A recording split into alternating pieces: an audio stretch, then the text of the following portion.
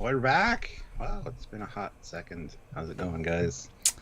Well, I've been re-experiencing all of Picard in the meantime, so it feels like it's been a while. I've lived a lot of content in a short amount of time, Stuart. Yeah, I tried watching it all too, but I only got like to the end of season one, so didn't get to.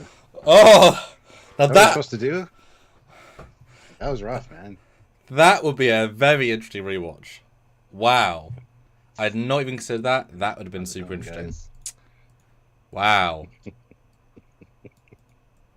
Oh my god, I feel Oh, like if you were to do that, Stuart, you'd get Star Wars sequel trilogy flashbacks. Like, the first one, intriguing but flawed. The second one, the third one, saves it a bit.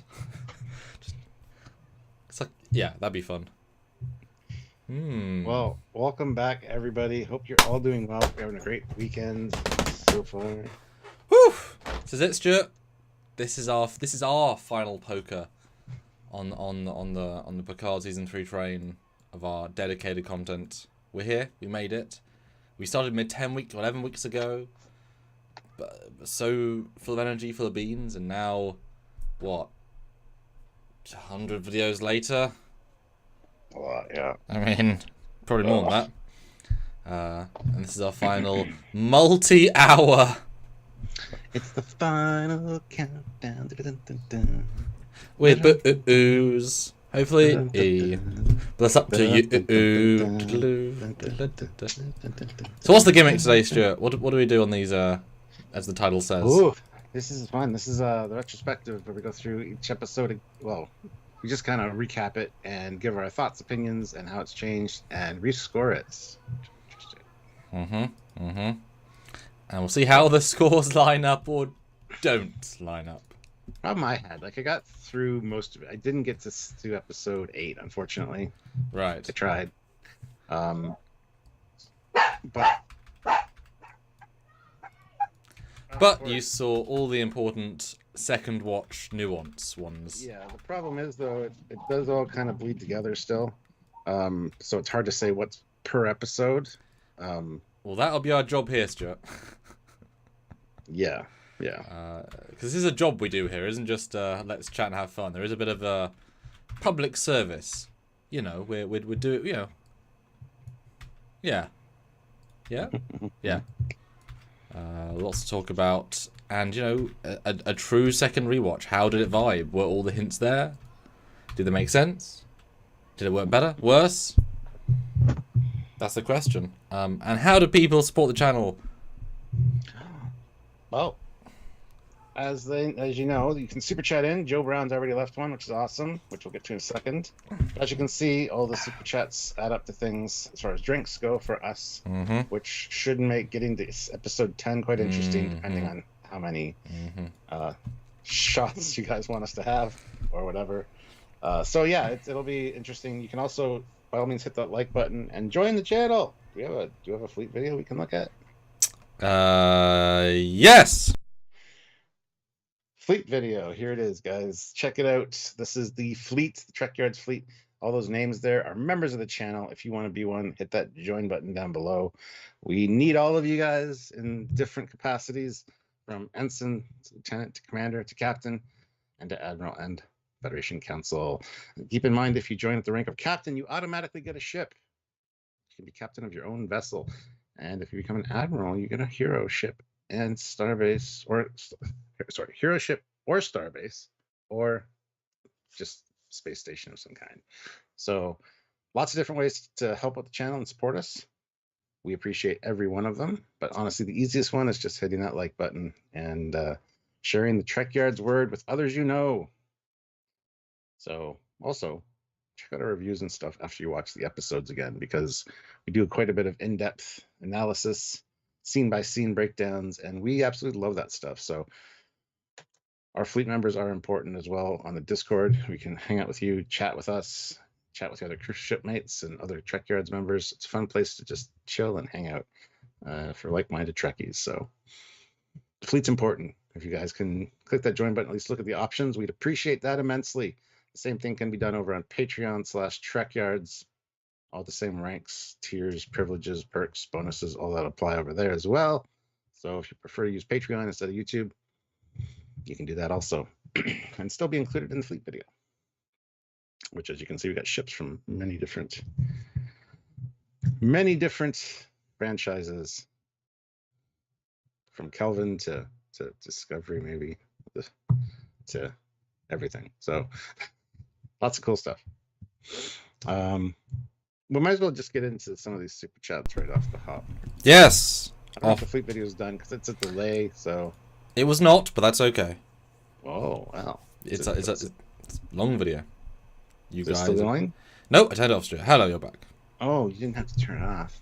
Anyhow, Joe Brown, $10, which is half a shot. Yes, not able to join. Oh no. The fun this time. Here's half a shot on the captain's prerogative, and who gets to take it? Well, at the start it should be both of us because we've got a lot of fun to have.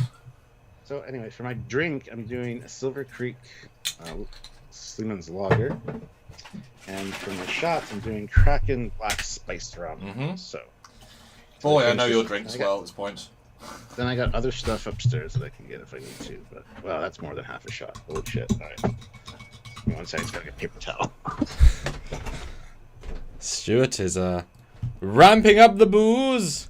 But yes, now as we said before, now is the time. If you've got $5 to spare, throw in some very, very quick super chats right now, because this is the time to start the booze flowing to get our you want the booze to hit us as soon as possible. So yeah, put in some 5s, put in some 10s, get us going in. It would be incredible. Get us liquefied early. Everyone benefits. Everyone benefits because I've got many boozes, Stuart. I have many boozes ready. Because as you know, what we do is not up to us. We are pure monkeys. We are your marionettes. Control us. Make our bladders and our livers and our kidneys say, "Oh no!" And not we this shit again. Every 10 weeks, like on clockwork. Every 10 weeks we're punished. Why? So go grab a thing as well. I'll get to the super chats, the rest of them in a second, guys. But thank you so much for tuning up and for hanging out with us. We really appreciate it. Hopefully you guys have your own drinks of choice. If you want to drink with us and follow along, that would be great. If you don't, it's also cool. But well, Dustin D. First of all, I don't like being called Stu. But yeah, I don't mind cranberry vodkas. I think they're really good. All right, okay, let's see. Mr. Stafford. Those in $5. Cool. Yes. Good to see you. I find that this season has brought me to full circle. What I have always wanted one more time in Star Trek. So many cheers, so many. Indeed. Cheers. Yeah, it's definitely sort of an end of an era, but also, boy, it makes you want to see the guys more. Yeah. It's kind of double prong in that way. Hopefully there's more Terry Trek. Let's just say that. Hurry up. Yes. Make it already. Patrick says, have you seen the Regeneration short? Wow. Let's see. Let's go through the messages of all the people that have asked me this question. 35 at least. Yes, I have. It's great. All of the Roddenberry Vault stuff they released is really great. The bridge stuff. Oh my god. Every bridge. From the ring ship to the unused Planet of the Titans Enterprise. Some funky stuff there. So the weird stuff, that. Yeah. Yeah, I love it though. It's really great. Yeah, it was definitely a nice reveal. I'm just obviously excited for actual short stuff because, you know, online website stuff is great, but, you know, that Spock stuff's incredible. Yeah, I mean, you find a guy, and you do makeup, and you know, there are. It's like there was one it wasn't SNL. He was like a Mad TV guy. Oh, no, it was a Kentucky Fried Chicken ad. Yes, and yes, the TOS guys. Yeah, and they were all really close. Yep. Like a good. And they had that clever lighting to kind of like hide it, the fact, but really close. Like to the point of it. If those people had makeup as well, because it kind of shifts the brow and the cheekbones, like those people, there are people who exist that would be of an ilk. Now, it doesn't mean they can act, and obviously that man the Spock can't talk. Obviously, same with like a deep fake. Like they're great, they can only look, and the makeup can't be designed so they can't look because obviously they got makeup on their face. But yeah, you certainly want more of that stuff. That helped with deep fake. No, that's all makeup. There's no deep fake involved. Get out of town. Yep, 100%. There's no CG on his face at all. 100% real face with some prosthetics, like a lot of prosthetics. That's why it's impressive. Yeah, I don't believe you. They showed a makeup video. There's like, he has like custom things. He has custom cheeks. He has custom, like literally, he has makeup on every single part to reshape him, his face, to get him perfect. But yeah, it's fully. That's why they can do different ages, because they're adding on the grayer version of the makeup or the wrinkly version. Yeah. Wow. Like I say, something new every day. They found the guy, right? The guy that could replicate Nimoy's face, really, really well. Wow. Yeah. Well, okay. Well, Ray Ricks though throws in 20 pounds. Oh my goodness! Drink. All right, that is a shot for sure. Refilling. Oh shit. No, I haven't drank since probably the last time. Actually, because we've been super busy doing working. Because we had Prodigy last, and that was a drunk retrospective. So, yeah, I think the last one I drank was that. Normally I have a cast drink with one of the casts. We haven't done an overnight for a while. Yeah. Well, thank you, Ray Ricks. Thank everybody that's super chat so far. Contributing to the fun. Well, let's do a poll. Actually, I'll share first. I'll share. You share first. Yeah. Oliver, I'll get to your super chat in just a second. But in the meantime, I'm just going to reiterate what I said earlier, guys. Hit that like button. Make sure that you help us out in any way you can. Hitting like is obviously the easiest one. But joining us for these lives helps a lot immensely. As a matter of fact, super chatting also is great support to the channel. We really appreciate it. And a special thank you to all of our members who have already joined the channel and all the ones yet to come. You are all Trekyards. You are all Trekyards fleet members, and as such get assigned to various Star Trek ships. And we hope you really love that. It's fun. We have fleet events. We have some really fun stuff planned for you guys that have joined, and anybody that wants to join. Now is a good time. We have Strange New Worlds just around the corner, so your name can be in all of those videos as part of the fleet. You can join at the rank of ensign, lieutenant, captain, commander, admiral, and Federation Council. You all get special perks and benefits. And if you join the rank of captain, you get your own ship automatically in the fleet, so you get to be captain of your own vessel. And if you join an admiral, you actually get a hero ship, so an Enterprise or like a Yorktown or something like that, something that is very important to the world of Trek, either in the movies or in the TV shows. So if you want to join us and help us out, please consider clicking that join button. Lots of ways to help and support, and we really appreciate all of you guys and all that you do. Also share our videos around, just spread the Trekyards word. We try to do a lot of good work for any new shows on the horizon, any new shows currently in development, any old shows. We do it all. We're 100% 100% completely fair and honest with our reviews. All Trek has good and bad, and we like to point out the good and bad in all of it. Nothing is perfect. Not even us. As surprising as that may sound. I'm just kidding. But anyway, yes, please consider supporting us by joining the channel, subscribing to the channel, just subscribing, hitting the subscribe button and clicking the bell notification icon so you get notified every time we do a live or an edited video. We have edited content every Saturday. Every Saturday is something ship related. Has been that way for almost 9 years now. So there's a lot of backlogs of videos as well for you to check out. So please support the channel any way you can. And yeah, also there's links down below to the Teespring and the TeePublic store.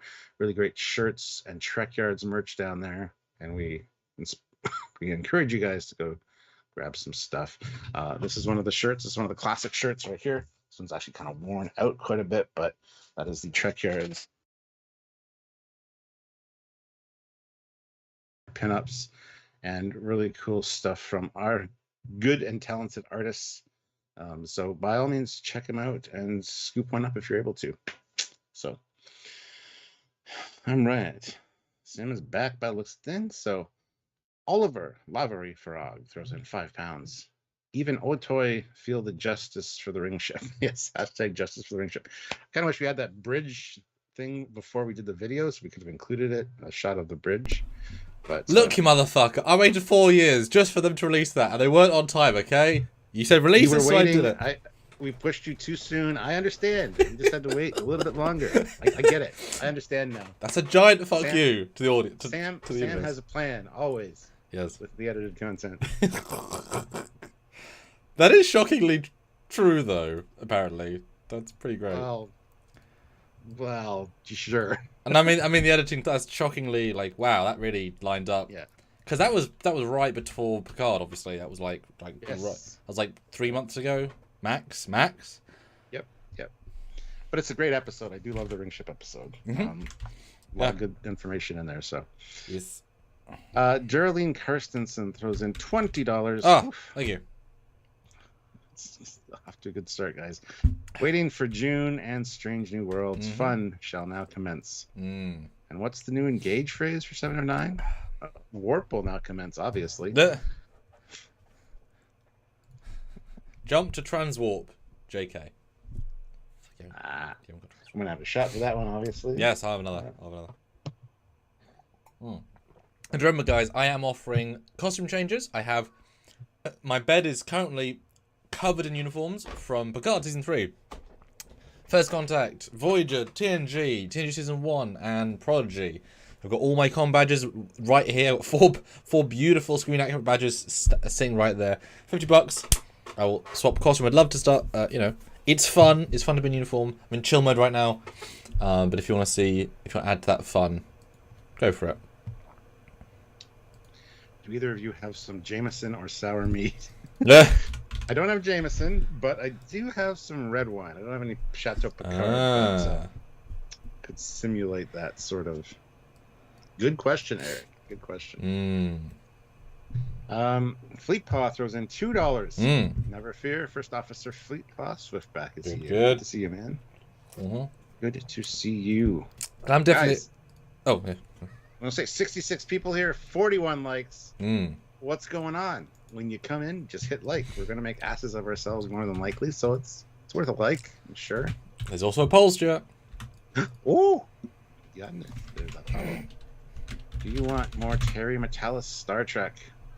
2 options. Yes or absolutely. So go vote. Oh, I guess I typoed, Stuart. I do that sometimes. Oh, okay. Well, yeah. It is what it is. I'll let it pass this time. Sebastian. €5. A little less jibba jabba and a little more drinking, please. Drink. Looking forward to stream. You guys determine that, not us. Yeah. Looking forward to Strange New Worlds. Does costume change include your birthday suit, Sam? Well, that would be costume removal. What am I changing into? So no. Don't be ridiculous. Into your true and awesome self. Into my true colors. If you take away Iron Man's suit, what is he? Stark naked. I mean, hey. It's facts, man. He thinks he's funny. That was pretty funny. That was good. Damn right it was. It's pretty good. Oh dear. It's pronounced Jamison, not Jameson. It's Jameson to me, so it is what it is. I mean, you're your own, you're your own country. Is that the word? No. Yes. Yes. A country unto myself. A country of Captain Foley. Oh yeah. Speaking of, did you eat enough food today, Stuart? Because as we all know, that Stuart has a habit. So the first Drunkyards, he ate nothing. The live went phenomenal. Also outside in a hot day, and we really pounded those. So I had some shots that weren't even super chatted to get my vibe up, and I didn't need to do that because by the end of it was just kicking my ass. So. To the point he doesn't remember it. I don't remember the last 30 minutes. Don't say I don't remember it, because I remember. I don't. I remember the lead up. I don't remember the closeout. I do remember stumbling in the house and in the bathroom, and then I ended up on a floor somehow, and then it was. Anyway, good old days. The before we could hold our super chat liquor. Yes, fleet pool maybe 500. I just have to turn the camera off. Birthday suit. Redacted. Yes. Well, imagine you do live Boimler bars. There you go. That'd be funny. Jeez. Yes, vote in the poll, guys. Vote in the poll. I like it when Trekyards sings Stand Ben. Well, you're the only one, so good to there's another. Yeah. Dear me. Casey Stewart says, question, why was I pulled from the USS Centaur from Fleet Video? Been captain for over a month. You're a captain and you got pulled off your ship? It's not supposed to do that. Are you captain of another ship? Oh, Brett, red alert. I mean, there are a lot of people to keep track of. Yeah, I mean, it's a process, unfortunately. It's an impressive thing we did. That, you know, we sort of exist with. But I'm excited to put the G on. I'm excited to put other ships. But as we know, obviously, what we do is not to us. You know, more ships equal you guys. Oh, yeah, Stuart. I'm sure there's still things to iron out with the fleet. It's a process, but sorry, yes. Captain Keith. Yes. All right, Stuart. Are you raring? I'm as raring as I'm gonna be. Raring as I will be. Okay, so you remind the audience what you rewatched then. I watched up to episode 8. But I seem to remember the last 2 at least. So 3, like episode 7 and 8 are kind of as it is. So yeah, I did rewatch them, and it was quite interesting on the rewatch. More binge worthy for sure. But I think on the binge you see where parts can be edited out, like large chunks can just be edited out to make it a little bit more snappy. So unless that's just me, I don't know, but. Yeah, so I watched all 10, which is not we did it for Prodigy, but for Discovering Stranger Worlds, that was quite a task because it's a lot of hours. And because most people watch these things once, twice for enjoyment. Stuart watches them more than that, but I tend to pick up most things the first time, and yeah, you're pretty good at that. So I get not necessarily less enjoyment, but I've seen them. Like I'm thinking, so I don't necessarily get the most enjoyment. I'm watching it, 4 weeks later. Like I've just watched it, right? So the fun is of rewatching the earlier ones because obviously that's the stuff that you're picking up on new. Stranger Worlds, it was interesting because each one is separate. So the ones you like either more or less. The ones you dislike, you'll possibly like less, etc. So this was interesting to go in and we just watched them, but we've done so many videos in between. And most of it do 3-hour reviews plus 40-minute editor reviews plus it's such a different life we lead with these. So to go back and actually rewatch, I certainly felt once we got to Vatic taking over the ship, that ship we knew. That felt so recent. But the early stuff felt like a way away, which I thought was interesting. It felt like enough had shifted between that. And we approached it because it was such a big thing to do. We watched the first 4 in one batch because that really is the first episode, right? The Nebula situation. They leave, feels like rebirth. Then we watched episodes 5 and 6, which is the Row, which is the conspiracy stuff, the Row in the museum. That kind of integrates as a 2-parter as well. Then today we watched the 2-parter of Valecting of the Ship with a 5-minute break, and then the museum, and then the final 2. So much more thematically how it's framed, which I thought would be an interesting way. Like how does, if you take it as separate stories, kind of like season 4 of Enterprise, how does the flowing narrative, if you just keep flowing, right? How does that flow?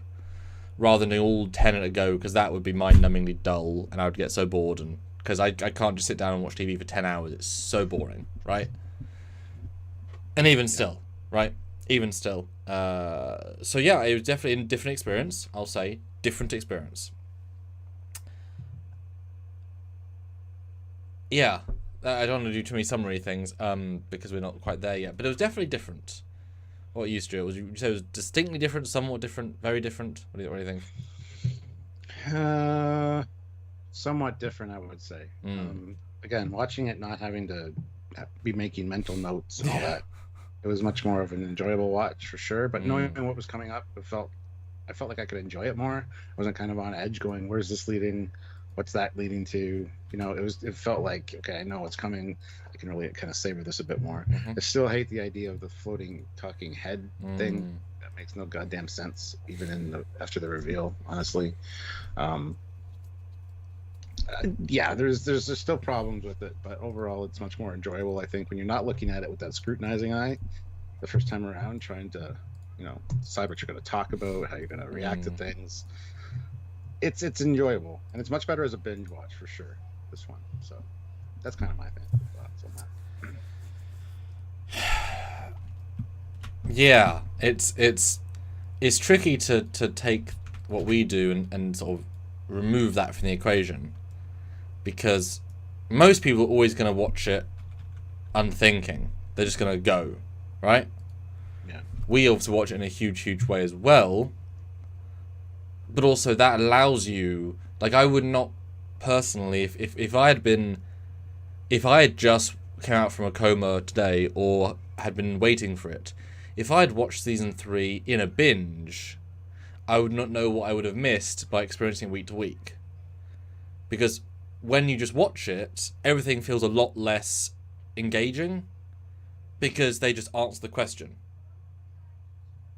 Right? You just go from one to the next. There really isn't this, like, the mystery aspect is significantly lower when you have no time to think, because you just get the answer, and they give you answers quite quickly. Except for Jack. I still found that very, to get to the point here, guys. Still. But it's like a little too long for his. But it's like, who's Raffi's handler? You don't even think about it in a binge. It doesn't even register for you. And same with Ro being Worf's handler. It doesn't play for a single second of brain thought. Whereas if you take 7 days, like, who's he going to be?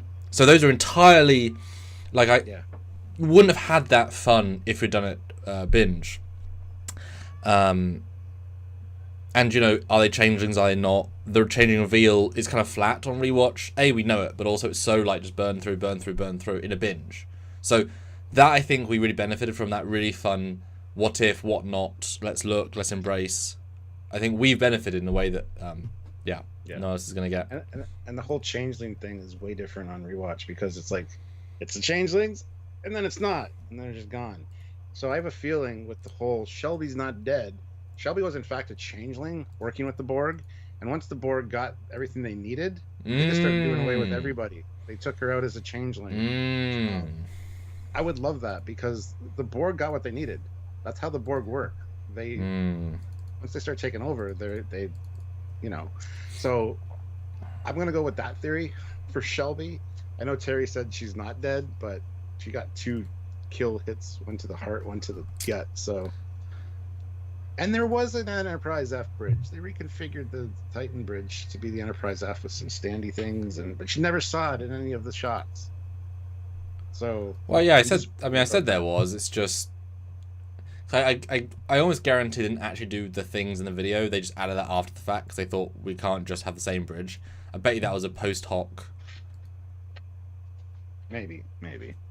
Because, otherwise they would have had to film Shelby last, the very last thing, so they could take the railings out and change some stuff. It's like, they just did, which is whatever. Yeah.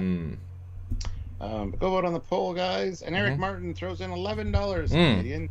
Says both of you toast to absent dipshits from Chicago. Half a shot. Here I go. Yeah. Dipshits from Chicago. So I did mine, but yes, I should probably have waited. We have one of those on our Facebook admin team. Yeah. Here's to you, Joe. Dear me. And guys, like I say, chat, drink, like, super chat, and your uniform change. Okay, so what really stood out to you then? Let's start to deep dive the breakdowny stuff that was different. What really hit you differently the second time then? The Picard and not only the Picard dynamic with Beverly, but the Picard dynamic with Jack. Okay. Because the very quick, to the point of, I told him all about you, he chose not to go see you.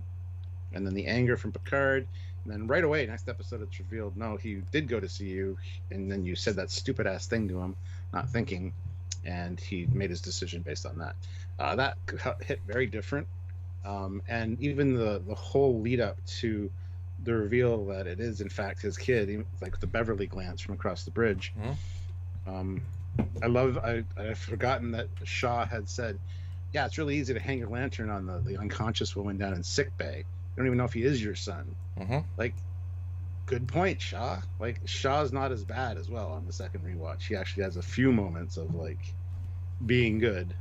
So, yeah, there's a lot of things that kind of hit me hard, but those dynamics, those interpersonal dynamics, I think worked a lot better. And even the reveal of Jack, and it's like those controls on that stasis pod are accessible from the outside. Somebody cares about her. That whole thing. We kind of sussed that out rather early, though, but that was going on. But it just with the flow and just going into the next episode, it feels way better, and it feels much more like a movie. You know, like you get a question and it's answered pretty much like right away. So that's that stuff. Like the dynamics of the characters acting together felt different to me. How about you? Yeah, Jack was an interesting one. He definitely comes across as overacting more the second time round. He's all like, yeah, those looks. I told you those. He's I mean he's doing Avery Brooks or Kirk. He's overacting many scenes. Luckily, it comes across as fun, like Avery Brooks It comes across as charming. Yeah. But it is absolutely like then you look at Riker, who's underacting the charm. Like it's there, but you're like, oh yeah, that's just this guy being cool, and then Edge is just going. He's over the top. It's fun, but it comes across. He moves a lot. It's so unnecessary, right? There's two things that I really grabbed me in this one. First, when he says about Riker being stolen. Riker was good for me from moment one. In moment one, grabbed your gun, pointed at him. He broke your nose from moment one, Jack. Moment one, punched you in the face. Bullshit. Oh, that was kind of funny.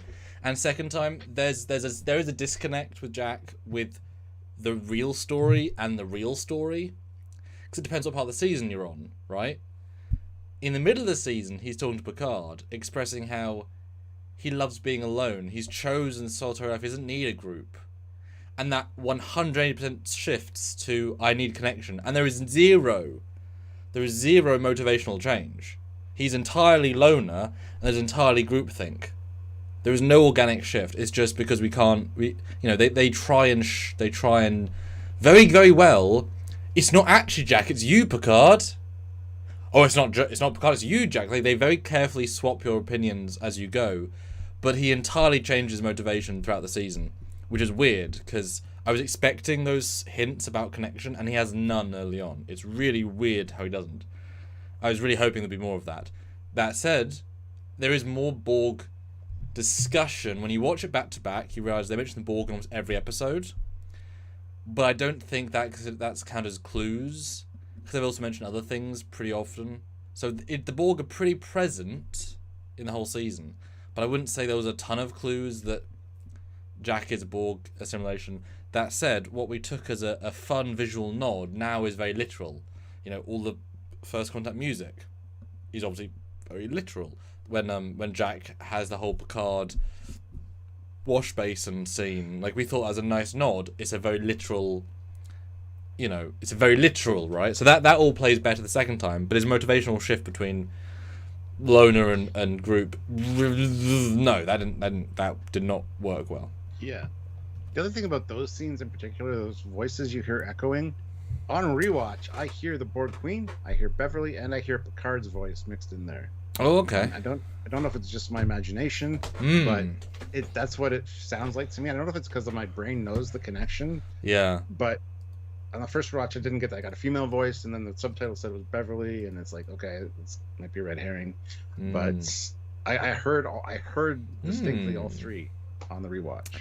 I just heard Beverly, I'll be honest. I was listening for the Queen. I didn't hear the Queen. But that's okay. That's the thing. If you had heard the Queen early on, like if it was audible, boom, twists out, right? It's quite important to not have that be spoiled, so I get why you're keeping it in the down low. Yeah, but so the vision thing was interesting second time, and it's interesting how it ends the first chapter with the battle with Vatic the Nebula. Like, that's boom, that Borg tease is right there. Well, you know it's a Borg tease. It's right there to start the second chapter. And we have some super chats, Stuart. Let's get them drinkins. Before that, though, real quick, I want to address Captain Casey Stewart. Okay. Who was worrying about his ship. We've talked to our fleet guy, and you're listed as an ensign, not a captain anymore, on the last fleet update. So you're actually on the USS Batavia as an ensign. So I don't know if something happened with your membership, but you can't be captain and then lower it and then still be captain, if that makes any sense. I don't know if you did that, but we have our guys looking into it in real time. So go check what rank you are, because oops. Yeah. All right, getting to the super chats though. Grant McGregor throws in $10 early on with the argument between Picard and Beverly. It was well written, where Beverly was wrong at the stance at the start, I think.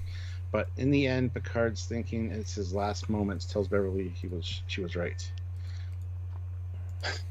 Yeah, I mean that whole reveal, like we talked about this in a past live as well, where you go into it thinking there's no way that she can come out looking clean about that. Like she's going to look like a bad person. But the way it's revealed, it's like, okay. And even with Jack not wanting to see his dad, again, you're like, wow, what an asshole. But then you find out the truth, and it's like, that's actually well played, the way that's done. So, yeah, that whole dynamic was pretty interesting, and it was played out well the first time. And it's still good the second time. It just seems so fast the second time. It's just like, boom, boom, moved on. It's like, wow, really? It seems too fast on a rewatch, actually, when you just kind of binge them. The coming to the terms with that. So, yeah. Lots to do, Stuart. Lots to do. They ain't got time to dwell. And I'll have your half shot. I'll combine it with Eric's, so I'll have a full shot here. But Eric Martin throws in $11. Says, I keep being stuck by the career versus family theme this season. When speaking of, I loved in binging it over 3 days. The music, the repeating music stood out a ton more. All the times we heard the family theme, that music is phenomenal. I think I might nick it for Trek Shorts because it's really good. Like I heard, it felt like a much smaller score. Like the first time I listened to the score, I remembered the First Contact theme, the all the themes from other movies. This time around, they felt minor, and it was the family theme and the a few things they brought new that resonated more. So I thought that was interesting. I look forward to listening to the soundtrack a few times. Yes, the music did hit differently the second time for me. You hear the musical cues for like the themes, like the Enterprise even like mixed in there. And it's like, oh, okay, they're leading up to something. And Philip Gaming is here. Hi guys, he's one of the actors in this. He plays one of the Vulcans in the fight scene with Worf. He gets killed by Worf.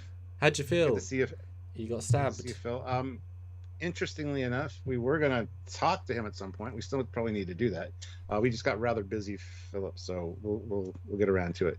It's interesting to hear the on-set stories and the makeup and all that. So. How much smoke was really on set? The answer, probably lots. How big was that set? The size of a closet? All right, cool. That explains a lot of choices. Smaller than Stuart's house. Probably. Yeah. But I liked, because I remembered the music from that final bout with Picard and Jack. Like, it's a very strong theme. So I liked hearing very similar themes earlier. I thought I re-resonated with the end by listening to the beginning, which I thought was nice. So the music worked well for me, especially. Something that and also we're going to swap between things we resonate with us or that we appreciated. In secondary watch, one thing that really stood out to me was it, and I'll see if you agree with this. It really felt like we had 8 episodes of a TV series and then a different movie. Yeah. The 8 flow quite well, and it's a hard write to a movie. Where did the Borg come from? Why are we ignoring that? It is not it's very much this and then this. Yes. Yep, that's quite obvious. That's quite obvious on the rewatch, yeah. But from watching all 10 in 3 days, it is astoundingly clear. And I didn't get to 8, 9, or 10, but I know what you mean, because I remember those last 3 quite, vividly. And yeah, there's a totally different cinematic feel to the last 2, especially with the Enterprise D and just, a lot of things spoke to that. So it's also because there's a lot of sort of padding in the first 5 that give it, that could have been compressed a lot. It's much slower, much more meticulous, and then suddenly the last two are roller coaster, boom, boom, boom. It clearly, Terry said, well, I would say Terry probably said, we need to make 8. I'm doing the last 2 as a movie. These are not a TV show, they're my movie. And there is a distinct difference in vibe. But it makes you appreciate, why the fuck did it take 8 to get to Enterprise D? Because when they're all kicking butt as a team, it is some of their best content, and it should have been there earlier, super earlier. Because not the first few are worse, but when you get to the end, you're like, this is all gold. Why is it going to start bronze/silver? You could have really integrated it all better and had a much better flow, and then maybe like done a best of both worlds. Like there's a version of that where they made like a movie version where they took out some scenes and did some rearrangement. You could have made like the final 2 or final 3 into a movie and released that in cinemas like an alternate cut, rather than actually have the last 2 be a literal movie, but throw away the first 8 for the tonal. So the Borg really need to be introduced earlier. Like that stands out so hard in second watch. Yes. But that being said, on second watch, the first couple, like, so it's getting out of the nebula, I think, move on a binge watch, move rather quickly. Much more than having the breaks in between. You get less sick of the nebula on a binge watch. And by the time Geordi's introduced in like episode 6, it's like, this isn't too soon, this isn't too late, this is just right. So it's not like we're every week waiting for the next TNG person to come in. It's like they come in, boom, boom, boom, boom, kind of thing. And I think it flows well, but I agree that I wish the Enterprise D and the whole team would have been together since like episode 6, at least. But I just think one more. Have the last 3, because then he could have actually had all the development that is missing. Yeah. Because, you know, it plays even more silly, because Jack's quite a strong character, and then he just... And I know it's explained he's basically a drone brain, that's fine, but he plays really stupid second time that I'm stealing the ship, so when I get to the Queen, I'll show her what I'm made of. Yeah. Well, nothing. You made of absolutely nothing. You get beaten in 5 seconds, you're an absolute bitch, because of course you are. Like, that plays like, well, we need to get Jack out of the way to get to everyone else. If that had been 3, there could have been any sort of justification there. And also, again, thank you, Paul, the second time, because now, once we know the plot, right, remember when Jack takes control of the 2 guards and points guns at Picard? Yeah. The guy on the left is clearly in his mid-30s, if not 40s. That fucker is not 25 or under. He is big and he is old-looking, because they have to be under 25, because the thing was stolen this year. So that fucker is not 25, or boy, he has led the worst life possible. Because I was looking for like everyone looking young, and so everyone who looked older, I'm like, that guy is not under 25. That is not controllable. I'm sorry, but I did. Which one is this specifically? So which scene? So it's when Picard says, you know, I was the cutest, and you must be taken to the prison colony on Rura Vulcan. And then Jack's like, no, I must go. And then he walks out of the room, two guards pointing guns, and the guy on the left is clearly in his 30s or 40s. I would say 40s. Gotcha. But he has to be under 25 for it to work. Yeah. And it's the wrong guy for that. Okay. Yeah, it's just really, like, once you know, you know. But you do notice the second time round, everyone's wearing ensign pip. All the extras in every scene, everyone's an ensign. Like, except the occasional person. Ship. It's like a training cruise almost. Yeah, I mean, even there's a scene right near the end where there's like a group of people who are running from Vadic, and there's like a 20-year-old, a 30-year-old, a 50-year-old, and all ensigns. It's like, it's fine you're an ensign, but because ensign can be any age, right? Because you can not promote for whatever reason you want, but they were clearly making a point of everyone's an ensign except the occasional person, just that we subconsciously notice everyone's young. That was clearly in the art design, which I appreciate, because normally you'd have a whole variety of crew lines. Yeah, I thought that was kind of fun. Yeah, that's true. I wasn't specifically looking for the age of the actors, but that's interesting. I'll have to go check that out. Because once you make an entire plot point of being 25, yeah, you know. Dan Ben says, I don't think they had any ambassador classes. They did. There was one ambassador class mixed in there. It was at the bar when Jack went to see Picard, and Picard was talking to all the ensigns. The first shot of the bar is a pan up from the bar, and there's an ambassador class in gold, one of the gold Eagle Moss ones. Okay, gold Yes. ambassador. So there is an ambassador class in this show. Okay. He got the Enterprise C in there somehow. Mm. Paul Andrea throws in $5. Sam's Reaper horn sound effect. Rawr. That's really fucking noticeable on rewatch. Every time you see the Shrike. That rawr. No, as in every single time without fail. Yeah. It's friggin' annoying, actually. Yeah. Because Wow, that's a trick, really. it doesn't symbolize anything except hello. Yeah, it's Hello, is it me you're looking for? Yes.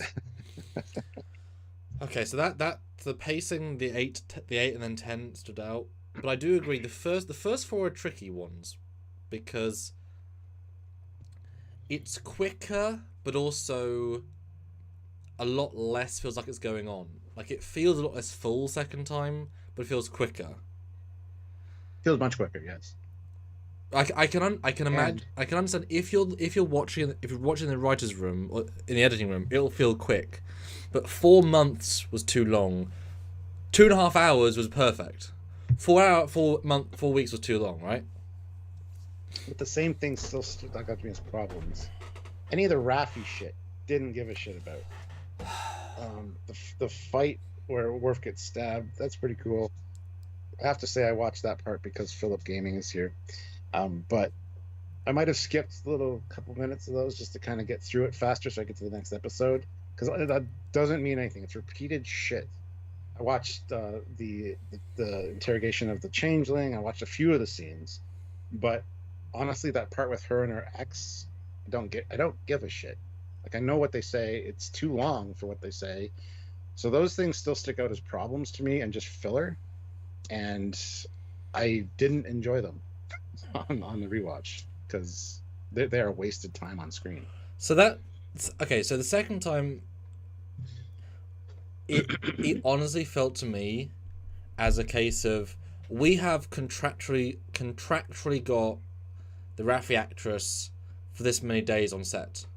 Legally, we have to pay her for those days. We haven't got the money to just pay her and not use her. We have to do something with that time. And we need the money for the Enterprise D bridge. So we're going to write as much as we can with her because we know we're barely going to use her in the last 5. To the point of she's not in an entire episode. So contractually, we have to get her done with early so that we don't need to use her again later. That's how I felt second time because she's fucking huge in the first 4, right? She's way overused in terms of like it'd be more important to get to other things quicker. Just pause for 1 second. Just keep that thought. Philip Gaming says, it's okay. I almost forgot Raffi was in that scene and I was there. LOL. Wow. Well, she was a hologram in fairness. Some of it. That's true. Wow. But you know what I mean? Like it felt like that was the obligation because she's so important in the first 4. Not actually important, but screen time. Yeah. Because if you took her scenes out, the first 3 would be a movie. It'd be very well framed. Half of the scenes were interesting in that they were with Worf. Because that boy, in second watch, her stuff gets Worf so quickly, right? First time it's like, oh my god. But also you need to end her character with the positive. I get that. That's fine. That's absolutely fine. I do think that it was okay in the first few. Like, okay is the operative word, right? And if the Lesser set was even passable, it'd look better. But Worf saves every single scene. He's great. The problem, I'm sorry, Phil, but your scenes were the extra. Because once she kills Sneed and gets rescued, that's the end of that arc. Clearly the end of that thematic arc.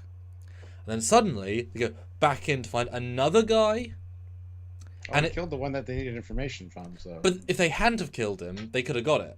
Like, that was entirely we need to pad out the story. Those scenes, or no, the Changeling. The Changeling's the end of the scene, right? Once you get who's the Changeling, that's the end of the thematic tale, sorry, that bit. So the extra thing with Phil's scene, that is so padded, that was not needed in any way, shape or form. You could have absolutely written any other way of getting that done. And he's a great actor, I like the scenes, but they are so extraneous to the plot. My god, are they unnecessary. I think it was just to save money. We've got the set, extras don't cost very much, we can spend half an episode, we'll save ourselves 40,000, 80,000. It is so unnecessary. Speaking of saving money with sets, I didn't find the use of the bar as egregious this time. No, me either. Yeah. And I think that's because of the binge watch. It just felt like boom, boom, boom. But week on week, seeing that, it's like, really? It just felt worse on the first watch, the use of that bar. But I'm glad you agree with that, because yeah, it didn't feel like it overstayed its welcome at all on this watch. So I would agree. Yeah, they do try and light it different every time, which is nice. Oddly so. That said, Stuart, see if you you didn't get to those episodes as much, but see if you'll agree. The second watch, the sick bay overstays its welcome, because every single scene that isn't in that little room is in sick bay redressed, and half of the important scenes are in that room. Vadic's scene in the thing, the data scene with Law, both data scenes with Law, the scene with Beverly and Picard, the scene where they're looking at the fleet, the scene where they're working out Edge taking over the bridge. Like, Patrick Stewart spends half a season in that room. And I'm not joking, about a half, if not a third. That set, while a lovely set, is super overused. Really overused. I appreciate the redressing, it helps a ton, but it's really overused for what it is. That being said, I found on this watch the Titan seemed incredibly small. I hated seeing the same corridor time and time again. Even when the holodeck doors opened and it was a corner, it was literally in a corner where there's a hallway going this way and a hallway going that way. It's just a weird placement for a holodeck door. I hated absolutely every scene of the reused corridors. They're dark, they're ugly. It makes the ship feel incredibly small. But I did solve a problem. There's a turbo lift going into the briefing room, which I never noticed before. I never noticed that before. That's where those guys come from, apparently. Yeah. But even though they've all got shot already. I mean, yeah, I know, but it solved that for me, because I didn't remember there was a turbo lift there. But there's a few times where Seven calls Picard and Riker to the briefing room, and they come up that door like it's a turbo lift. So it's like, okay, that's legit. So, but the ship did feel incredibly small to me, and even the exteriors. I'm telling you, that ship is not that scale. The airlocks, he will fight windows, anybody. Yeah. The airlocks, the windows, all speak to how big that ship was originally designed to be, and they just up to scaled it without changing the windows. If they added more windows, it would have been great, but they didn't. So sorry. Well, I look forward to doing our full Titan breakdowns when we. Because I will say, Stuart, we're currently building a higher res, higher detail model of the Titan to use on Trekyards. Nice. Make one to scale. Make different window sizes and airlocks. Well, I want to see what that looks like. Yeah, we're going to change the airlocks because they shouldn't be refit era airlocks. Yeah, that's the other issue. They're different. Yeah. Yeah, we're going to make them Voyager era, if not around that. So there will be. I thought that'd be a nice touch. All right, this is your time to remind you guys. 114 of you here, 76 likes. Let's hit that like button, get up to 100 at least. Vote on the poll. We have 117 votes, which is pretty good. Trying to get to 150 maybe. And Eric throws in $11. Oh, I'll do it again. Says, I think they asked for 10 episodes, but gave him the budget for less than 10. The pace got uneven at times, but still great overall. I think the pace stumbled along pretty well. Like I said, episodes 7 and 8 should have been condensed into one episode, or included. They could have cut those two out, honestly. Or they could have added them to other episodes. I think it just would have helped the pacing a little bit better. Those two kind of stall for me, and then because I know what's coming up too, so it's like you're just biding your time to get to that. So 7 and 8, and we said this at the time too. They're just kind of superfluous. They don't really need to be there. A lot of them, they feel extended. Yeah, they're just too long for what they're doing. Oh, half a shot. And guys, reminder you, $50, change uniform. I've got a plethora of uniforms. I'd love to swap into them, but it's not up to me, Stuart. It is not up to me. It never is. I have no control over my life. What's in $2? Was there too much fan service this season? Nope, absolutely not. on second watch, actually not enough, in the sense of they could have thrown in way more organically, and they Yes. actually Yes. kept it really straightforward. Yep. I mean, watching week to week, you can't see, okay, there's like 3 or 4 pieces of fan service per episode, whatever, if you want to call it that. But it's using things properly. It's how a TNG, next season would be, kind of thing. Yeah. So it was great on a rewatch. Like you said, there was ample opportunity to have more in there, and I'm actually surprised they didn't. So we were quite restrained on that, actually. Because when you watch it in a binge, the story is what you're focusing on, and therefore the fan servicey stuff. If it's so minor, because that's the thing, when you binge it, the first 4 to me have now blended in a way that they didn't the first time. Yeah. So therefore, all the fan service moments you barely register because they're so minimal in the whole thing. They're also organic. Most of them, they don't feel like forced in. So second time I saw call this first time, but I really appreciate that the almost everybody at all times calls him Captain Picard. Yes, I noticed that too. It's they're obviously trying to do as much of that as possible, which I certainly encourage because he sounds better as Captain. But that is throughout, from computers to people to accidental slips to every it's a very obvious like foreshadow of he's gonna be. Yeah, it's a clever thing absolutely. to do. Yeah, absolutely. Slim Jim Slim throws in $2. I want to see more of the dollar store data androids. Oh, from season 1? From planet I can't remember the name of. Yeah, I just want to see more Sutra. Fleet Pass Swiftback throws in $2. Fucking solids. Lots of good one-liners, though. Oh, the one-liners sprinkled throughout are fantastic. Yeah. From everybody. Yeah, they're very well done. The script is one of the things that holds the season together super well. Because the sets aren't amazing, the lighting's not so good, the script keeps them going. And if the sets are a bit better, the lighting was a bit stronger, it was more of a feel of Star Trek. Like in those aspects, the script would be even better. Like if we really filmed this on the Voyager sets, it'd feel more. They even got a bar. Metal. And they needed larger rooms. That's the thing that annoyed me. You think the ship was so small and claustrophobic. Because the bridge is really big, Stuart.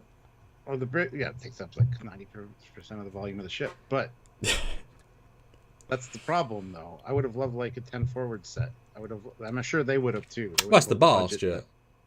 I know, but I'm sure they would have loved to have the budget to do that. But that's what that was missing for me. And just the way the corridors were always lit, it's just like, ugh, this again. It's just a bit much. So I definitely didn't think the ship felt small. I thought the sets were rather large. In fact, like you could have people running down corridors and 3 or 4 together, right? But I have the crew huddled in common areas, and it's the goddamn corridor. It's not a common area.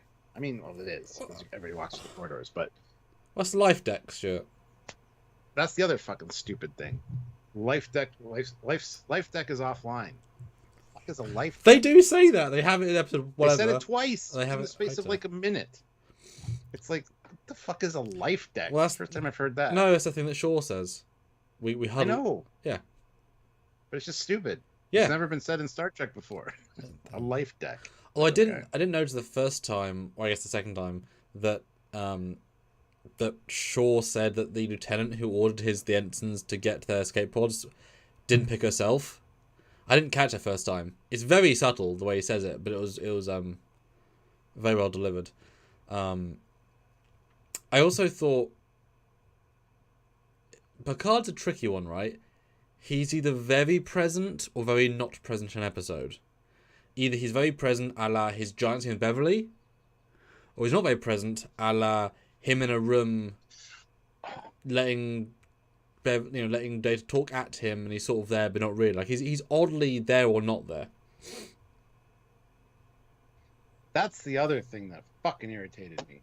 Seeing him sit in the captain's chair of the Titan, engage, and I'm like, this looks pathetic with the pan out. Like this, the way it was framed, it didn't look good because I know what's coming. I know there's the Enterprise D now. That's where he looks good.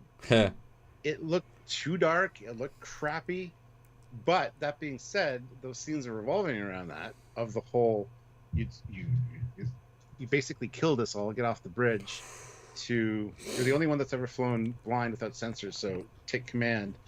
Again, moves along a lot better and feels a lot better. Riker was out of line for saying that, but I understand the stress he was under and everything going on with his personal life. It kind of makes more sense now. But yeah, that felt better to me as a way that flowed. But again, having a week in between makes it feel much worse. Well, like I said, it takes place over a month. What I noticed about that one, though, is that they have a fine line of Picard being, I'm Action Man Picard, which he is most of it, right? He's proactive, he's strong, and when he's present, right? But it's odd to hear when you know everything's going to happen and watch it binge, when he says to Riker at the start when he takes command, we should attack the Shrike.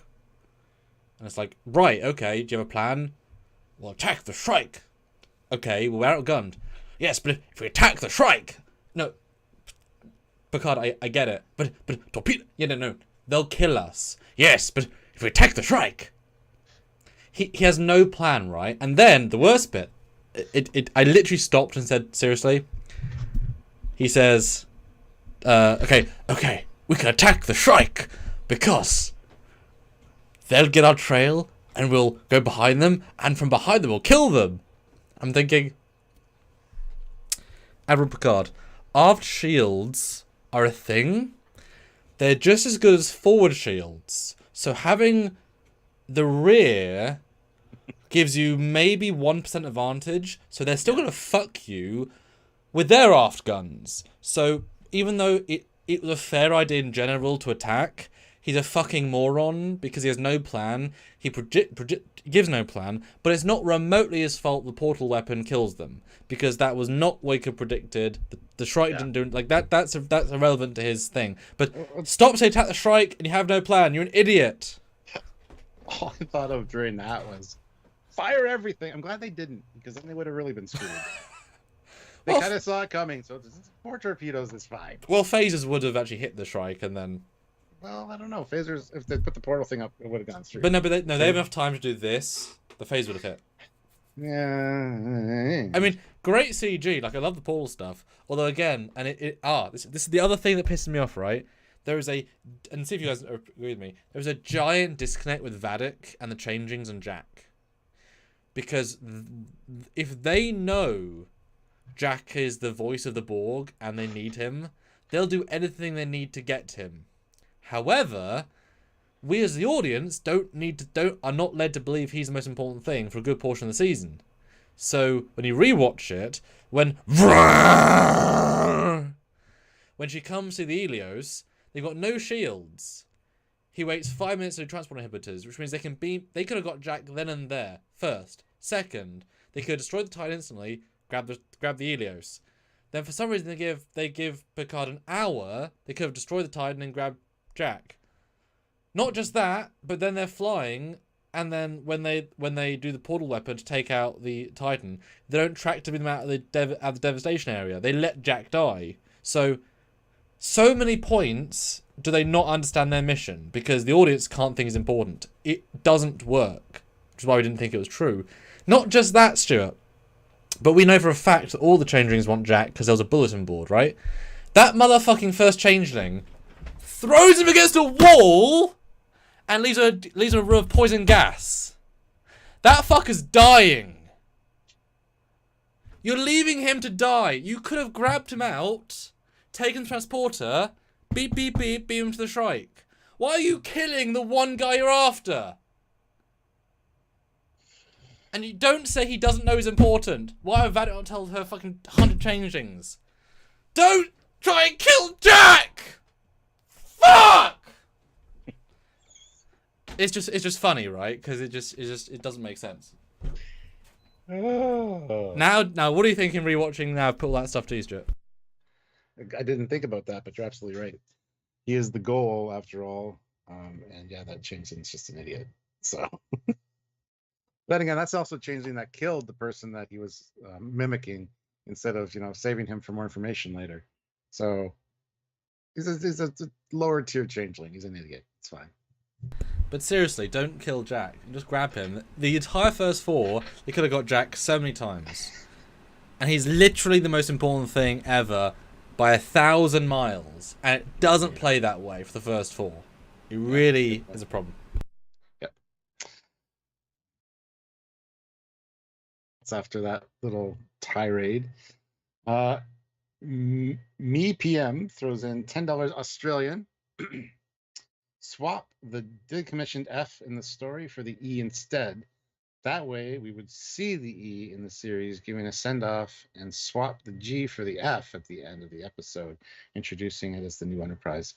Yeah, that would have been timeline-wise. I don't know. Well, yeah, you don't know when the Enterprise E ended, so yeah, that would have worked. Yeah, I like that. Yeah, I mean, it would have. But Terry wanted to make his own Enterprise, so that's it, really. Yeah. Christopher Beatty throws in $20. Oh, thank you. One, and I'll have a shot and a half after this. Hold on. One annoying thing was they teased the transmitter graphic each episode. And when it is finally revealed, it is such a letdown because it looked more like a wormhole transport conduit. Anyway, hashtag Sam drink. Oh, I'm going. I'll sell the drink for that. I'm doing. I have 2 shots now. Yes. I'll just throw in $10. Ooh, yes. Tell us how you really feel, Samuel. I like watching you lose your shit. This is fun. I don't think I've ever seen you lose your shit before. Angry Samuel is interesting. And I've seen him lose his shit before. And I was also acting. I mean, you've seen me real angry. That was me play acting angry, right? I mean, your real angry is kind of like, fine, okay. I mean, you saw me at Ticonderoga angry. That was real angry. Oh, that was fucking, yeah, that was angry. I was also angry, but your anger kind of made me feel like I needed to calm you down. Yeah. So, yeah. It's funny how that works sometimes. I was equally angry. I just stewed about it a lot longer and then got angry after the fact. And I've been holding on to that grudge ever since. And I was like fucking 9.9 out of 10. I was zipping at warp 9. I could tell.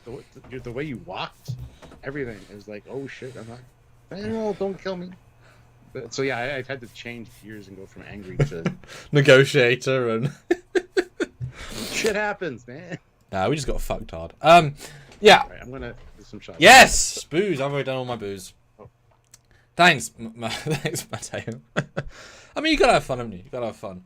Because that's the thing. Once you know everything has to play into the larger themes. Plus, I also would thoroughly have imagined that Vadic, knowing the Borg Queen had Picard, I would absolutely have if you'd really, truly been going from episode 1, I would have had Vadic say, Picard! Jean-Luc Picard! And then suddenly a tractor beam, and it's like, really? Wow. For me? Like, and then you have to, you have to disable the tractor beam. Like, clearly the Queen, personally, I would also think, and I was waiting for this, when Vadic goes out and calls the Queen, she would say, also Picard's here. And she would say, yeah, I want Picard too, cool, thanks. Obviously, right? Because, of course. But if you'd done that, we would have said, why is the person interested in Picard specifically? And Jack, and oh look, I bet it's Queen related. So they couldn't give away stuff that would have been obviously there. No. What's the problem? We are still not 100 likes though, and oh my god! We're in, and we still haven't hit 100 likes. Guys, hit that like button. What? Keep the super chats flowing as well as the drinks. And we hit 153 votes on that poll, so I don't know if you want to end that and do it. Yeah. But anyway, the poll is: do you want more Terry Matalas Star Trek? A resounding yes, with 92%. So. An 8% no though. And I'm Alex Richmond now. We heard the fans loud and clear. You're not going to do a goddamn thing about it, but thank you, Alex. You. Right, the Ghost of Q's left eyebrow, $2. Okay, now I need the Ticonderoga story. I mean, we've talked about it ish. We've hinted at it. You're not going to get the full story. I mean, you will probably like 10, 20 years down the road. Oh, we're doing the Discovery season 1 where there's all the shit in the fan, and once it's all too far to notice, we'll probably tell it. Yeah, the shit that we know could fill volumes of lives, and I'm sure they will at some point. But anyway, uh, yes. All right. Philip gave it a like. Finally, about time. Vote. There we go. We hit the 100. There you go, Stuart. Just for you. Okay. Who voted no? Interested into why? Just to be contrarian. Everybody votes against the grain of the vote just to skew the results. No one wants us 100%. We know how that is. We know how that is. So the new poll is up. Which is a better TV Trek? Picard or TNG? Well, that's not a contest, honestly. You'd like to think, Stuart, in our opinions, but we'll see what people say. We should... The next poll, I have the idea for the next poll. Should be, which is better? TNG Season 1 or Picard Season 3? Can't compare them really because they're completely different animals, but I'm interested to see what people say about that. I feel like you'd be slightly trolling our audience there with that one, Stuart. Yeah. The Season 1 is not as bad as everybody thinks it is. Go watch our reviews of Season 1. Oh, I thought we meant Picard Season 1. Oh, I was worried there for a second, Stuart. Oh, be still. Oh, TNG Season 1 versus Picard Season 3, which is better? Okay. Yep. At least it's a season of television that has some good stuff in it. Anyhow. Alright, is there anything else that grabbed you then different this time around? I feel there probably was on mine. I'm just trying to think. I mean, we'll probably run into things as we go through the episodes, but nothing that I immediately want to jump on, I don't think, no. Well, who is the best legacy then, do you think, to come out? Now you've seen most of it again.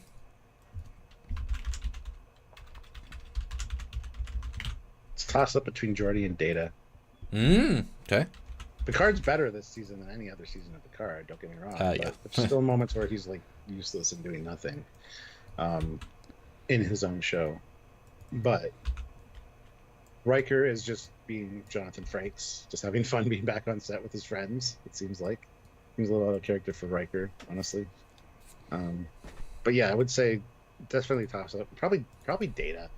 Just because he's kind of been in it since he was in Enterprise, he was in Season 1, he was in Season 2. He's just kind of been always kind of there. But yeah, I mean, Geordi, for anybody that hasn't been around for a while, Geordi, I think, killed it. So, and actually, there's a few moments with Geordi, with the Forge, where he kind of looks at the camera. I've counted at least 3 times where he kind of does that, and it's like, did you do that a lot when you had your visor on and we just didn't notice? Because I don't know if it's just because he hasn't been acting for a while. And not to say that his acting wasn't good, it was great, but there's a few moments where it just like he stops on the camera for a second and then moves his eyes. It's like, oh, that's the cardinal rule. Don't do that. That's very interesting, Stuart. That's very interesting. Fleet, it is. Fleet Paw throws in $20. Ah! Okay, if that's acting and you got super pissed and lost your shit at Ticonderoga, I need to know this story. Didn't think you had an angry bone in you, Sam. If you did, I think it would look like Q if you looking disappointed. I'm human. Yeah. He doesn't get mad very often, and if he does, it's very quiet and kind of passive aggressively. No offense. Well, I mean, I get angry I'm also very passive aggressive angry as well, but I hold grudges. Well, I get angry for a reason, because you've done something. Not you literally, but the person I'm pissed off at has done something that's bad, right? I'm not angry for angry's sake.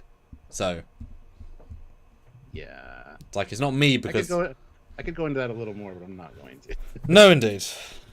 Yeah, but I'm a happy guy. You know, try and be positive and fun. But you know what's positive and fun, Stuart, is an ad.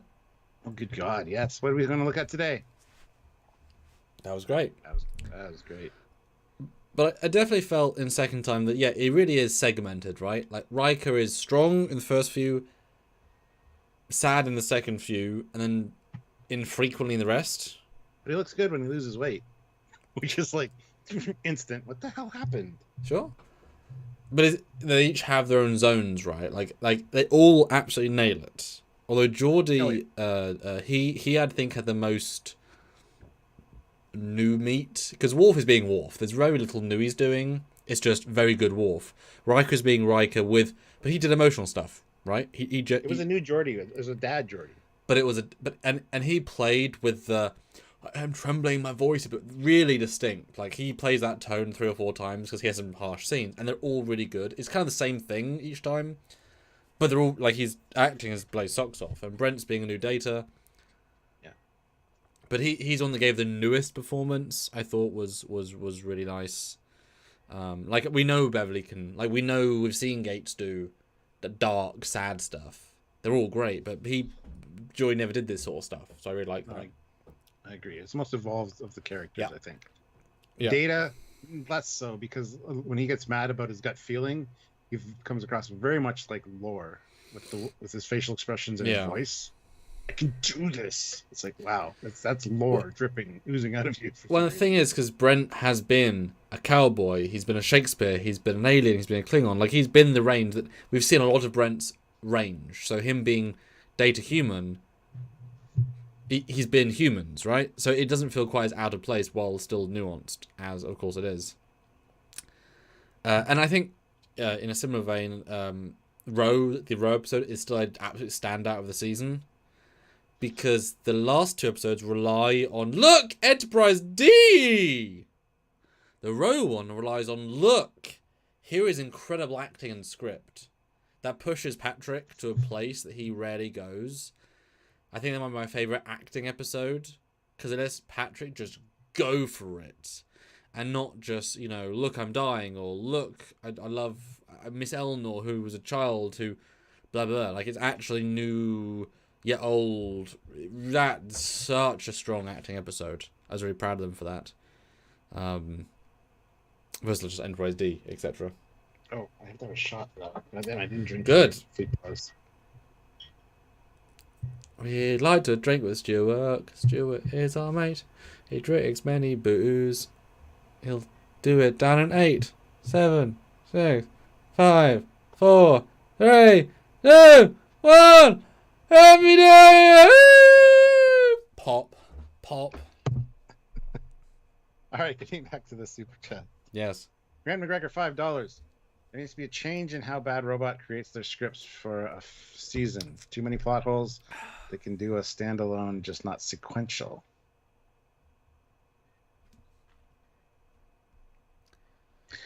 There wasn't as many plot holes this season as the last 2, by any stretch of the imagination. I mean, plot holes are tricky because, like I say, to fix some of the plot problems, you need to reveal stuff a lot earlier. Yeah.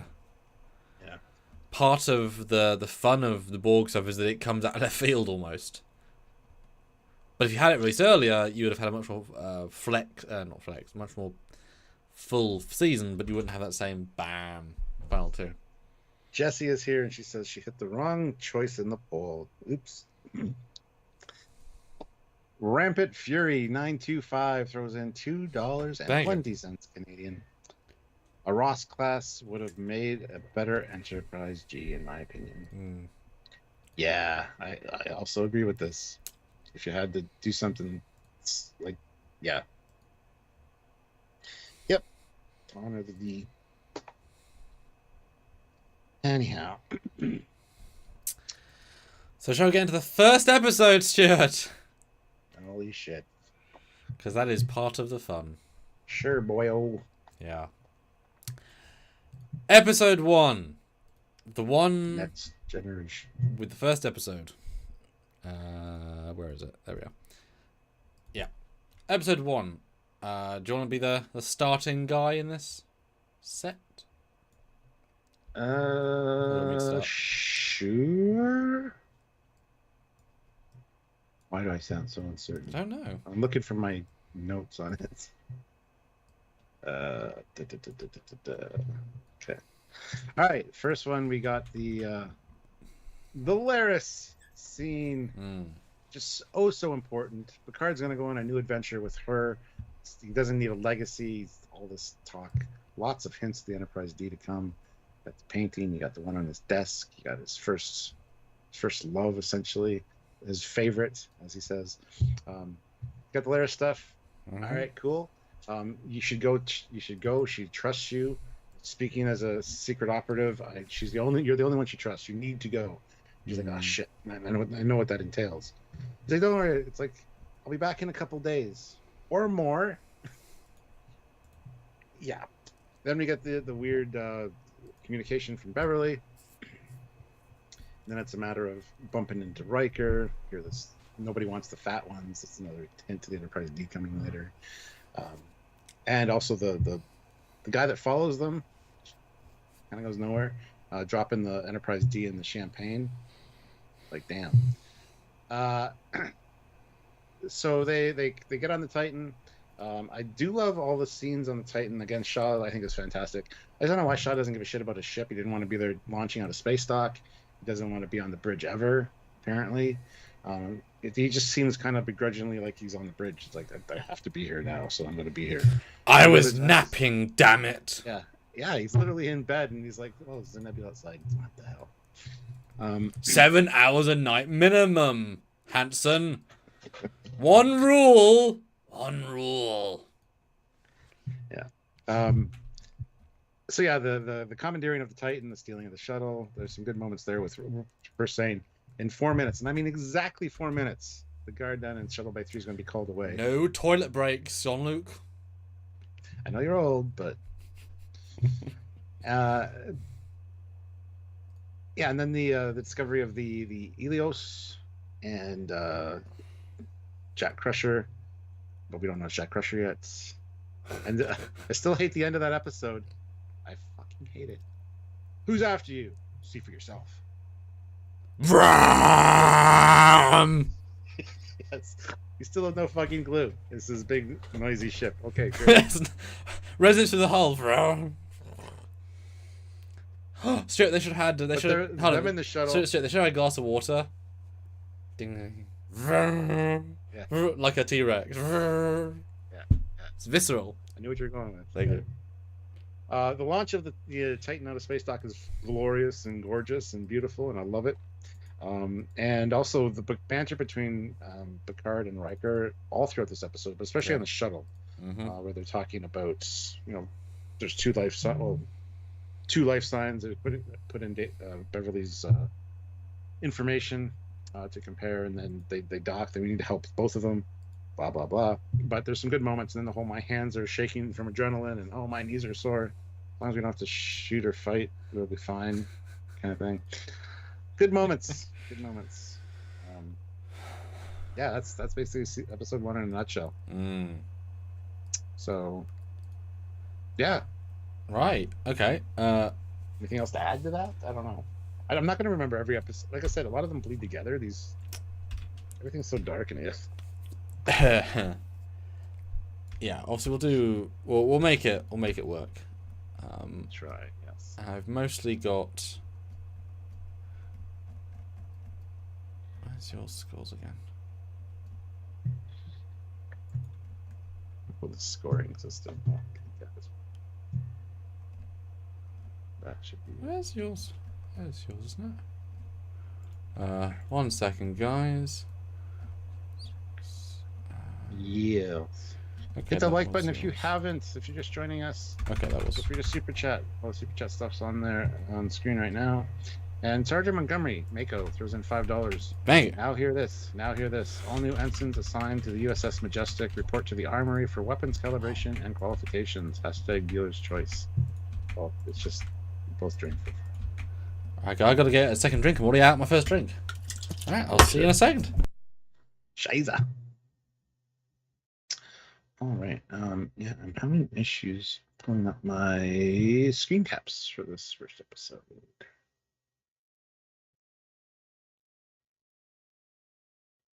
Anyhow, Misha, $10 coffee. I need coffee. I'm gonna get coffee, but I'll have half a shot because it's a $10 super chat. God damn. Misha, I got up 2 hours early just because you asked me to show up. Okay. Hey, you made it. That's awesome. Good to see you, Misha. Good to hear you. Good to read you. I read you loud and clear, Misha. There you go. Cheers. Half a shot. I'm really feeling my alcohol, by the way, just for the record. So, you guys want to wind down on giving me shots, that'd be great because my head's already spinning. So that's a thing that's happened.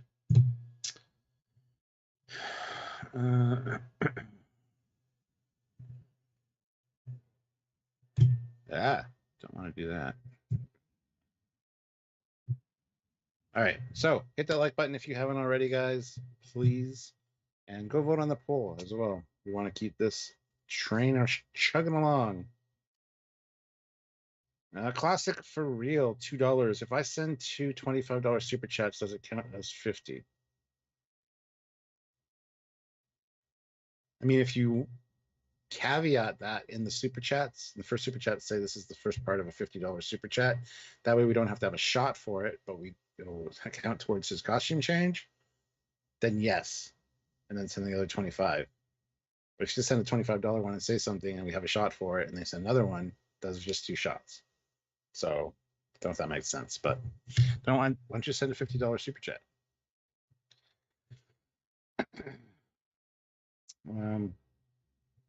Misha, at least I got some new NECA figures in the mail this morning too.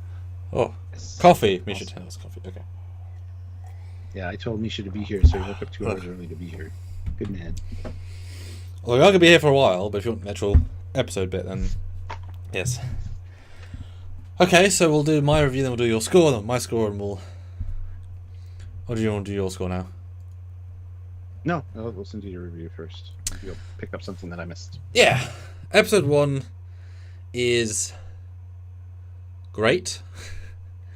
Just like last time, it's really a buddy comedy between the 2 guys.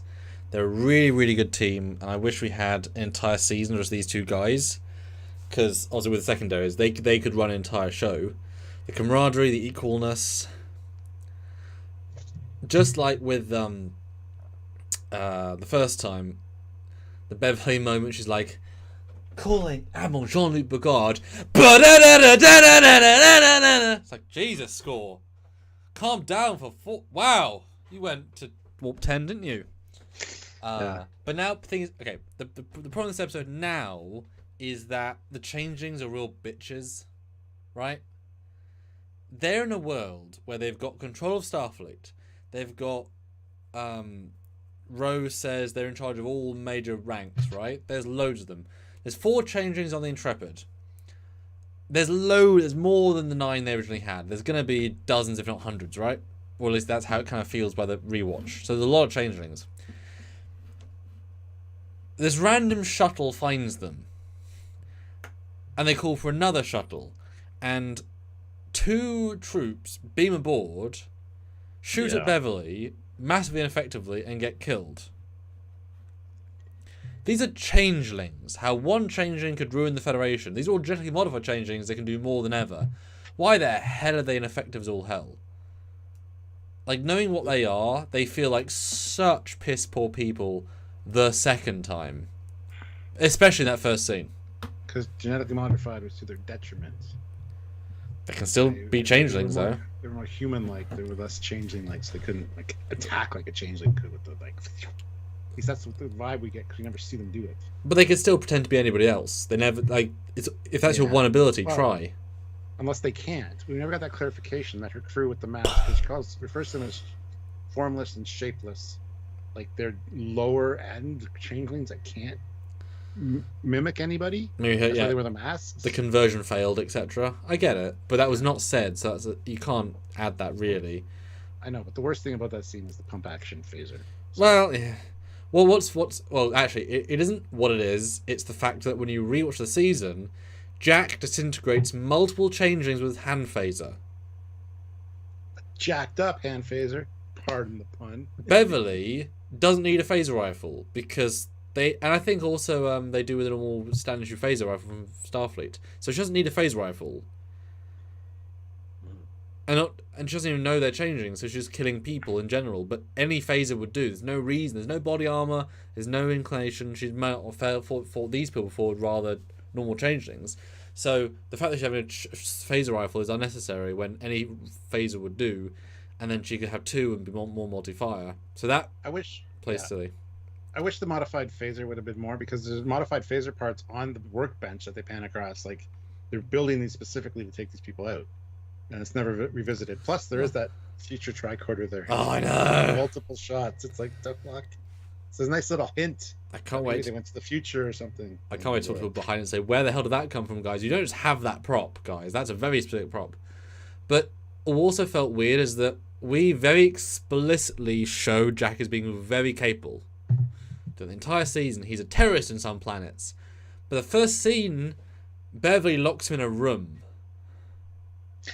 That's also odd, yes. Because it's more likely that he will be able to help her not get herself killed, and therefore him killed.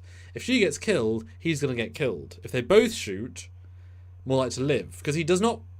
Like, at the first time you watch it, you think, oh, it's someone he has to protect. Doesn't have to protect him. So that also scene plays really stupid this second time, because he's absolutely not the guy that she would need to lock in a room. In any way, he's not that sort of guy. You don't need that, right? Much more of an asset than somebody you need to protect. Yeah, like having a second phaser rifle, or a hand phaser, or two hand phasers. So that all plays more so the second time. But that's just to keep the mystery, though. I get it. That's the script conceit, unfortunately. But that's why saving time doesn't work so well, because it's not there for a reason. Especially if she's fought Starfleet, etc. Like, you want to use him. He's your biggest asset. You know, he's whatever. But I miss the Elios in second watch. I entirely forgot about her. I do too. Well, I love the way it's laid out, like a room. That's the bridge and everything. It's good. It's cool. It's good stuff. So the first episode, though, is good because Laris thing's nice, but on second watch, I get why people said that Laris is saying goodbye to him, because it kind of does feel like she is. Like, she knows this thing is you know, she says we've each got our paths. She knows she's probably never going to see him again. Like, not guaranteed, but that's a goodbye on second watch. So I didn't feel as much like lamenting the loss, because she's such a small part of his life. Like, seriously. And clearly, she brings about the blue, you were lovers, weren't you? So he's told her about Beverly, and so she's thinking, well, damn. But then that doesn't play as well, because we explicitly know, you know, oh, well, Vulcans love stronger the second time, but she'll easily give in to just loving some other girl that was years ago. So it's a bit of a disconnect, whatever. But nice to hear that you want to give the Geordie the paint in the D, because of course he has the D, so that was a fun. Like, these are things that we noticed the first time, just didn't know quite the context, but that was more strong the second time. The Riker bar scene was good, although again, what virus the Borg gave to your ship? Okay. But, again, Borg reference, they're pretty consistent throughout. I get it. I kind of wish we had a few more Enterprise D clues in the middle of the season, because they go strong and they sort of stop. Yeah. Not a huge problem, just it's obvious that was the second time around. But they can... Yeah, just on that point real quick. Yeah. When they later say this isn't the Enterprise, the ship is undergunned, essentially. I wish they would have said this isn't the Enterprise D, you know, or even the E. Like, say something like that. Just this isn't the Enterprise, and then move on. One little reference there would have been, if we had the Enterprise D, we could handle this. That's a little bit too obvious, but... Yeah. Yeah. I mean, the Titan feels like a real bitch when you watch it a second time. To think that class will be a flagship class is really unbelievable with its lack of armament. Like, their first attack from the Shrike, the sparks... No, they get hit by Elios, and the thing gets wrecked. And it's like, it's a big damage point, but the thing gets wrecked real quickly. Yeah, and yeah. That the ship's being hurtled towards us.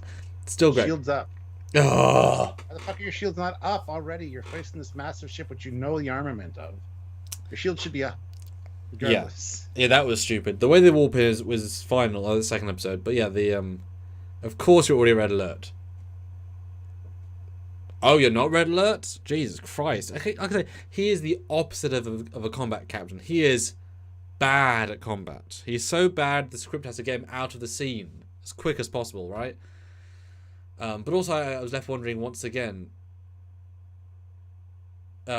Seven, who is now the Enterprise captain, mutinies against her captain, to take the ship to the other side of the quadrant in the opposite direction, doesn't get caught, even though it takes several days, minimum, more like weeks, and no one notices. It's played off like, oh, the captain didn't notice, but you had a course. How did you notice the wrong course for entire time is ridiculous. Lucky bird poop. I want to address this one. In episode 1, Beverly doesn't know Jack has magic. Working with him for 20 years. She knows what he's capable of. He is a competent adult that has got them out of many scrapes. He's a rogue. He's a thief. He has the skills to help with the boarding of her ship. Yet she locks him away.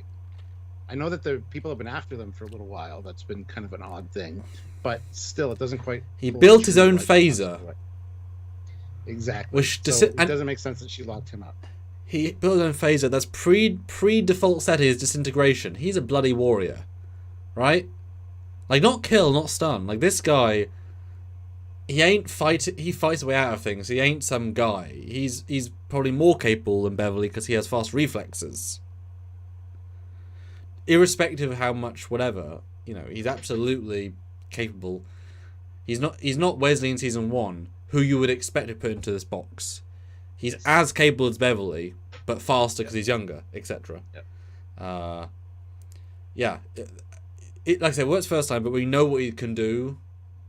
No, if anything, he should lock her in a room because you don't know what they're there for, right? It could be for either of them. It's not for Jack. She doesn't know that yet. She has no idea. She just knows they keep getting attacked by people, and she thinks it's for Picard, as in we want to get it for Picard. Picard's son. Yeah, son to get leverage on Picard. Yeah. Like that, I understand her kind of protecting a little bit, but still. Do you want to finish your review and then get to super chats, or no super chats? Yeah, keep going through. All right. Mateo Vincent, $5. No shot needed. Just a joke for all of the Green Trek fans out there. I love the weed references in season 3. Yeah, there are a few. Or at least one. I don't know if there's a few, but Misha, $25. Changelings can be incompetent too. But then they're not a good villain. Yes. Because it's hard to think Vadic's a threat. Basically, it devalues DS9. Because, like I said, one changeling is a threat to the Federation, or they're foot soldiers that die instantly. Yes. It makes them a lot less scary as a villain. And also, these are meant to be perfect warrior advanced changelings that can infiltrate. Yeah, they weren't going to do jack shit in the field, Stuart. Boy, they get any combat, they are not good at combat. Ezra says she just shows how protective Beverly is of Jack. She's a mama bear. Fucking hate that reference, but yes. He's too old for that. As in, they're in warrior mode. Made a good point. If it was Wesley in season 1 of TNG, 100% mama bear protection mode. But considering he's a competent guy, he was on the. We even see in the next episode, it starts like 2 weeks earlier. He's on the Helios by himself, dealing with the Fenris Rangers, and he's very competent in that regard. So. And do you really think he would say, "Sorry, Mum, I'll stay in my room. I'll let you deal." And he's the guy saying, "No, I've got this, Mum. I'll deal with it." Like he is not. He was like banging on the thing. Like I like that. Yeah. Like let me out of here. He felt like an equal partnership character, not I must protect you, because equal protection, she would have handed him a rifle. That's the scene, right? She runs up to him, gives him a rifle, say, you protect the stern. And he's like, "No, I've been working on this," and pulls out his modified phaser. Sure. That would have been awesome. But anyway. Yeah. Moving on, we've got Mark Lawrence, $5, popping in from Legoland, California to say hi. Ooh. Shame the Enterprise F is decommissioned, but the positive of that is that the Odyssey class is now canon. Mm-hmm. Yes, yeah, and have fun at Legoland, Mark. Thank you. Yes, I like Legoland. I went to the UK one when I was a little bit too old to go. No, you're never too old for Lego. Come on. Yeah, but I did the go-karts and I was almost too big for them. So, but I was a tall kid, so that was also partially why. Yeah, I wanted to go on them. Christopher Beatty throws in $20. Wow. Thank you. I would disagree with Beverly locking Jack up. She is constantly protecting him if he didn't really need protection. Hashtag Sam drink because the captain wants to wind. I don't want to wind down. I was just joking, guys. But yeah, Sam, have a drink. I'm gonna have a smaller drink. Yeah. Yeah. Classic for real. All right, he throws in a $50 Ah! Chat, but I don't think it's for a costume change. I think you get it by default list, Jet. Sure. Classic for real. Pick a uniform. Voyager, First Contact, Prodigy, Picard Season 3, TNG Season 1. Classic for real. Pick now, please. Or say you don't want a costume change. That's no fun. It is, though. One of two. He says, first 2 seasons suck balls so much, have to vote TNG because Season 3 was just so amazing. I think that's what he meant. He meant Picard Season 3. Oh. Yeah. Seasons 1 and 2, first and second seasons and years in general felt like COVID took the form of Alex Kurtzman himself and just started punching me in the face. But Season 3 felt like Worf burst into the room. I am not a merry season. Maybe a good season. And I'm looking for your second comment there, Classic for real. He says Picard Season 3, Sam, but he doesn't finish his comment. Kool-Aid, ma. Oh yeah, she pulled that guy off from punching my face. So I did that guy in the face. Oh. He follows it up with Classic for real, $20, 2 of 2. Kool-Aid, ma. Oh yeah. Style put the guy off from punching her face and started punching that guy in the face. Season 3, one of the most satisfying Star Trek things ever. This year still sucked, but Season 3 and Trekyards has helped me a lot. Thank you. Yeah. I'm excited to see what like Lower Decks takes from Picard Season 3, because they could pull so many threads like leading into that now. Okay, I'll go Season 3. See you in a minute. I'll put you on my phone so I can listen at the same time. So soon, okay. The Dark Lord Revan, $10. You're forgetting that Jack is her son. She's going to protect him regardless of how capable and useful he will be. Drink, Sam. Again, he's not a fucking kid. He's a very competent thief, rogue, pirate, essentially. He's very capable of handling himself by himself.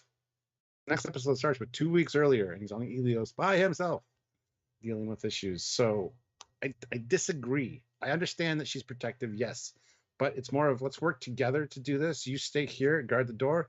If they make it through, take care of them instead of locking them in a goddamn room. I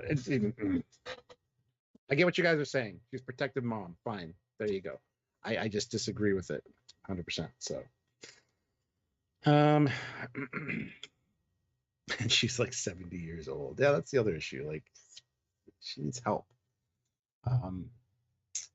But yeah, so we'll wait for Sam to come back with his costume change and finish his review. But I did take a drink for your super chat. Yes, I did, Misha. I did a shot for you. I raised a shot to you. Go back and watch the replay.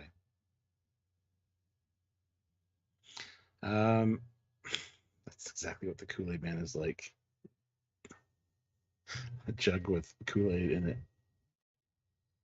it.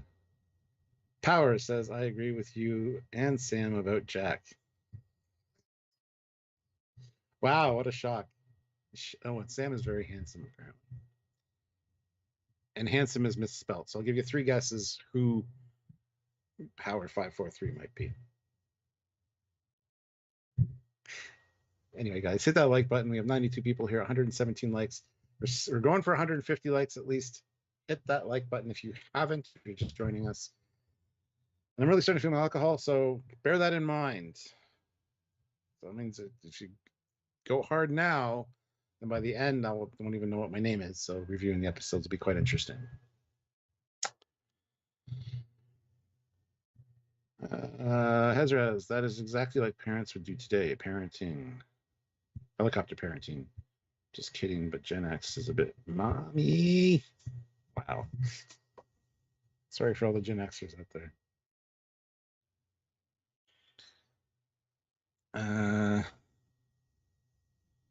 Just pack me a little Scooby snack. Now let's toke for Trek. I like the talk for Trekyards earlier. That was great.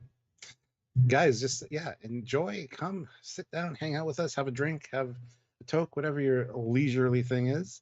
We want to hear your thoughts on these things, so by all means, chime in. Yeah. How would it have been to get a more proper TNG air uniform? True Enterprise crew, even this uniform for content. I would love to have seen them in uniforms. I'm not a big fan of the jackets, honestly.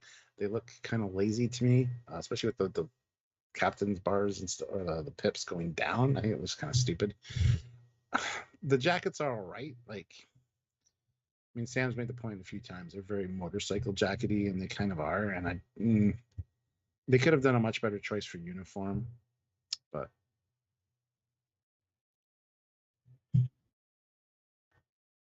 Matt Boardman says that Power 543 guy is a bit of a tosser. Yeah, I've heard that. He kind of comes on here and, says stupid shit, so it's fine.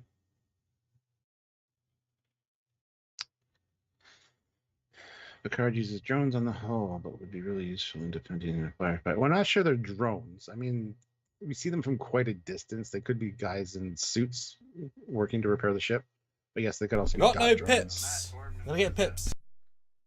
And nobody cares, Samuel. Oh, he can hear me because I heard the live in the background there. We know you're a commander. Dave Puff says, I want one of those jackets.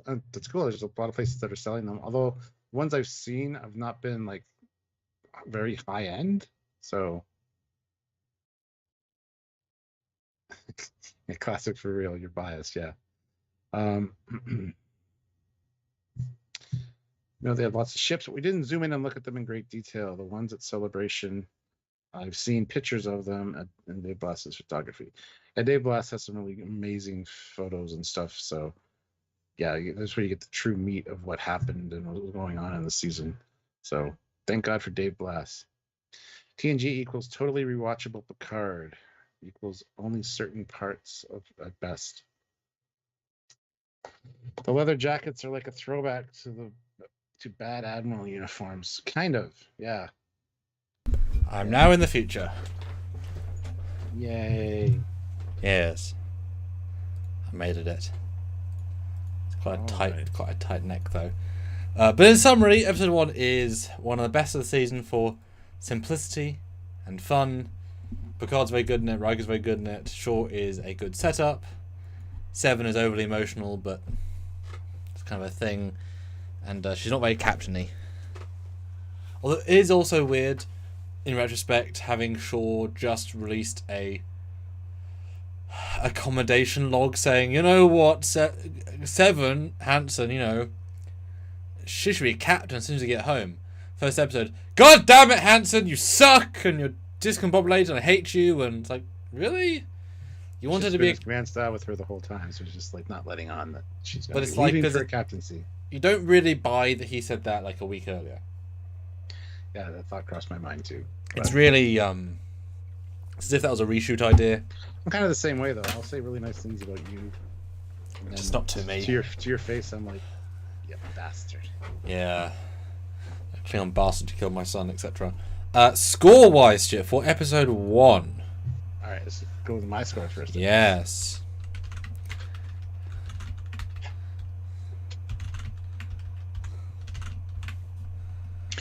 Well, right out of the gate, I'm gonna have to give it a 8.9. Okay. For the season, as far as the. There's only one score. Oh, it's not all of Picard? No, it doesn't matter. This one. Yeah, 8.9. Okay.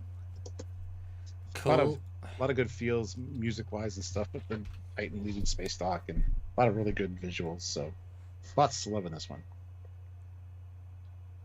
Yeah, for me,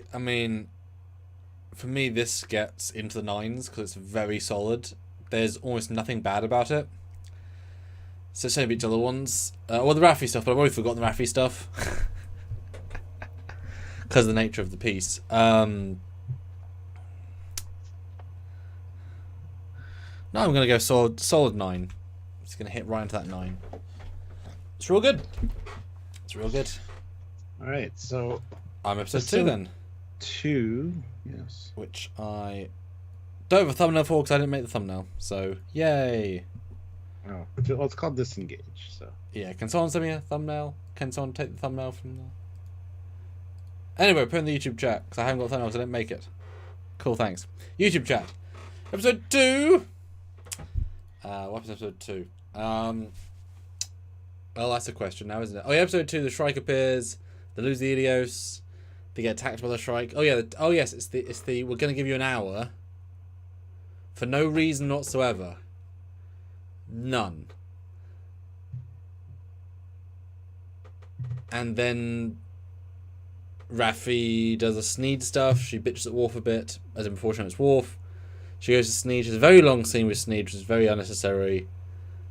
And Worf cuts off his head, entirely unnecessary. He says, I couldn't let you die. And it's like, you could have hurt him. A punch would have been enough. You don't have to cut his head off. Raffi's drug addiction obviously is brought up, but doesn't pay off in any meaningful way later. As it shouldn't, in my opinion. But Worf is great. It ends with the... yeah, Beverly's obviously there. It ends with Beverly and Picard having the look at the bridge. And also I watched this one. I managed to get a non-broken version, so I was able to enjoy for the first time, Stuart, in proper colours. That was nice. Yeah. That was nice. It was definitely better to watch that time. But the ending was very, very good. But also, you know, it fires 3 torpedoes. For some reason the Shrike goes backwards a bit and then follows it when it could just keep firing and tractor beam. Or there's a lot of those sorts of moments of just tractor beam. It's not that hard. And certainly it's a suicide mission. Do it anyway. Okay. I mean, because Shaw is right for the whole first 2 episodes. You know, they don't have authority here. I shouldn't change course for them. I shouldn't risk my life for my crew for them. I shouldn't, all those things, he's 100% right. He's not saying them nicely, but he is right the whole time. Seven's using emotion, but he is right, and he gets many of his crew killed for doing what he does. But he was right, at least technically. But it's weird. As soon as he warps in and beams them out, he should have warped out instantly. The fact that he stays for a second to see, let's see who we're talking to, and then he says, "Oh, they're targeting our weapons. Our warp, we can't leave." If he left instantly, they would have had a chance. Because we know no one can chase a warp in this show. Yeah. It's weird. The thing is, Picard and Riker assumed he left in episode 1 because they're like, yeah, the Shrike just left. It's probably still within range. They didn't expect him to wait, but I think Shaw knows that these are 2 legends. Yes, they pissing me off, but I'm going to stick around. So give him credit for that at least. Oh, I love he did it. It's just he got his crew killed because of it, and he didn't need to go, and etc. etc. Deary me. But it's good. The Raffi stuff is again slow. What happens to the Raffi stuff? I think it's more just Hello Worf is the vibe. Which is great. The Worf introduction is fantastic. That's the next episode where he introduces himself. He kills... Yeah. In this one, but... yeah, she's still... Oh, yes, when she reiterates to her handler her mission that he put her on. And it's like, Raffi, we know. Especially as a binge. Also... It's like, Raffi, everyone knows. Why are you wasting screen time? This is also the overacting of the recruitment center. Where she, yes, you basically allow those people to die, but her overacting is ridiculous. Well, it's also, you know, why was that portal weapon used there? Where would the weapon come never from? Explained, or how it was launched, yeah. Because clearly there are changings of other portal weapons around that are... Although they do mention in an episode they stole quantum tunneling tech, which could be used as a weapon. So it's not a weapon itself, it's a portal, they just use it as a weapon. But Vadic is good, although it feels very necessary to say, my ship is named the Shrike. It's like, we don't care. I do wonder if they wrote their people as bird people to link with the Shrike motif. Our ship is a bird. Our people are birds. And I'm a bitch. Where's the dog? She should have just fired some torpedoes and disabled them. It's a light cruiser. Like, I don't buy Vadic's vibe. It works amazingly as a bounty hunter with a moral code. Beautiful. She's not a changeling this week. It's not there yet. Yeah. And poor Elios, of course. Yeah. This one suffers from the Raffi talking to her ex for sure. But you also get the moments of the Titan coming in and breaking the tractor beam at warp, which is an epically classic moment for Starship. And this is also the one, I think, where the Shrike tosses the Helios into the Titan. Again, another great visual. That might be next episode, though. I just can't remember. Like I said, some of these kind of bleed together with how long we're in the nebula. Yes. And Classic Free has a message for you, Stuart. I saw it, yep. Oh, dear. Happens sometimes with Superchats. Yes. Bunch in succession. Should be fine. It came through on our end, so... Well... There's no way to tell otherwise. There's no like breakdown at the end of the month, so. But anyway, so kind of you're done with that then. So yeah, apparently less happened. Honestly, that's this one started out with the 2 weeks earlier. We see him. Finders Rangers. They're planning to get off the Helios using the shuttle. The shuttle gets destroyed. Gonna get the Raffi shit, which whatever. I do like there's some good quips in here, like beam them off. We're detecting 4 life forms now. I'll beam them all over. Apparently we're a hotel now. Yeah. More of her with her ex. Yeah. The impact of the Helios tore through deck 11. Really? Did it? Because it hit the top of the saucer, but thank you. Yeah, and the stuff with the X is weird. I understand if you've been hurt by someone for a long time, but she's trying to stop terrorist attacks and you're saying, choose me or saving thousands. You dick. Like, he looks like a terrible person there. Like, I know it's probably he doesn't believe her, though. He doesn't believe her. He says every time you start talking about these conspiracies, you get in this headspace. So he thinks they're conspiracies. That's why at the end it plays out, because Worf broadcasts all of her special commendations for all her secret missions, which you can't tell anybody about, even her ex. So in that moment where he's like, make the choice, either talk to your son or I talk to Sneed to set up a meeting, and she's like, well, mission's super fucking important. So she kind of like, he's like, yeah, that's what I thought. It's all a misunderstanding on his end, because he doesn't know that she's actually working for Starfleet Intelligence. Okay, that works better, but the way it plays, literally, he's a dick. Yeah. Hypno. Yeah, there's one line where it says, when she starts talking about these conspiracy theories, then your head goes dark and all of a sudden you're absent, you're gone, you're doing things. So, yeah, he thinks it's just conspiracy theories. Although, same thing with that. Why the hell is he on this shithole? Everyone says it's a shithole. What's the chances? The red lady, and the portal gun, and a changeling who stole the tech, and the guy bought the tech from, and her husband, all in the same backwater no one cares planet. There's no chance. None. It's very strange. Yeah, then there's all the aliases that Jack has, so they throw them in the brig. Then they have the Took you long enough. Yeah, the brig talk about not having a father and all that. Sneed moments. The Sneed moments are kind of great. I do like the Ferengi. I kind of like the under the crime lord kind of vibe there. But yeah, he breaks out of the brig, and with the no, it doesn't. We don't have the Picard moment with Beverly, do we? No. So that's episode. Well, we have the look. This is the one where Shaw says, "Whoever this kid may be, he's not worth the lives of my crew." And he makes the point of saying it's easy to like hang a lantern on the unconscious lady down in sickbay. We don't even know this is your son. I'm not risking my crew for this this random criminal. So Yeah.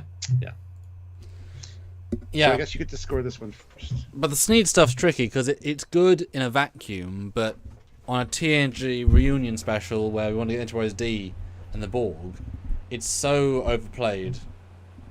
They could and should have cut it all down by a good chunk. All the Raffi stuff should have been just chopped like to minimal. Yeah, it's over. Like I know it's a gentle start, like it builds you in, but then we feel rushed at the end, and we shouldn't have. It should be all a fun play. Anything else on 2?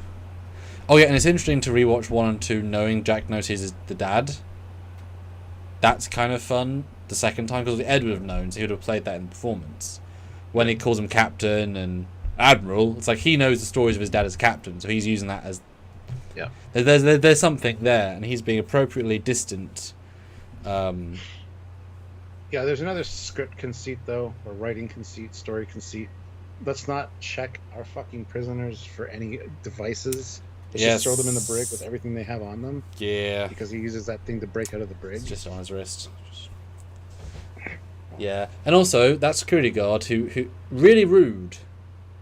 How did that guy get through Starfleet Academy? Like, Academy's the best of the best. That guy's a shit. Well, they make a good point of that, too, though.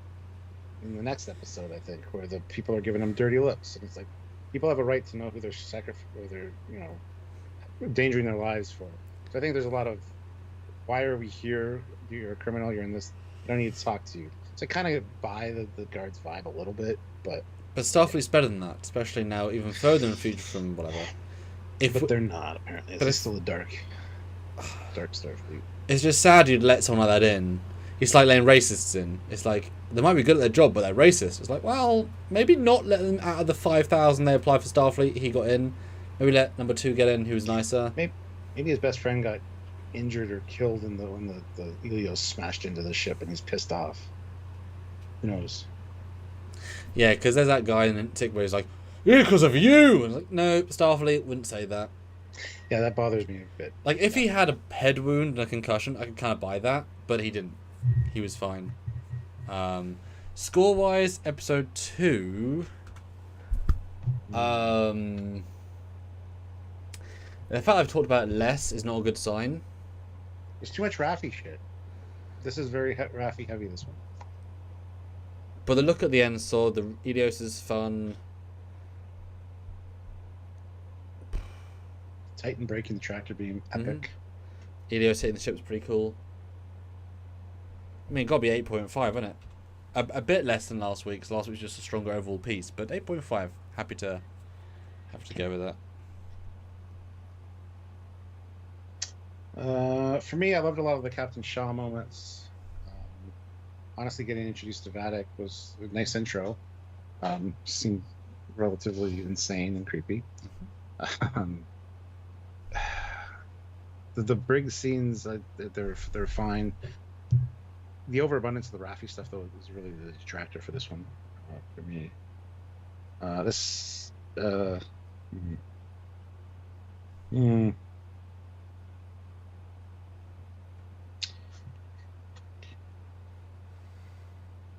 right, this one I'm gonna have to give a 7.9. Okay. Just not, shrinking this one down, cutting out episodes 7 and 8, like just adding to this one with other stuff would have been better than the Raffi stuff. So, but whatever. We got to keep the mystery alive. It's only episode 2 after. Yeah, this one does not benefit from the second rewatch of. Well, once we know the answer, the mystery isn't as interesting, and we know the payoff is far more exciting than the mystery. Yeah. Misha throws in $10 and says her ex is a recovering drug addict too. Is he? Oh yeah, most yeah, I would assume so. They were probably doing drugs together or something. I mean, I don't remember that from season 1, but why would I? He's also a lowlife because he can arrange a meeting with Steve. Yeah. Like he knows these people. That is true. He does say they're working out of the back of his bar or whatever. He knows that they're criminals, but he's doing what he has to do to get by. So it's just I feel so weird. Yeah, and Misha will have a half shot for that. Yeah.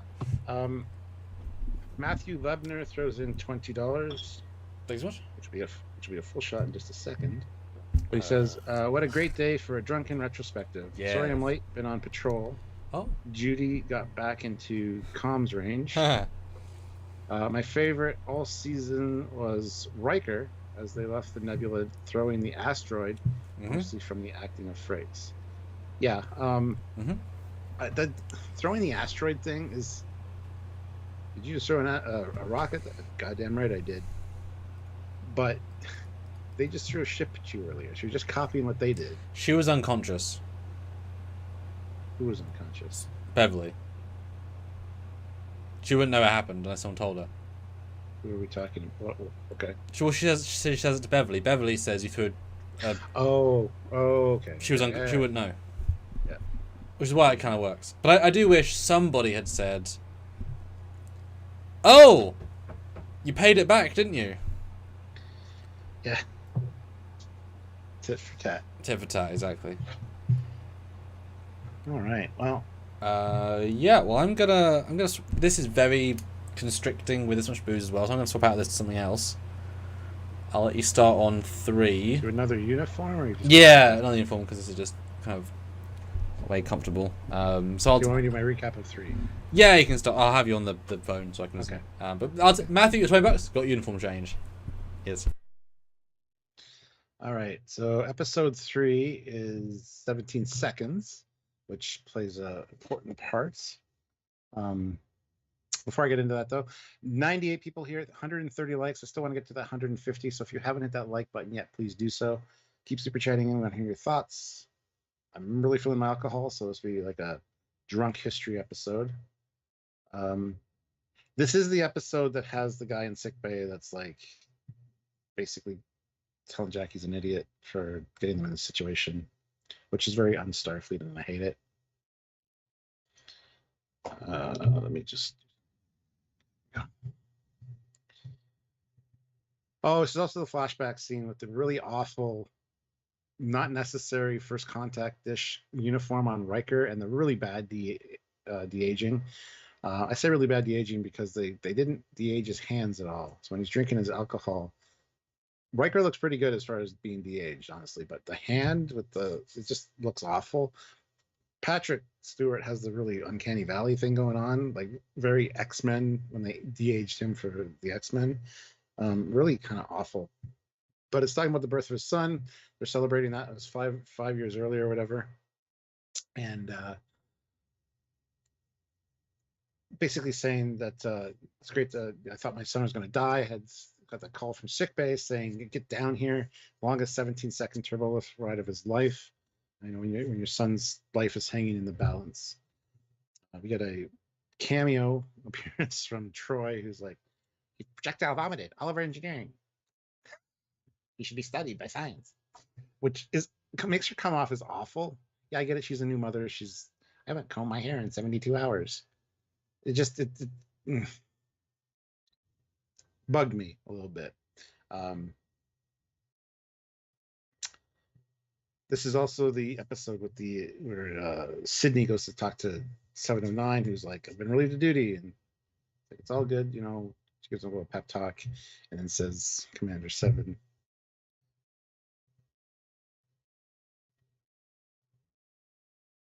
Then we get I guess the Picard and Beverly glance was the last episode, because this one we get them talking to each other in sickbay, which is a fantastically well-written and directed scene, also well acted. They start far apart from each other and gradually get closer as they're talking. Very well played, but it makes her explanation as to why she didn't tell him about Jack legit. Talks about all the attempts on his life, and he's like, "Oh, I only had 9 days." And it's like, after that, this happened and this happened, and it's great. So that moment's really well played, really well written. Kudos to them for that. We get Riker and Jack out in the hallway talking about how, "I've been watching you be cooked up for years on the Enterprise D. It was subtle at first."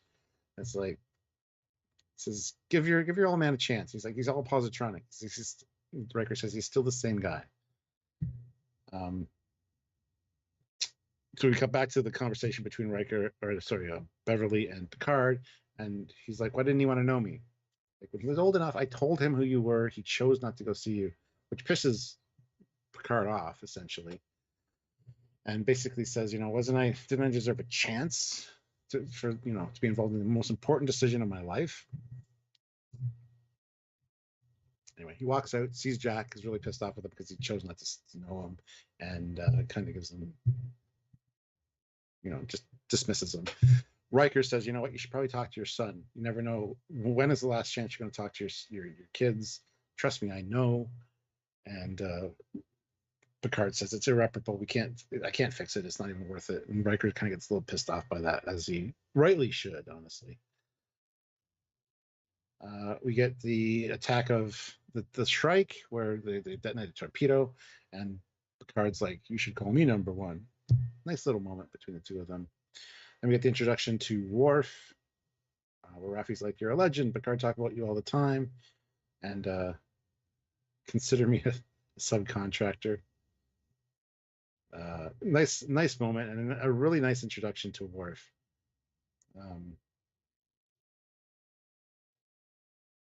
He's like, "I'm Worf, son of Moog, Slayer of Gowron. You want sugar in your chamomile tea?" They find out about Titus Rika, which is the guy that has information that they need. Shaw gets injured and is in sickbay with internal bleeding, and it's the whole thing of how does she keep finding us? To which Jack puts together that it's the blood in the water type thing. Find out about the energy surges being bioelectrical as well, which is an anomaly they haven't seen before, so it's not a good idea to just go straight into it.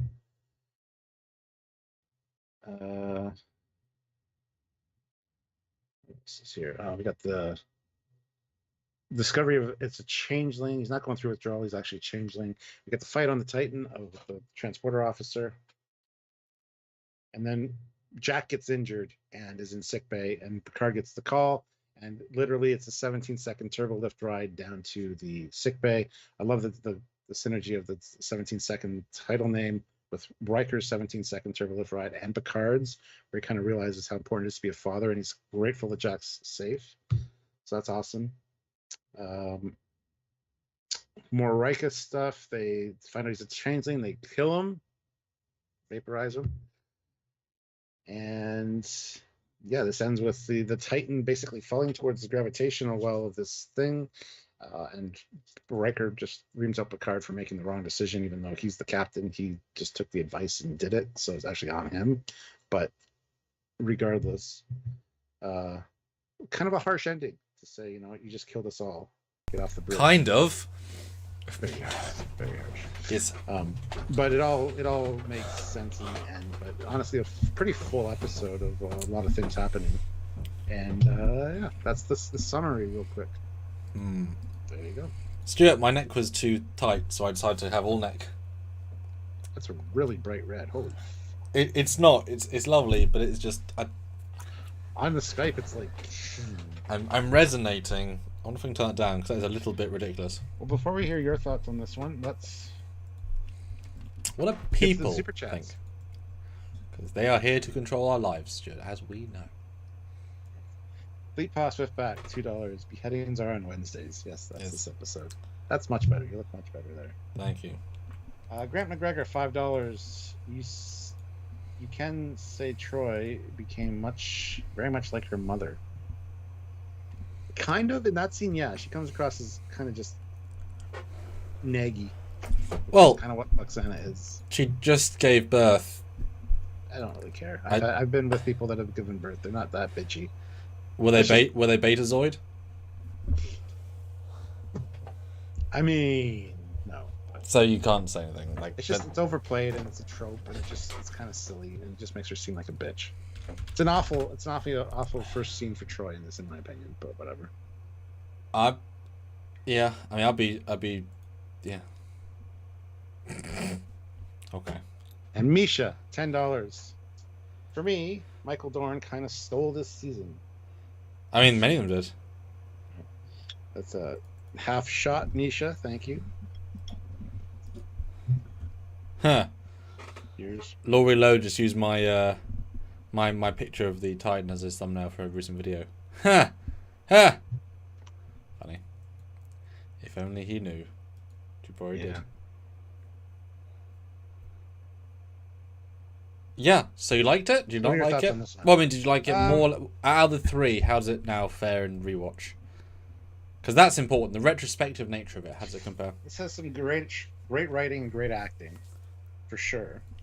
But overall, again, the introduction of Worf is good. The scene between Picard and Beverly was really good.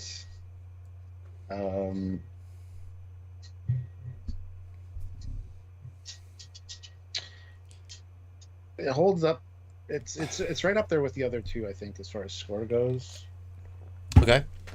Like I can score it now. No, we'll get there. But okay. I mean, all three are different, yet in the same vein. Yes, we're getting more of the TNG crew on board, which is always good. But yeah, so for me, this one was I think more satisfying the second time, because when you burn through the setup, this is a more distinct carrying on of the payoff.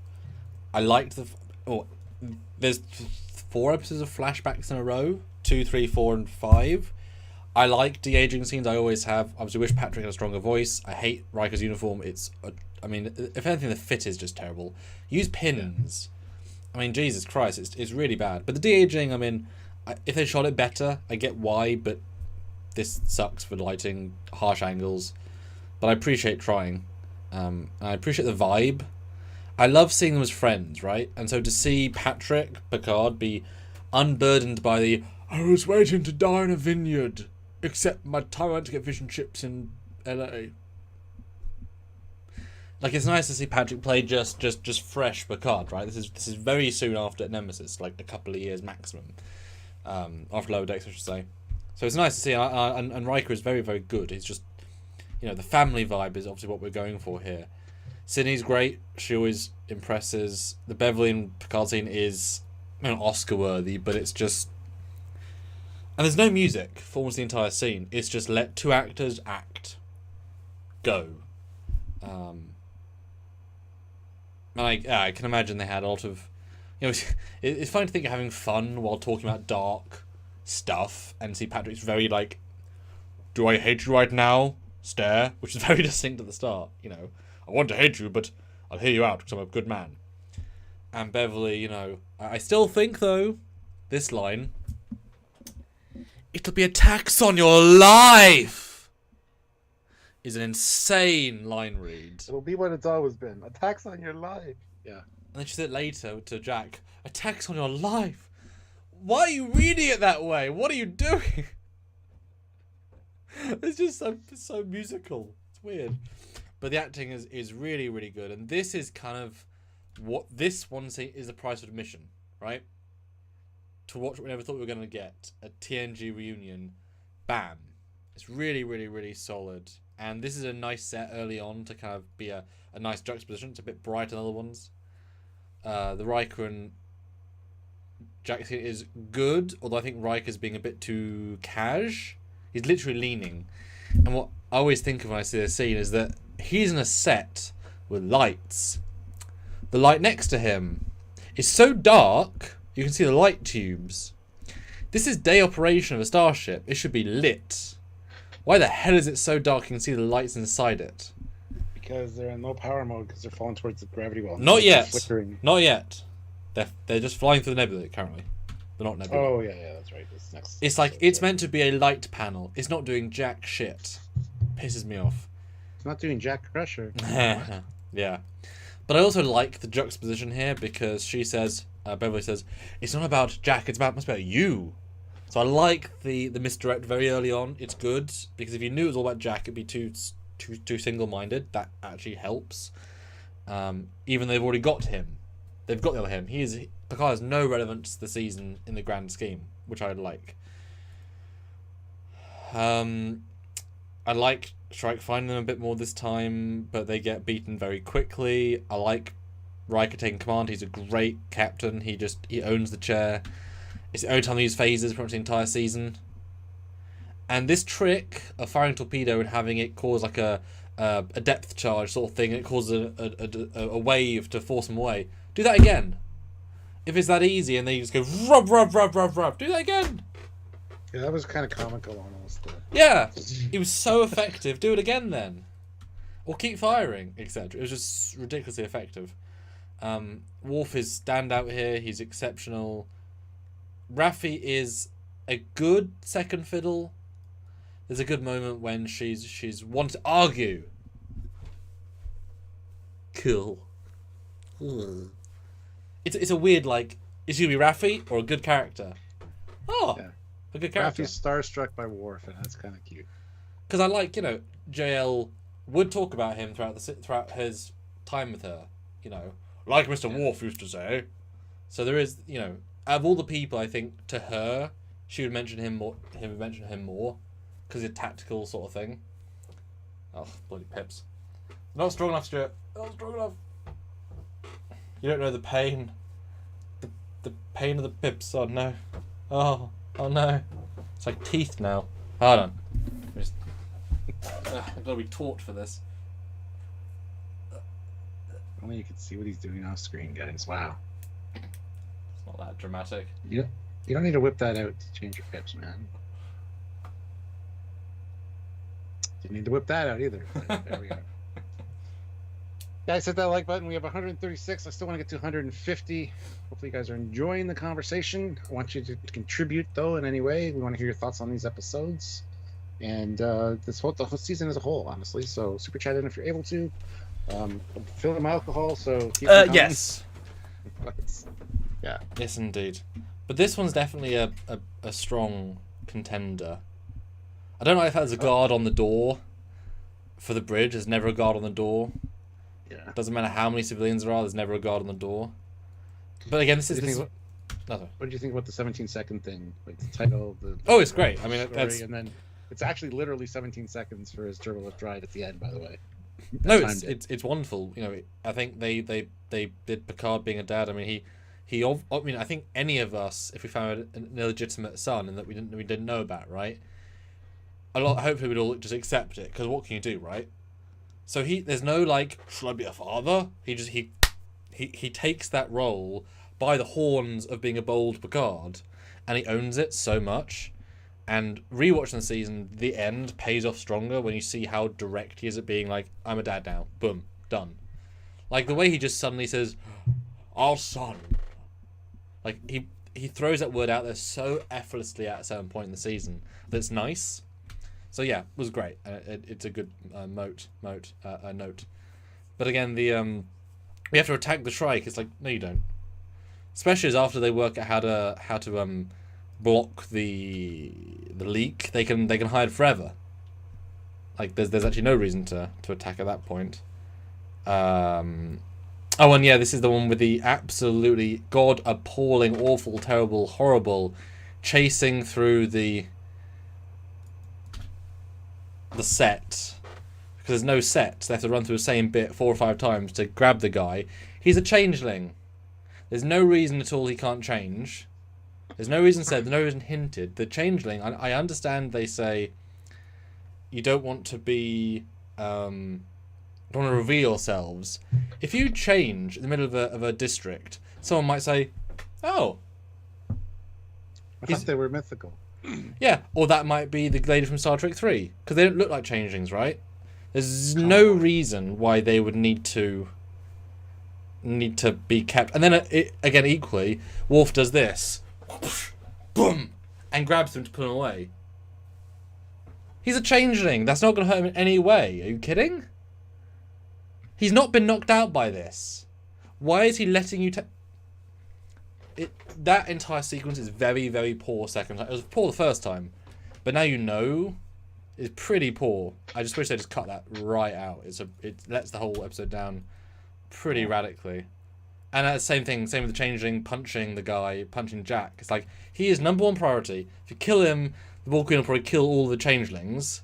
He brutally attacks him to the point of he's got a broken rib and that internal bleeding kill him. In the poison room, which will kill him, they say it. It will murder him. And then he doesn't grab Jack. as a prisoner, he leaves and doesn't do anything for an episode. It's very, very poor, those. They do not connect to the rest of the season. There's no logic. He runs out for no reason. It's really, really bad for context. But that said, his vision makes more sense. Seeing Seven makes more sense. You know, Seven, Bald Queen. That makes more sense now. But yeah, there's and also the scene with the torturing the guy at the end is really long. When you know the answer, it could be 1/3 as long, if that. But the portal scene's great and fun, but the ending's daft. So it's a funny episode of some really good, some really bad. There's actually probably the first time a dichotomy's happened of like that was poorly planned, that was really well done. So it's an interesting one. Going to Super Chats real quick. Yeah. The Ghost of Q's Left Eyebrow puts in $5. Thank you. Just packed another Scooby snack. Tokes for Trekyards. Thank you. Enjoy, man. Unexpected Bagel, $10. Thank you. Favorite cameo of the season? It's a question. #SamDrink. How many cameos were there though? Because Ro's not a cameo. Tuvok gets 2 scenes. Is that a cameo? Maybe, maybe not. I mean, maybe the computer. Majel Barrett. Majel Barrett, yeah. That's kind of a cameo. Yeah. Especially been dead for 20 years. And Murloth says, where would you place the Picard series in the series ranking list? Very low, because as a series as a whole, it's shit. One season does not save a series. Yeah, below Enterprise, for sure. Yeah. I mean, Enterprise has like 85 episodes, and they've got at least 30 good ones. And at least 10 amazing ones. If you're judging seasons, it'd be way up near the top.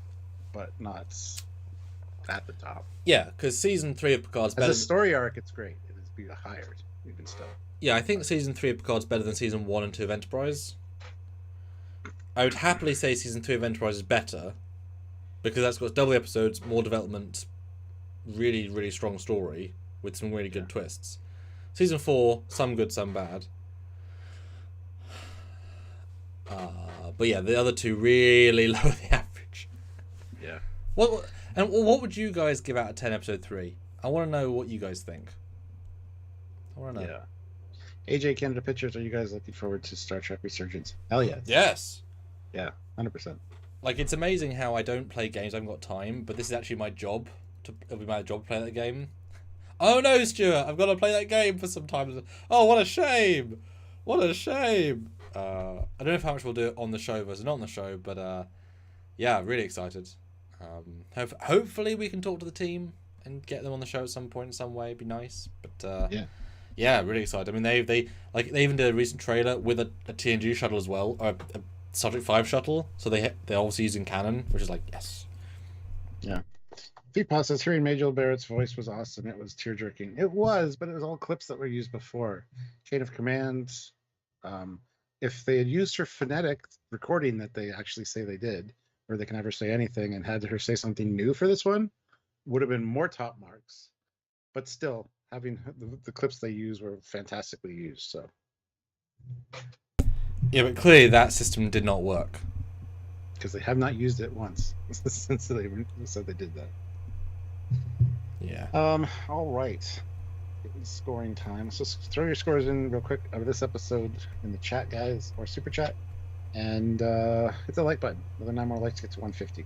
So it's our scoring time. Do I score first? Did you give the recap? I gave the recap of this one. That was your review. Yeah, I give the recap of this one. So I'll score first. Okay. Yes. There's highs and there's lows, Joe. I know, and that averages out, unfortunately. Mm-hmm. I'll give this one a 7.6. I think the lows kind of, yeah. It's not bad. I'm not saying this is bad. It's just, well, maybe I should bump that up. Well, it's 7.8 for this one, actually. Okay. It's a tad high. Yeah, I can't go any lower than 8.2, I think. So I still think that the scenes are good, are exceptional. But the thing is, we now know there's much better to come, right? So the contrast means more now. but it's still very solid. Yeah. And in a binge, it works better. Yes. Much 100%. better. But now we're talking about them, we're breaking them down again. It's the weakest. No, is it? Well, no, it is the weakest of the three. Maybe. Some. Oh, but. They're differently weak and strong. It's a good mix of good and bad. Yeah. The bad's not super bad. It just could have been truncated. Yeah. And Trilobite is making the point that Odo got knocked out in season 1, episode 12, Vortex. How did he get knocked out, though? I don't remember that specifically. I'm not saying it's not possible, but just unlikely for a changeling. So. All right. So you scored it? 8.2, yes. Okay. All right. And no scores from you guys yet. So no. Score it up. That's what we're talking about the Mets one, maybe. Oh, and also saying Odo got knocked out in season 1. They hadn't necessarily set the rules in season 1. It's like but Deity's a conjunction in season 1. Yeah, but in the rest of the season, or a phase of this in season 1. Like season 1s are the grain of salt seasons, right? Yeah. Other episodes are other ones. Hypno Amber says on rewatch the episodes flow really well together. I loved it. Yes, much better on a binge watch. 100%. I would love to see it without the Raffi scenes in, though. Somebody sent us an edit. They re-edited the entire season in the Discord. It's under original work, I think, that channel. Okay. And they want us. They say they can still take some things out, but it's very much truncated down to more like a movie. I want to watch that later and see how they did. Yeah, because I definitely think I should give them credit for that too. It should say somebody. I should say their name. Hold on, it is. Yeah, because taking out the Raffi stuff would make it really flow. I'd like to see how strong that flows. I assume quite a lot. Original work. Which one is it under? Tom's. Is it on Tom's? Where the hell is it? Hold on, I'll find it.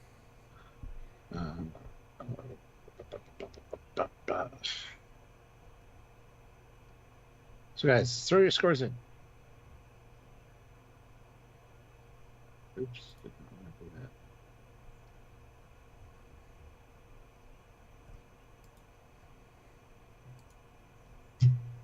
that. That's bad. Okay, hold on.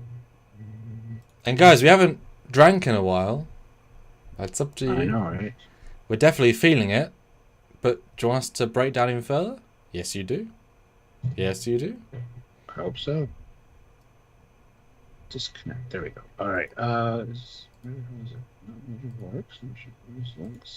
Sorry, I'll find it. I gotta give the guy credit because.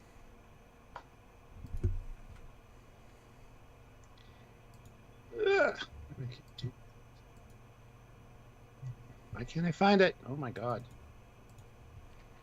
Episode 4, Stuart. Chambers. Raven the Grey. All right, episode 4. Episode 4, Stuart. No win scenario. Is this the dark one? Yes. Yes, this is the dark one. So this one is an odd one. Because in the first watch, obviously I had it being super dark. It was very distracting to the point of unwatchable. And it was like, really have to get more dark after lots of other dark. In this flow, however, it does feel more like this dark spot where everyone has to go to the bottom of the pit to pull all the way up again. It feels more like a conclusion to an arc versus a standalone episode. Like, as a one-off, it's weird. But as a finish... the end of the first part of the season. But as that, it actually works better as a whole, especially with Riker. I mean, acting his bloody socks off, right? He is just doing incredible stuff. 7 being proactive is good. Knowing where it goes with the Picard and Jack, their scene where Picard's because he's trying all goddamn times, and Jack is not interested in connections. Okay. It's all good scenes. It's bittersweet, and those are the sort of scenes that go nowhere, but they add something to the season, the vibe, which work well. The bucket is funny and Shaw complimenting her as if he believes in her, which is then played as a lie, but it will be exactly what he thinks later. Which kind of hurts the scene, in my opinion, a little bit. It's like, well, okay. But whatever. The Vatic talking to the head is weird. I don't really hear Borg Queen. I kind of see the Borg Queen more now that it's being kept up by this separate piece almost. It would probably help if it was a lady voice. Alice Krieg combined with other things. I get the misdirect, but there's no reason it wouldn't just be the Borg Queen's voice and face. Or a collective. They could have used her face too, because it didn't look like the Borg Queen. Like it didn't need to be this. Like it was. I appreciate one eye is ripped open, as there is clearly a design within a design. You can see it. I get it. Fine. But why is it hiding its face from the person who's? It doesn't really make a lot of sense. The Shaw stuff's good. Again, reiterating Locutus, reiterating whatever. I love he just takes it because he's heard this a lot. What can you do? There's nothing you can say, right? I appreciate that for sure, and it reiterates against the audience. Borg. The fact this is this crazy plan. Well, no, Riker says we've got to not do a plan so we can stay here and leave something for the people. It's like, well, you will get crushed and kill everybody. There's nothing will be left. Well, we should wait for help. Riker, no one knows we're here. We're on the edge of the Federation. Everyone's at Frontier Day. Is this the one where Shaw's like, we can't leave, we can't do this, we can't do that, we're cornered in space, which essentially has no... that was last week, before he got injured. That's also a great line, yeah. Yeah. But Riker's odd there, because there's literally no way that anyone's going to find them. Whatever. But they have a plan. There's a scene with the bucket, which makes no sense. How does Changeling know they're there? Why does Changeling shoot the bucket and not Seven? It's a ridiculous scene that plays as stupid as... he's got an open shot to kill Seven. Doesn't. Or stun her. Doesn't. It's a really, really stupid scene. And again, changes the paradigm. Both, they can take hits, or they can not take hits. They can disintegrate or not disintegrate. There's no logic. There's no rationale. Doesn't matter. Ignore it. They didn't think about it. Just whatever, right? It's daft. But the Changeling thing... And also, why is Sydney Changeling the only one that stays its form? Every other Changeling either goes to goo or is disintegrated. Why is it the only one that dies in its own form? Never happens again. Weird. But the end scene's great, the way it zips out. I genuinely think Vatic should have died in this scene. That, if they should have been destroyed in that final asteroid scene, would have been very, very satisfying. In the final, that was enough of the character. That was it. That's all we needed. Then you could have a second Changeling, who's a higher up Changeling, would have worked better. She finishes her arc here. I thought would have been better. And then the ending's wonderful with the music's great, the beings coming, and then Mzadi and the evil Borg ending, which is quite dramatic, and boom, there we go. We're foreshadowing. Missed a whole chunk of that. This is the flashback to where Picard's in the bar talking to the cadets as well, where they want to hear the story from him, which I'll just summarize the whole thing. Then Jack speaks up and says, yeah, you talked about your Starfleet family, but what about your actual family? Do you have an actual family? Young man, Starfleet is the only family I ever needed.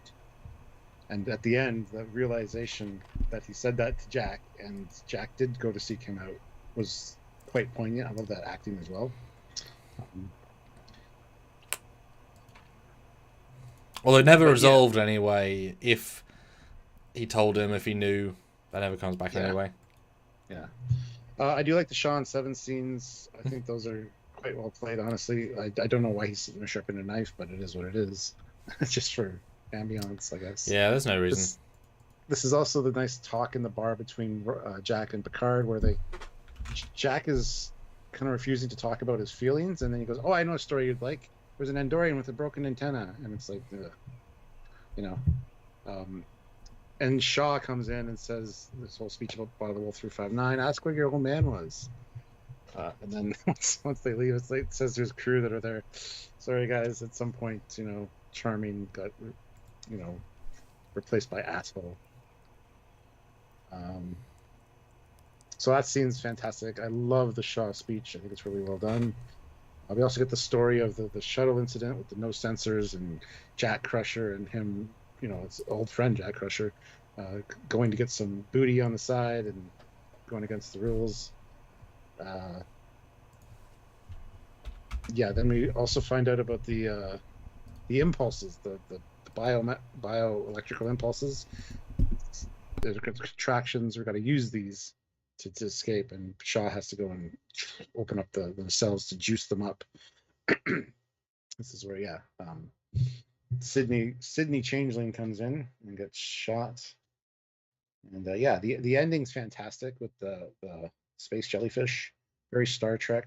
New life, new civilizations. We boldly got to get the hell out of here. And then ends with that reveal, the very much like First Contact, where he's looking in the mirror, half expecting something to pop out of his face, but instead you get the tendrils behind him. Real good cliffhanger, this one. This one is, I think, very well constructed and put together. I love the flashback scenes as well, and just how that ties into Jack not wanting to see his dad because he did go seek him out. And then the response he got from him was like, family's not important, so why would I try to make an effort to talk to you? There's a lot of good stuff in this episode, actually. But yes, very dark episode as far as lighting goes and stuff, just because of the situation they're in, which makes sense. And this would have been a great payoff if it had been normal light, and then boom, this had been dark. That'd have been great. Dan Ben says Captain Shaw's knife was a reference to 12 Monkeys. Haven't seen that yet, so didn't get it. So, yeah, pretty good episode. It's better on rewatch, on retrospective. It flows better as part of the collective. Yes, and the way they get away from Vatic with throwing the asteroid at her like that.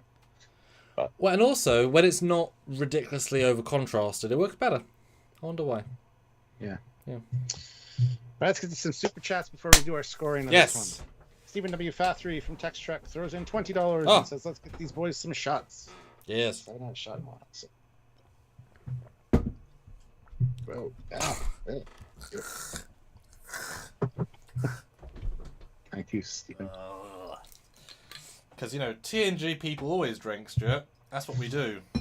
Oof. We in season 1, we drink hard, apparently. Misha, $25. Oh, just drink. Yeah. Oh no. Alcoholics. No. Guys, you have the power. You have the power. Yes. Thank you, Misha. That first one from Steven is still burning, but.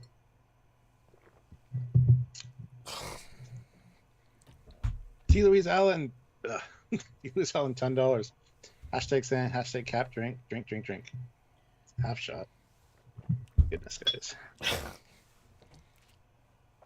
really do overly booze these. But that's kind of what you guys want, isn't it? So that's getting good. Oh. Holy shit. Flea Pot, $20. Oh, for goodness sake, I just did. More booze, drink up me, Arties, yo ho. This is the episode with Dipshit from Chicago and the old Borg so dangerous they gave him a goddamn name. Good episode. Yes. Yes, that line was great. Also, yes, I know I'm the last person you want to see right now, but even though I need your help, even though you are just a dipshit from Chicago. I love Shaw's reaction to that too. It's like, all right, cool. And Doe Elmo says, why don't you drink something you like? Part of the fun of this is seeing us have a reaction to it. And I like vodka orange. I'm just making them quite strong. Why do you not drink something you like? I love this. I love Kraken. No, me, because I'm reacting to each drink. It's fun. Oh. But guys, I would love to change uniforms right now. I got Voyager, I've got TNG, I've got Prodigy. That's good. I mean, I'd love to be in Voyager right now. It's not up to me though, is it? Another super chat. Relax. Okay. AJ Canada Pictures, $20. Ah. Hashtag Sam Drink. Would you and the Trek Shorts crew ever consider making a full-motion video game with branching paths set during the Dominion War? It's funny you asked that. If you're not, are you a member of the channel? Because we are working on something behind the scenes. We're going to do a fleet-wide. We're going to do a fleet event.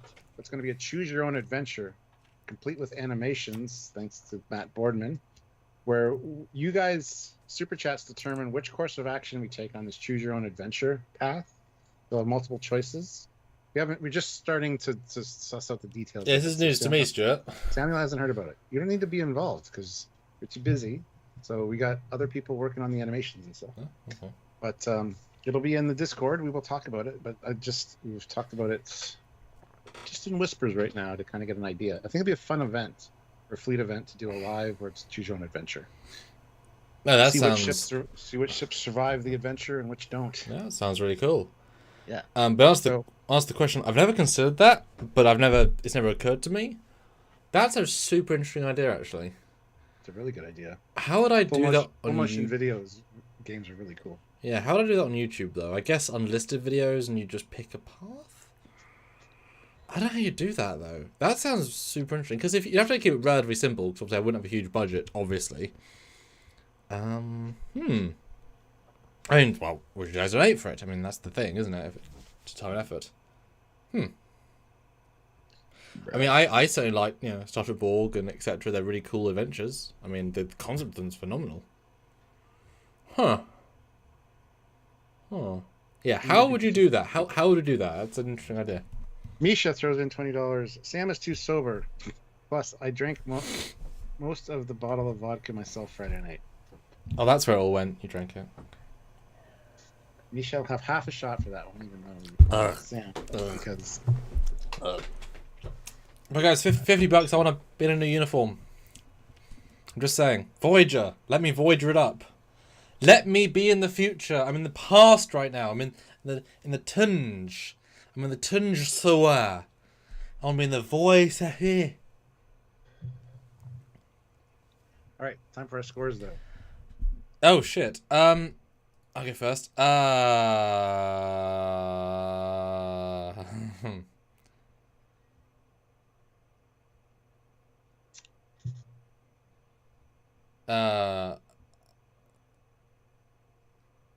Wait, is this... No. Wait, is this one that Rafi... What does Rafi do this week? Rafi's not in this one. That helps. Okay, great. That's what I was wondering. 8.6. No, Rafi helps a lot. We're going to give it a 9.2. I love that they finally got out of the goddamn nebula this time. There's some good action there. Yeah. Get to see the ship do a new thing. Get to see the jellyfish. Wait, was it 9.2 or 9.6? 9.2. Okay. It very much feels Star Trek. Like the end is just like, ooh, new life form, awesome, this is amazing. So it's a nice way to end out the nebula shit and get to finally get out of the nebula. Mm-hmm. And yeah, this is the first break. This is like, if you want to break the season up, this is like the end of the first chapter kind of thing. It's a very satisfying end. Yeah.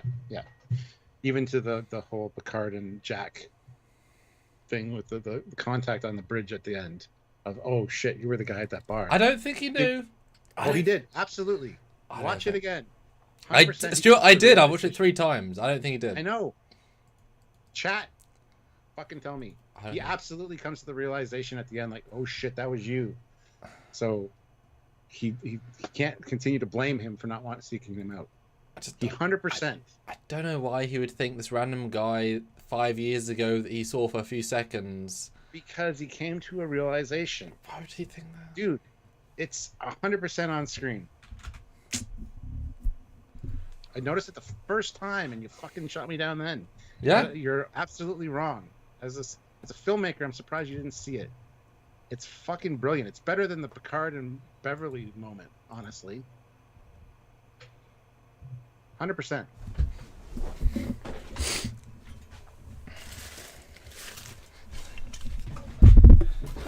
Okay, you're obviously a changeling. Where the hell? What did you do with real Stuart? Look at the chat. That's bullshit. That's bullshit, Stuart. What are you, the changeling? Where is he? What closet is he in? I demand you to watch the end of this episode again. What closet? You will 100% see it. They even show the flashback scene right before it to emphasize the facts.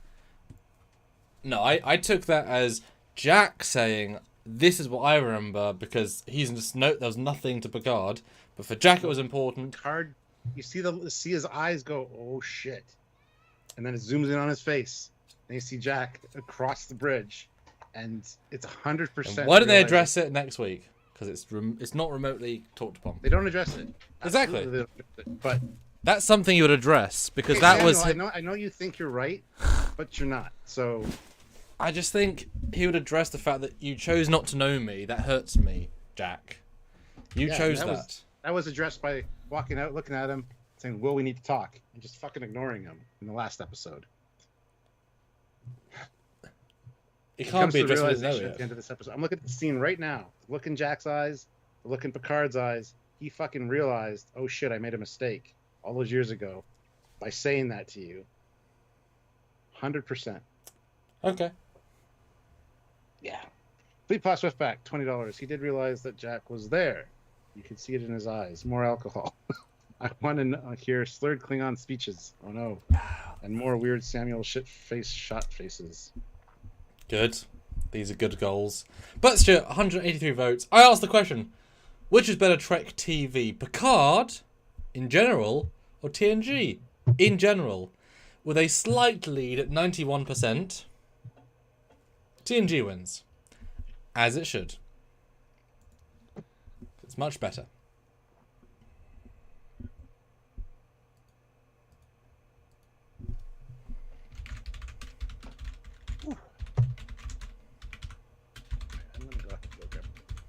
Yes.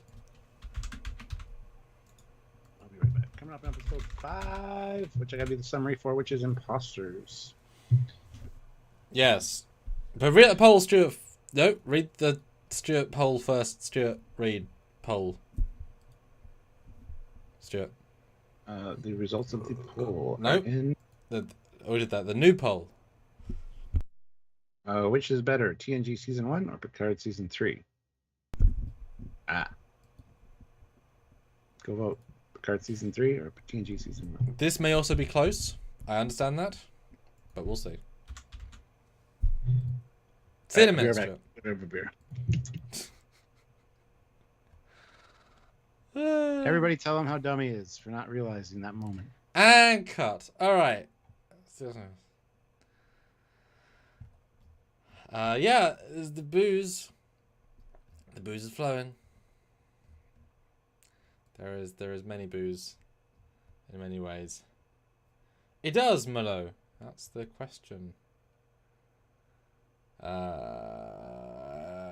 Yeah, episode 5. What happened in 5? Ah, yes. Ah, yes. Yes.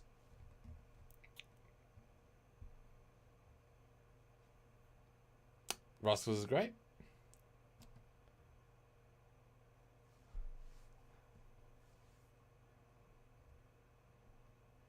And again, guys, I'm raring to change uniforms.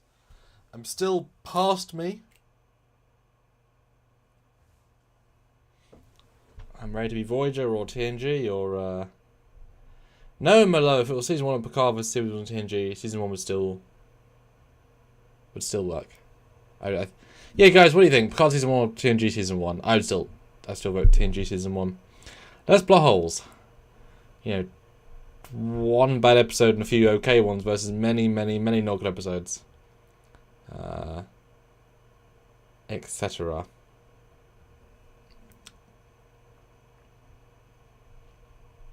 I've returned here. Yes, episode 5, Stuart. Ooh, Imposters.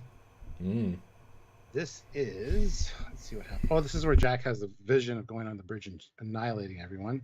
Yes, the start of part 2 of the season. He murders everyone in the first scene. Yeah. We get command of the Titan being turned back over to Shaw. He reinstates 7. And I love this line of, I'm going to give you guys a minute as a courtesy for the event you just survived to get your bullshit story straight because Starfleet's on their way. Picard says he'll take all the blame for this. And let's see. Has a little talk with his son about maybe joining Starfleet. And he's like, if you haven't been paying attention, I'm kind of a loner. I'm not going to do that. We get more Raph and Worfy. Wow, really? Wow. We get more Worf and Raffi sparring moments. And it's kind of all right. They talk to his worst handler who says, no, this is done. Drop it. And they end up going back. This is Philip Gaming, if he's still here. This is his scene. They go back to the planet to, they're now the alphas of Section 6 or whatever. ridiculous bullshit. And the Vulcan, like, gangster guy, very well acted. I like the main Vulcan guy for that. So, and all of his henchmen, Vulcans especially, were amazing in that scene. Getting killed by Worf. Kudos to you, sir. Anyway. Shaw is relishing in it. He's humming on the turbo lift, talking about all the times that they saved the world and yet caused their own problems. Kind of a cause chicken and egg type thing with you guys. Ro comes on board. We run into the Intrepid, which is a fantastic, cool design. Love that ship. But Ro comes on board and kind of starts drilling Picard, and he's like, "I'm curious how you got back into Starfleet. You know, it's ironic that you're accusing us of treason when you basically betrayed me as your captain and Starfleet in general." And then the whole realization you don't have your earring in. Are you a changeling? You got yourself, whatever. Turns out no, because of the autopsy.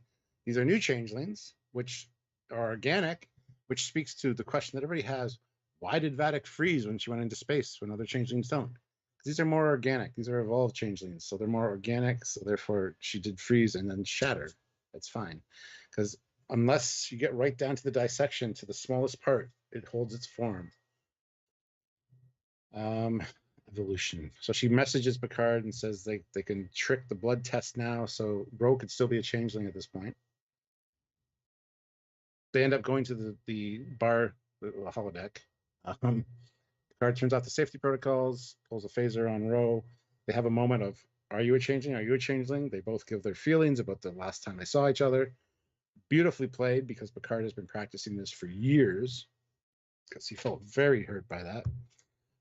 And they basically sit down and have a heart-to-heart and talk about the situation that, yes, there's been infiltration of Starfleet, and she's in charge of the investigation. She says her goodbyes, hands him her earring, and she gets on the shuttle. The shuttle gets two security officers beam up, but they leave a bomb, and she can't. I hate how she kind of freezes, like she doesn't do anything. I'm sure there's something that could have been done, but sacrifices herself, damages the Intrepid in the process, and you get the cool Intrepid, like, great visual. Doesn't make a whole lot of sense with the way the fire and smoke was in space, but it looked great. And at the end, we get the realization that in fact she was the Worf's handler. Worf contacts them. You also see all the files she has, all the infiltrations in Starfleet. You can see where they kind of are on the flow chart. And Jack admits, Jason Bourne's a bunch of changelings in the hallway to try to take them captive, and like annihilates them. And at the end, his mom says to him, like, "How did you know they were changelings?" I didn't. I just killed people. And it's good, because it's not Picard season 2. Let's not tell anybody what happened. He gets right out and says it, and yeah, that's the summation of the episode. Learning about the infiltration of Starfleet from the changelings, which was fantastic. How was it in this watch? Good. It was very good. The Picard Ro moments dragged a little for me this time. I don't know why. I understand that they're very super important, and the things they have to say to each other are also super important. This is Picard. This is the series name. Yeah. It's about him and his relationships. So I love that was kind of wrapped up. I hate to hear after the fact that Ro was meant to survive, but the budget said she couldn't, which was just incredibly stupid in my opinion. But why is that stupid?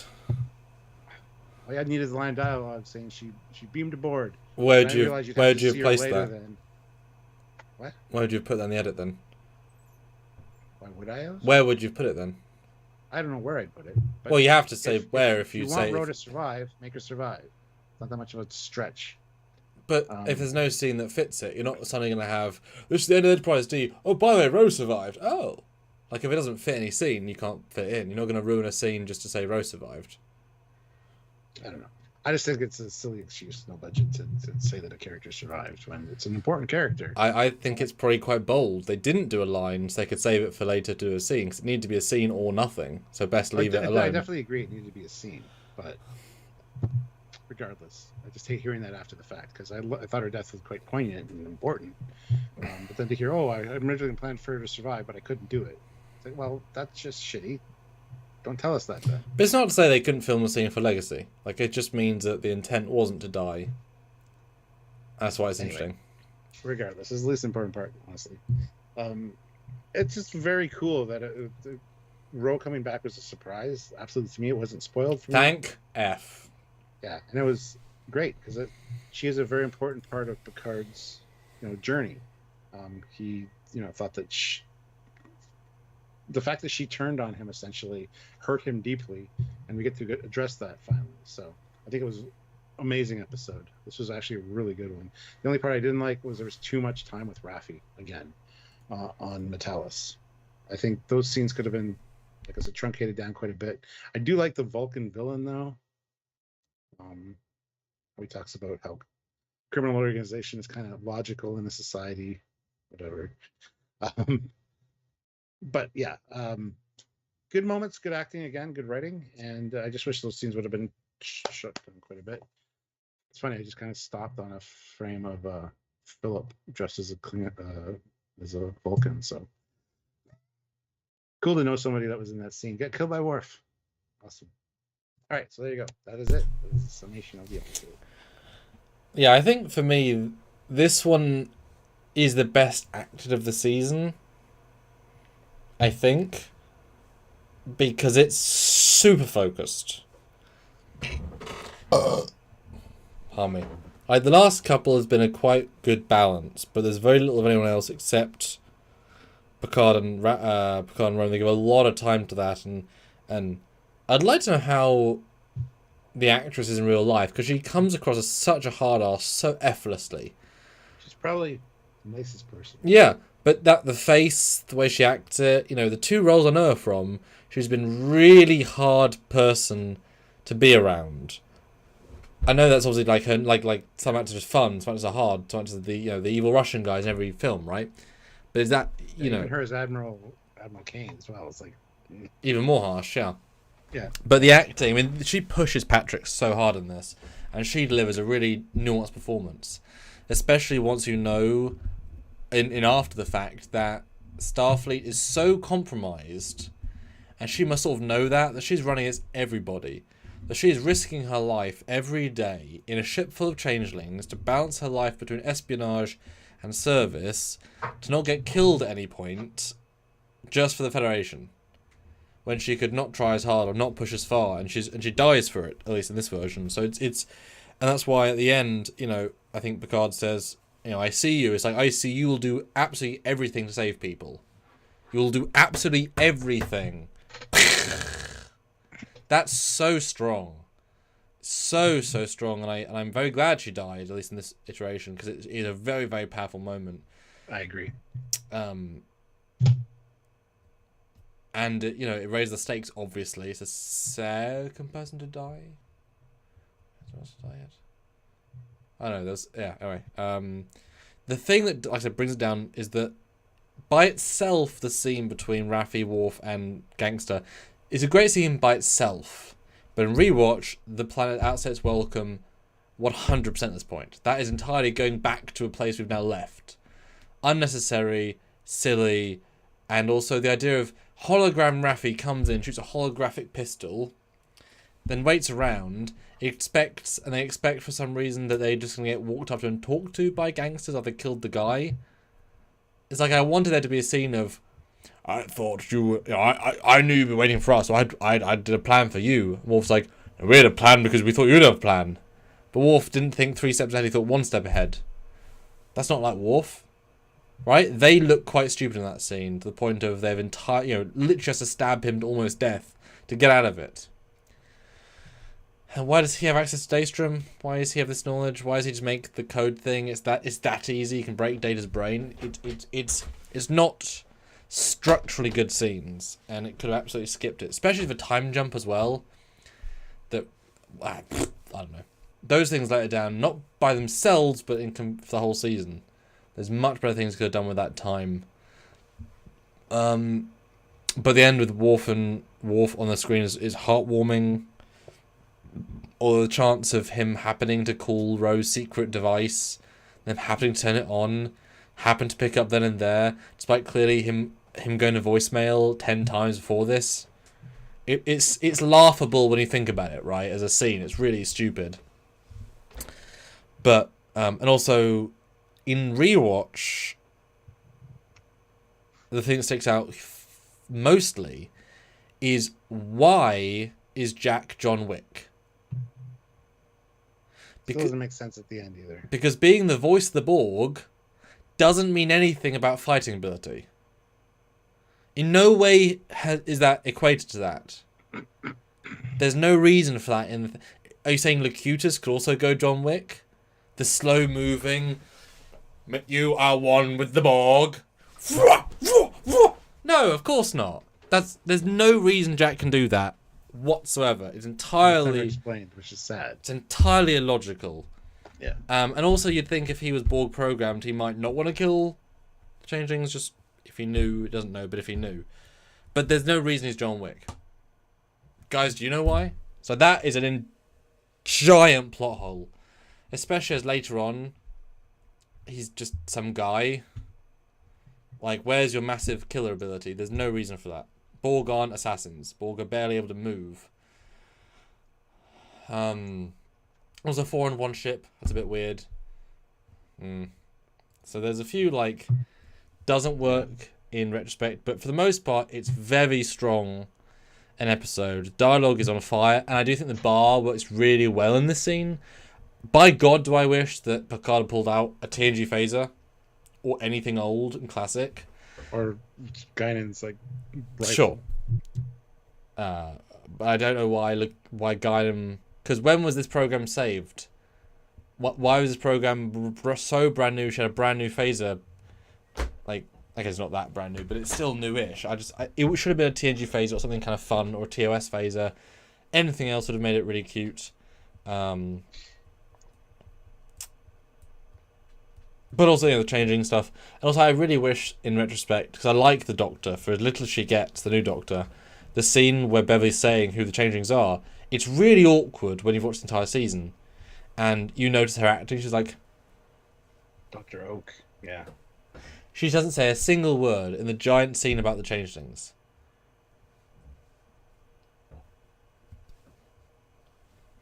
It's very strange in edit. I don't know if they took her lines out, but it's a really important scene, and you could have had a fun back and forth, and it's really weird to see her. She feels like she's seen, not heard, like kept away from it. Yeah. James Williams says, what a poll question. Anything is better than season 1 of TNG. You say that, but when you go back and rewatch it and actually review them, there's a lot of good episodes in season 1. It's a lot better than people remember. They just remember it doesn't get good to season 3, so season 1 is shit. That's not the case. So it's a lot better than Picard season 1. Yeah. And a lot better than season 2 of Picard. So that's the next poll. I'm going to do that. So which is better? TNG season 1 or Picard season 3? 79%, so we got closer, vote season 2 of Picard. All right, AJ Canada Pictures throws in $10. I had to go with Picard season 3, even though TNG season 1 was the only one with Tasha Yar. Yeah, there's some good episodes in that. That's half a shot, so let's pour it. Oh my god, it's harder to pour each time. Cheers.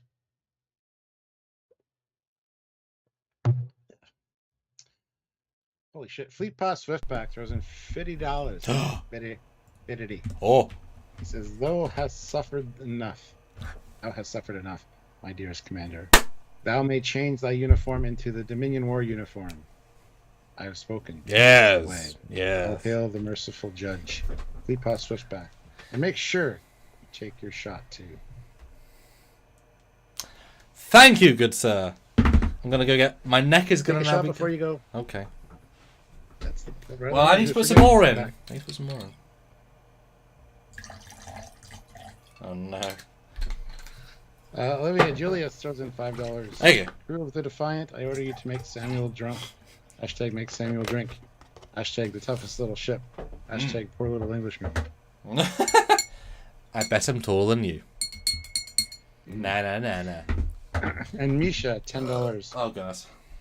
Now we know how Picard turned into an action hero for those films. Locutus all along. Well, actually, I loved that second time when...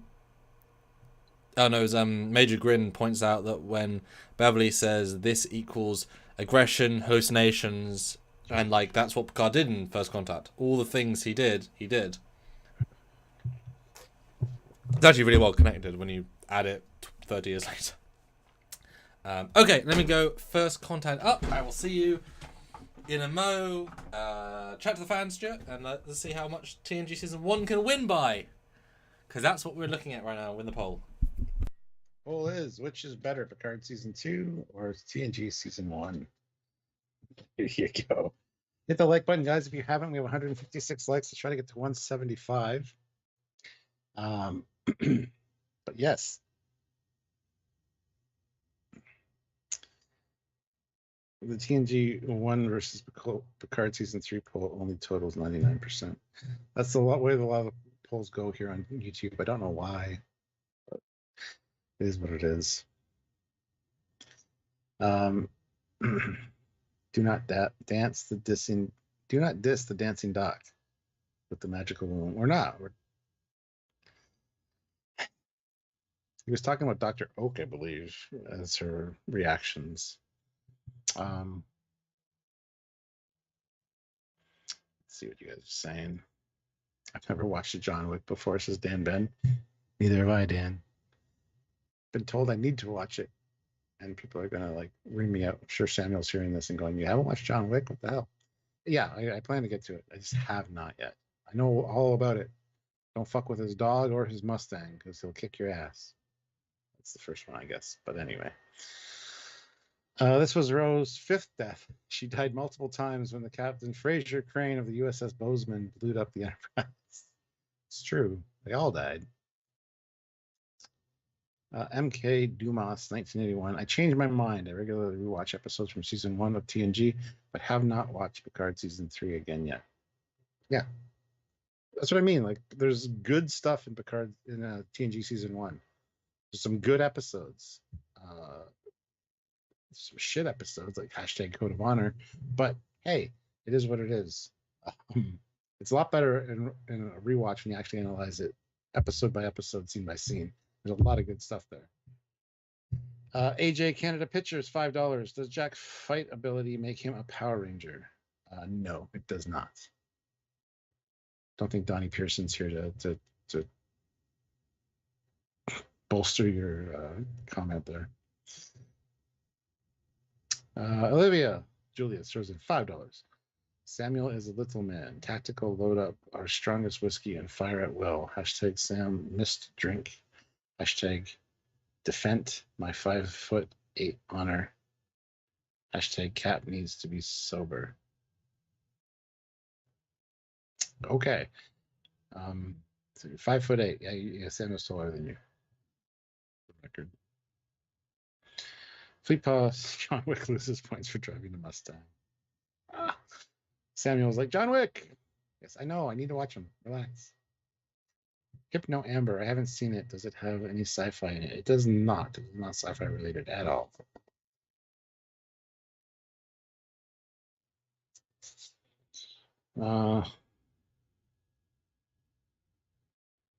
Oliver Lavery Farag. One thing I really like about TNG Season 1 is it really feels like a bridge between TOS and TNG. Yes, because a lot of those scripts were written for Star Trek Phase 2, focusing on Picard, focusing on Kirk, Spock, and Bones. And you can tell that the structure in Season 1 is much different than later seasons. Later seasons, you get a A plot, a B plot, and a C plot a lot of the times, which actually helps the episode immensely. Season 1 is very focused on the A plot, one plot, and that's what TOS style was. So they're redone scripts that were written for Phase 1 or Phase 2 of Star Trek. Oh my God, much to drink. Which were recycled and reworked to be TNG episodes, and a lot of them didn't work. You could feel the TOS-ness of them, but you still had Gene Roddenberry being a pretty heavy influence in season 1 of TNG. So there's a lot to take into account for season 1 of TNG, and it's not as awful as everybody says it is. Joe Torres says, "Have you ever seen The Big Lebowski yet?" Yes, seen it a few times. I've been over 5 years since we have had this conversation. I've seen it multiple times, Joe. Do Elmo says, "I think they will go to the Trelane from TOS and books. It's young Q, and it will be connected in legacy." No, I don't like that it's young Q. I like that it's his nephew. That's been talked about in books. I like that he's related to Q. He is a Q, but not Q himself.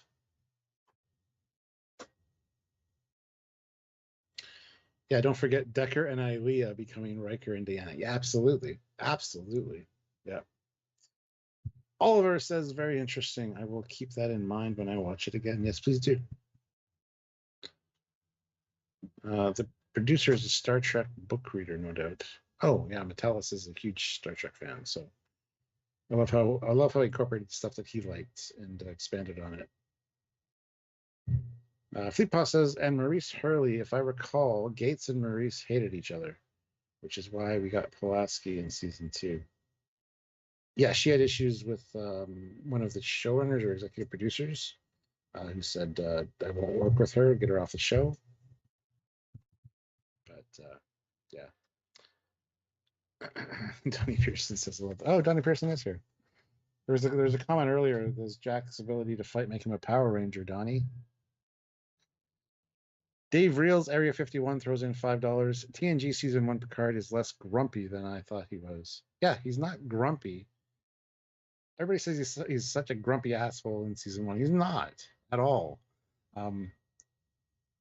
Yeah, go watch our rewatches, our reviews of those episodes, because we were quite surprised in our rewatch of how much good stuff there was in Season 1 of Picard. Hypnoander, TNG Season 1, when it came out, had a fair bit of camp to it, but that's what I loved about it. TV was different then, and that's what I love about it. Yeah, there's a different story structure, different ways of telling stories, and like I said, there were revamped scripts from Star Trek Phase 2. So, hi, Stuart. Hello, look at that nice uniform. It's one of the fancy ones. Yes. So where do we get to then? We're going into... Did we do scores? No. Don't think we did. We didn't. Scores. Episode 5. Scores. No. I'll go first, I guess, for some reason. I think we last. Yeah. Go first. I think this one... I'm going to give it, despite the Raffi theme, which again, in situ it's great, in context it's too long. I'm going to give it a 9.3. It's great. Best of the season so far, probably. For me. Your thoughts? I'm going to give it a 9.7. Which I would agree, probably the best of the season. It's just really well written. Yeah, I'm looking at my folder for Picard Season 3, and I'm missing episode 6. I know. Hashtag please send again. Me? Help me. What do you mean? Help me, Commander Cocky. Send what? Episode 6. It's the museum one. What do you want me to send? What do you mean? Send it. I don't have it. I don't have the video in my Picard folder. The most important one you deleted, Stuart. I didn't delete. It's not in my downloads folder. And it's not in my Picard folder. So I don't know where it went. Well, you know this one, Stuart. It's the museum episode, Stuart. I'll go first. I'm well aware. No, I'm the one that recaps this one. Oh. but I don't have it in front of me to recap it. Oh, so I mean, it's not going to get to you in the next 20 minutes, and also it'll hurt the live, so I can't really send it to you. Sorry. Well, then you recap it then. Okay. I mean, you got your stills, haven't you? Cause it'll take 30 minutes to send to you, so it's not practical. You have the stills. Well, put it on your to-do list and don't forget about it. Okay. It's one I don't know why it's not there. That'd be the most important one. Yeah. Number 6. It is the museum, ladies and gentlemen. We're going to Daystrom. I'm recapping next. I have my stills though, so we're gonna jump back into the proper flow. Stuart, take it away. Thank you. Oh my goodness! All right, so they're looking for the Titan. The Titan is dropping relay buoys to buoy mask their locations, and it's pissing Vatic off. But that's the way it is. Let's see here. Okay, we have a Jack and Picard moment again in the bar, reconnecting and talking about how I think do you need this scene? And Picard's like, no, I think I need this conversation.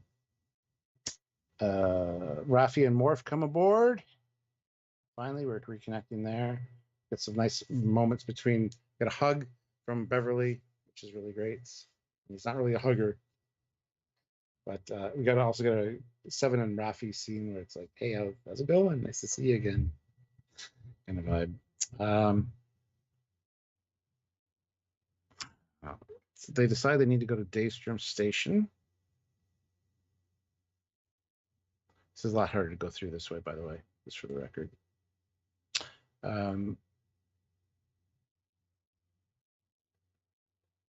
Anyway, Riker and Worf decide to go down to Daystrom Station with, well, who'd they go down with? Oh, Raffi. The station is like, hey, how's it going, guys? What's up? Who are you? And they basically bypass the security system and get in. We see a lot of good Easter eggs in there, including Genesis 2 device, Kirk, attack triples, Moriarty. I hear B-. C flat. Oh.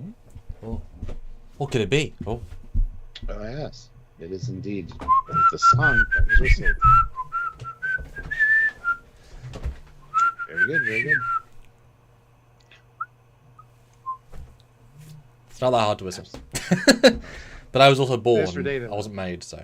It's a nice flashback to the first episode of TNG, where Riker meets Data.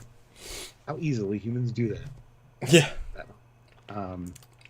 Anyway, the security system uses Moriarty and kind of hints to Riker as to, hey, you know, because it recognizes them facially when they come on board.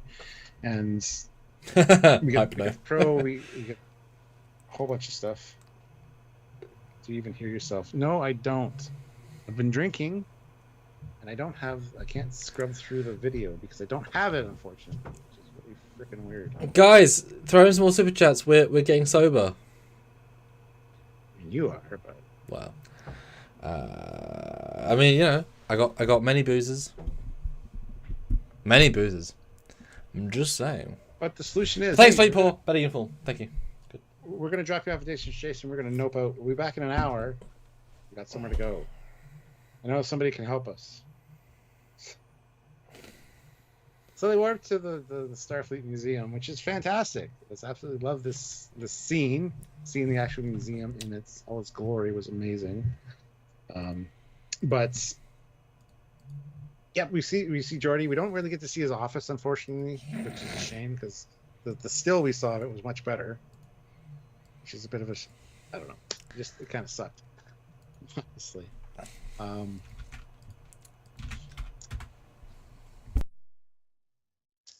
Let's see. Yeah, so we meet Geordi. He comes on board. He's decided whether it warrants a hug or not, but yes, he gives her a hug right away.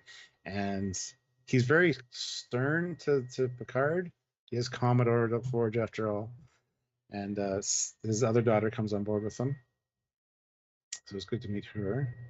Then we get the whole talk between him and Picard of, you know what, I can't really help you because even if Starfleet is infiltrated, they'll come after my family. So unfortunately, there's not much I can do. To which Geordi kind of gets dreamed out by his daughter, Sydney. She comes in and goes, you know what? These are my family. Like, no, we're your family. How do you think we felt when you got lost in that nebula? And she's like, you taught me that this is my family, my crew. And it snaps Geordi into realization that he needs to help them. Well, the nebula happened 2 days ago. Yeah. Why would they even had word they were in a nebula? They wouldn't know. Like who? Just that they were missing. I think the ship just went off radar. They wouldn't know in a nebula though. No, he didn't say that. He just said, "What do you think when you went missing?" Okay. What do you think we felt when you went missing? Okay. Okay. So, anyway, back on Daystrom, they find Data. They hear the Ultan Soon log that he basically put Data, lore, before all that together into one golem synth body, the one he was saving for himself, as kind of an experiment. A little bit of him in there as well. And yeah, I've had too much to drink. We get a really nice moment on the bridge of the Titan where they're going through the ships, doing like a Starfleet quiz. Jack's the Constitution class man. We hear 709 talking about how much she loves Voyager. It was where she was reborn. It was her home. And very nice moment. We find out too that the bounty is there, which is the name of the episode, the bounty. And how well do you guys know the museum? Says Jack to the daughters. It's like we can go in there and get something we need. They steal a cloaking device, for Christ's sakes. There's not a lot of problems. There's a few problems with this. First of all, the distance between Athens Prime and Daystrom Station being less than an hour is kind of like, not really a problem per se. Sure, no. Less than 25 minutes to get there and back. It's not an hour. It's 25 minutes. He said we'll be back in an hour. Exactly. So you got to get there. You got to get back. Talks to Geordi and comes back. Yeah. So exactly. 25 minutes, and that's giving you 10 minutes to actually talk to Geordi, which is already not very long time. Yeah. Yeah, I know. I hear you, man. Anyway, they end up stealing the cloaking device. Now, the ships, the Sternbach and the whatever the other one was, I can't remember it, that were there patrolling. I mean, that's great. They hide the while they're at the museum, they had the Titan in the one ring, which is whatever. But when they come back to save the day, they beam everybody off except for Riker. Then the Titan fucks off, and the other two ships don't even bother chasing.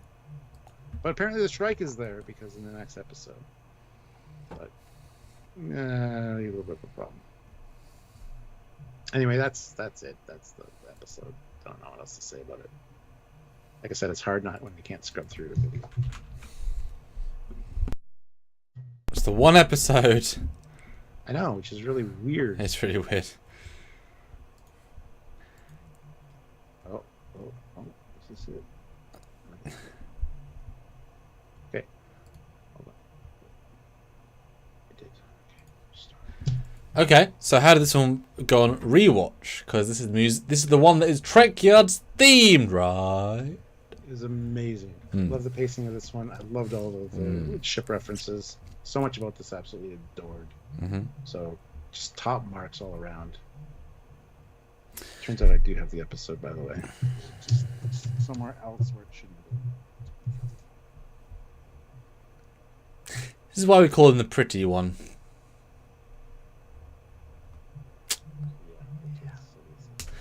Yeah, so this is an interesting one because, of course, it is the wham bam, here you go, right? It's the love letter, it's the canon logic, it's the vam, it's the everything, and the kitchen sink. But as a strong core, because we've established every character, so we get to have the fun moments in Jack and Seven. It feels earned, it feels logical, it feels connective. That all works well. We get the new dynamic with Geordi and Picard, which is different and yet super relatable. You know, Geordi has been happily doing his museum for 5, 10, 20 years, just having a nice time. He's very much left the save the world game. And so, of course, he's not a coward by any means, but he's thinking, I could just take my daughter off and do your thing. But he's forgotten that, besides the Starfleet family, Picard is not a one to do these things willy-nilly. So Sydney knows this is very important. And in fact, Joy says in the middle of the episode, I can't protect my daughter and have her be on the ship at the same time. The caveat, of course, being if he joins the ship, he can, which is what he then does. But he doesn't think that way yet because he's whatevering. So I like the I mean, his acting is phenomenal. It's sort of the same scene again and again, but it's still beautifully nuanced, and his thing with Sydney is wonderful. And you know, it's been too long since they've seen each other, which is sad, but you get it. And you said this one with Worf came back as well as that last week. Yeah, because Daystrom. Yeah, so that's a great scene by itself, and now we get 3 Worf hugs as well. I think we get 3. Yeah, we get the one Worf hug here where he's like, right, because we're not hugging man, and then you get with Raffi at the end, and there's another one in between. So there's it's funny the hug has become an in joke in itself, which is kind of fun. I wasn't expecting to have the first time, obviously, you know, this much Daystrom leading into museum. Of course, distances being the big problem there. But in rewatch, it is, you know, finally we're here, we're going in, and then this hard cut. But it's just odd to think that, given that we know that this planet is also minutes from Earth, the entire fleet is there. It plays really odd in rewatch how they warp in undetected. They beam someone onto the station undetected, which you can't just do is have shields up, right? You can leave and not be chased, which doesn't make sense either, of course.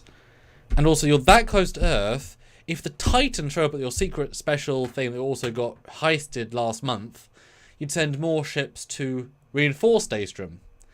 So for them to warp in even 1 hour later, because it took them less than an hour to get here in episode 9, I was expecting a whole fleet to be here, an epic fight. Like, even though I knew what was going to happen, it feels as if that should happen the second time round, because the one renegade group is here. The changelings know they're renegade. You don't just let them get here. It's very strange. Same thing with beaming them out. You put your shields up? Why has Daystrom not got shields on? Why? There's no reason for a lot of stuff. You shouldn't need transport inhibitors to block beaming. You just turn shields on. That's how shields work. They block beaming. It's kind of the point, right? Like there's a real misunderstanding of how Trek logic works here, a la the sense of at the end, and they chase you. No, okay, it's a thoroughly broken episode in a few of those things, but also the fun is real. The museum ships are lovely. There's a really funny shot of all things change and evolve. We must move forward into new evolutions, and it cuts from the Enterprise refit all onto the Titan. Say, oh look what you're saying, that the Titan is the next best Enterprise.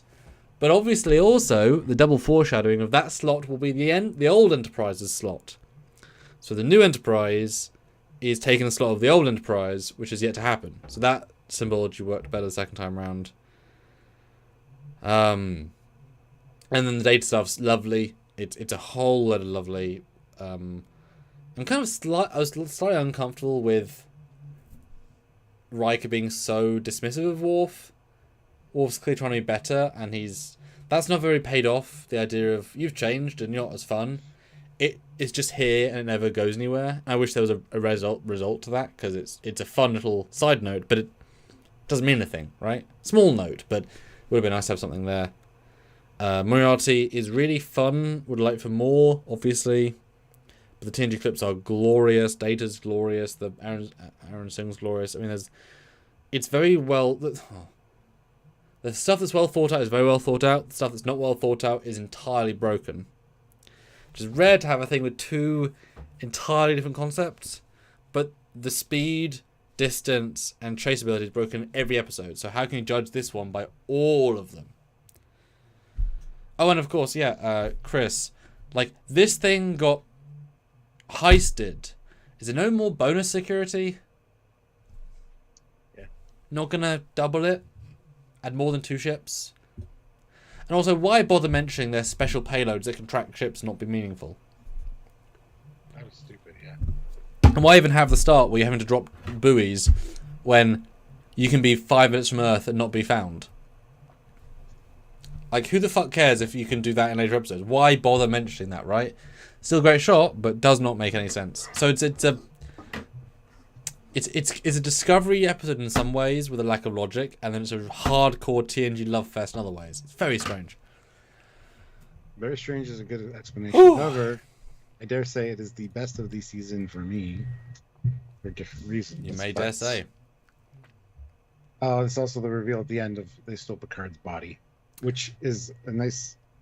The hologram is a nice visual because it has Locutus for a second, and then you see the Starfleet emblem for just a second. It's really kind of cool the way they did that. Yeah, I don't think you can not see that after you see it. Yeah. Misha, that throws in $10. Thank you. 9.75 out of 10. Ooh. Peanut's favorite episode of the season. There's Half Shot. And then Classics for Real. Classic for Real, sorry. $50. For all the talk of Geordi's daughters, Riker got no qualms, hopefully, stunning someone's daughter and sons. But then again, Vadic vaped two people's sons. Also, Sam Part 3, or P3 meant Picard's 3. Gotta go. Gonna have fun explaining this legitimate purchase of Picard. Let's have fun with that. Thank you so much. They are legitimate purchases. We appreciate it. It really helps. So when does Riker stun Geordi's kids? I don't think he does. I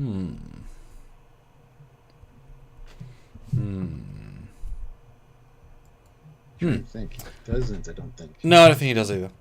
Score-wise, I'm gonna give this one.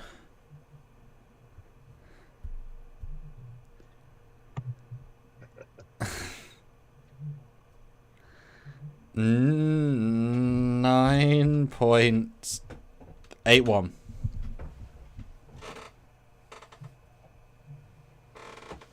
9.8. That's exactly what my score was going to be. 9.87. Just to be higher than mine. I really like this episode for the museum and for the ships. But it's also really well scripted. There's a lot of nice bits. And it also foreshadows a few things. Jack jumping in the captain's chair, the last episode, foreshadows that. Foreshadows Seven finding a family. Foreshadows their relationship. It's a lot of nice, like, they know where they're going, so it links in well. And I still absolutely adore the CG of them cloaking the ship mid. Like, they have to roto everyone out and put the cloak effect. It's such a nicely done effect. It's so difficult and so nicely done. Big good job for them, because it's visually it's a hard thing to do. Classic for Real says Riker stuns a woman. Oh, and two guys in the Daystrom halls. Oh. Also, Sam, where's my Picard season 3 uniform? Anyway, I gotta go, but I'll be listening. You gotta go change, I guess. Well, no, but I changed into that. That was the first one I did. Can you pick a different one? Because we did that like an hour and a half ago, 2 hours ago. Pick a different one. I have Voyager, I have TNG, and I have Prodigy. And Peter Lukaku, there's a 550 Canadian. The Titan should have never been renamed Enterprise. It's awarding mediocrity and underwhelming. Wow. I have a thought about that later on that I'll get into. Yeah. I did notice that, yeah, it is odd that when Riker says, I'll stay behind and I'll shoot, he has kill setting on. So he's actively murdering the security team that comes to get him.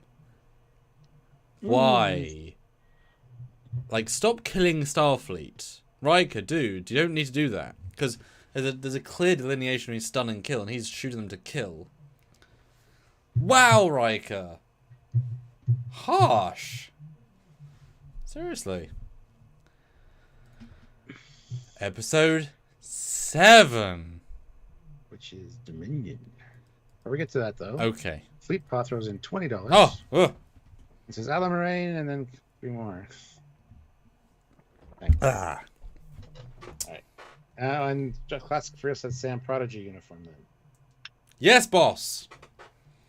That one's rarely used. All right, guys, hit that like button if you haven't already. We have 162 likes. Let's try to get to do 180, I guess. Sure. Yes. Broken. Yes. Fleet Paw shot. Thank you, Fleet Paw. But I'll swap the poll though. That's all I know. We have. Fleet Paw throws in another $20. Oh, God damn. Alan Moraine, if you can see. Oh no. He did three $20 super chat. Holy shit. Okay, four now. Alan Moraine count to four. Alan Moraine, then three more. Alan Moraine, if you can see. Then last one is Alan Moraine, you follow me. Wow, dude. Fleetport Alan fucked us with that. Alan Moraine is never harder for anybody. It has right there that a vodka. Yep.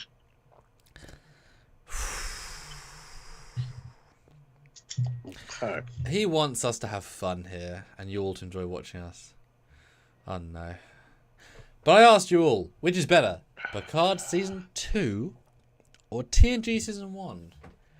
I'm thrilled to say that 80% vote for the 1980s classic TNG Season 1. And if that's not an indictment to Picard Season 2, that most of you vote that the worst season of TNG is better than Picard. Rightio. Fleetbot throws in another $20. Oh, no. Says, oh, and Samuel, you need to add more vodka to that glass and chug the whole damn thing. You're not drunk enough. Stuart, I'm seeing more blurry than I was like an hour ago. So I believe me, I'm.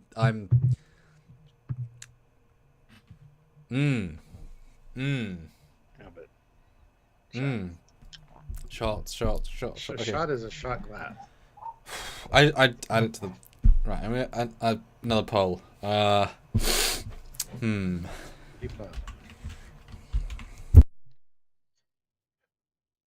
to drink this one. I'm gonna sip on this one. Sam and Cap need to switch to Wayne Gretzky's number 99 whiskey. Nah. Peter Lukaku, 220. Missed my last super chat, drunkies. Did I really? Peter Lukaku, 550. If there is a Star Trek Legacy, I won't be able to handle the Titan for another 3 or whatever seasons. It looks very pretty though in some shots. It's a nice looking ship, but I see what you're saying. What? Especially the interiors. Well, the interiors have been destroyed since they filmed, and you'd like to think they'd build a better 3D model of the exterior, so it would get the hero treatment. I'm assuming, but you'd have assumed the same for this season. It didn't, so.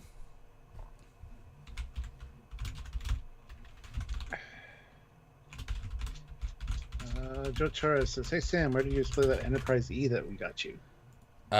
It's where did I display it? Yeah. I mean, I haven't got any box. I mean, you've seen my desk, Stuart. There's not really a display. I haven't got a display space. It's ironic because I have the Enterprise E Bandai on my desk right now. Oh yes. It's a beautiful model too. No, it's carefully in a room with no light to not damage the box. Because you don't know my house, but I really have almost no storage space. I mean, my storage space is You've got no display space right now, Joe. Yeah, my display space is called my desk, and my desk has no space, and everything else is storage space. So I have too much stuff. Because I also have childhood stuff in this room because I have one office space. Anyway, I'm gonna go Prodigy, so I'll see you in a minute. God, that's 4 comm badges in as many uniforms. Nice. See you in a minute.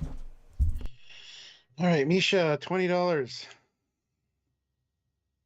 I'd love to see blurry, so for that, I have another matey. Misha. The difference is I'm actually doing shots. Shot glasses shots. That's what we signed up for. It's our job. Which is a great thing to say that this is our job. So can't complain, honestly. So Misha, here's to you, sir. Thank you so much.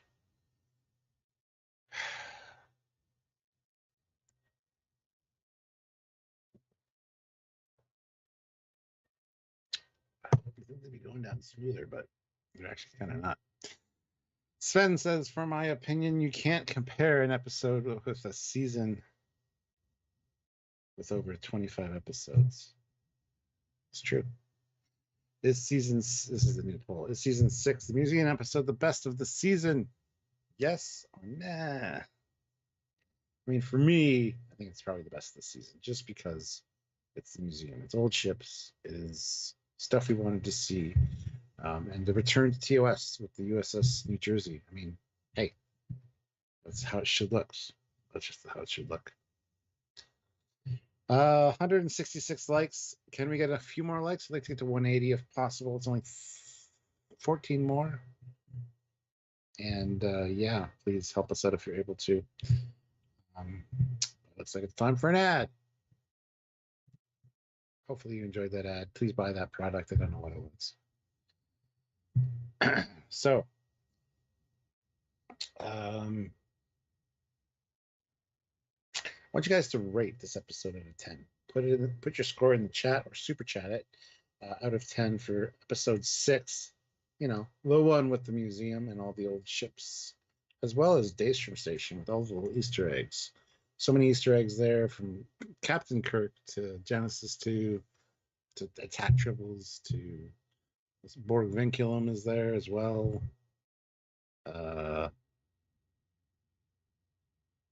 bunch of other stuff. A Drexler animal, which is like a little bat-like bird, which is named for Drexler's pet Beaky, his little parrot friend. So, Fleet Pod Swiftback throws in $5. All hands target Samuel for drinks. He cheats and isn't drunk enough to make it so. Wow.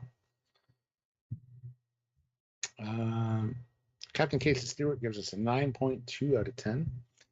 Urs says an 8 out of 10. Michael Richmond says an 8 out of 10. Is it the best of the season, though? Go vote on the poll, guys. Because right now that poll is at 50-50 with 42 votes. You could make the difference. You could say, nah, it's not the best episode of the season. Or yeah, it absolutely is. Go vote. But you get 100 votes on that at least. So if you're able to, please do so. Eris says for the ships, I would say a 10, though, so that would be an 8.8 out of 10. Okay. You're averaging. That's good. Okay. It's fair enough. Fair enough. Fleet Paw, man, you're just killing it with the super chats there. I appreciate it. I really do. I think I hit all the shots I needed to do there, but oh my god. I wonder if I should change from Kraken Black Spice Rum to something else, because this is still tastes like paint thinner for some reason. This stuff's really good mixed with cola. Actually, Kraken Black Spice Rum with Dr. Pepper is the bomb. It's amazing. Yeah, it's just hitting a little rough. I don't know why. Christopher Jackson, it's the top of the season. I'm not sure if it is the best. Okay, fair enough assessment. When Sam gets back, we're going to be going into episode 7, which is the Dominion. And it's the one with lots of stuff going on. Well, most of the crew is back together now, which is great. I would give a synopsis, but it's Samuel's turn for the synopsis, so wait for him to get back. Matt Boardman, $20. Stuart takes a shot. Oh, Matt. Matt, you bastard.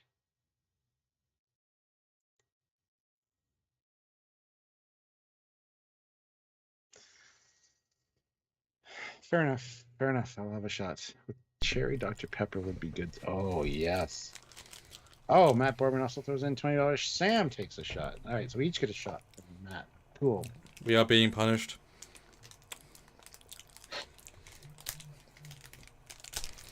You know, some people like being masochists. Some people like someone hitting them repeatedly. Some people like whips and chains. Some people like super chats that make them forcibly drink alcohol. I mean, we're all different, right? Here I am, guys. My prod uniform. How do I look? You look very Look like Bacardi rum. You should be drinking that. Got my giant white threading. Oh, man. Matt, I'm gonna finish this bottle of vodka in this glass. That's what I'm gonna do. Just for you, Matt. Matt also throws $10 and says Sam takes a half shot. Oh. Shot and a half. Oh, I saw them. That bottle is now empty. So I'm gonna fill that shit with orange juice. Oh no. Whew. Okay. But well done, episode 6. You done good. But the rest of the season's gonna be just as good, right, Stuart?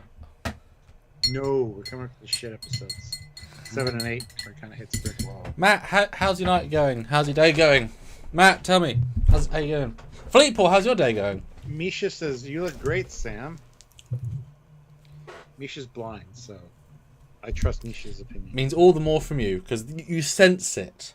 So you see the Matrix... It's radiating through the screen. Yeah, because you're feeling the green code, and you're sensing the suave factor. You can see the woman in red as well. It's in the background, though.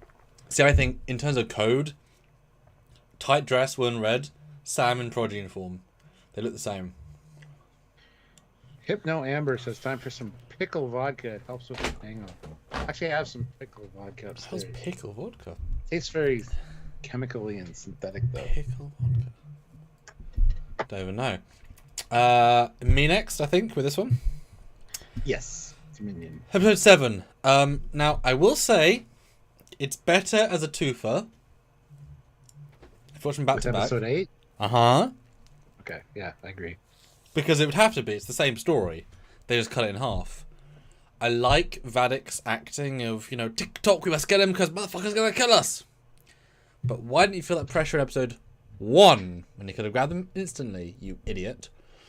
Again, there's a setup of no transporters. No payoff to that. Yeah, we're taking a shuttle, no transporters. Okay, there's no payoff to that. There's a huge... In this episode, it's very strange that her henchman gets shot in the head multiple times, doesn't die. So they can both survive all of the guns, at the same time, none of the guns. Because he keeps getting killed, yet doesn't get killed. It's weird. It's really, really strange in retrospect when you watch that back to back. This is the sickbay episode, too. Yeah, Picard doesn't move from sickbay, give or take. Jack as well. I don't. Vadic walks in and she's like, yes, we were beaten to the punch by a Vulcan warship, and that's totally believable. And we're gonna go to the shuttle bay, and Jack is gonna happenstance to meet us exactly at the right spot. Sure, no, and they happen to damage the corridor in advance to sell it, as if they knew Vadic was going to use a shuttle, not a transporter. There's no way to predict that. There's no logic behind that whatsoever, right? But I always skipped into that. It's 2 Vox scene, which is great. It's simple, it's fun. Captain 7 being Captain 7 in Precursor. Zombie Riker, fantastic. Yes, 2 Vox, yeah. The scene with Beverly and I like the misdirected because we're very, very, very much being told it's about your body and how is your body going to Jack's DNA to make a special, a perfect replica. Total bullshit, right? I love it because then when the Vadic later they're like, Vadic, we know the truth. You want my body to make a perfect replica? She's like, what about Jack's DNA? What about him? Oh, nothing. It's really funny when you know that there's a nice... It doesn't work as well on purpose. It's kind of nice that way. And obviously I'm skimming as well through the episode. So there's some good bits. The Data scene is fantastic. I kind of wish we had more Data because he's so good as Data. He's great. But it's good. Law's great. The redress of the sick bay. Now it gets obnoxious because it's always the same room. I like the room... But it's too many times used. Now it starts here. The Bald Queen scene where she makes Vadic's face go wonky. It's not what Bald Queen would do, really. It doesn't really connect. It's not really...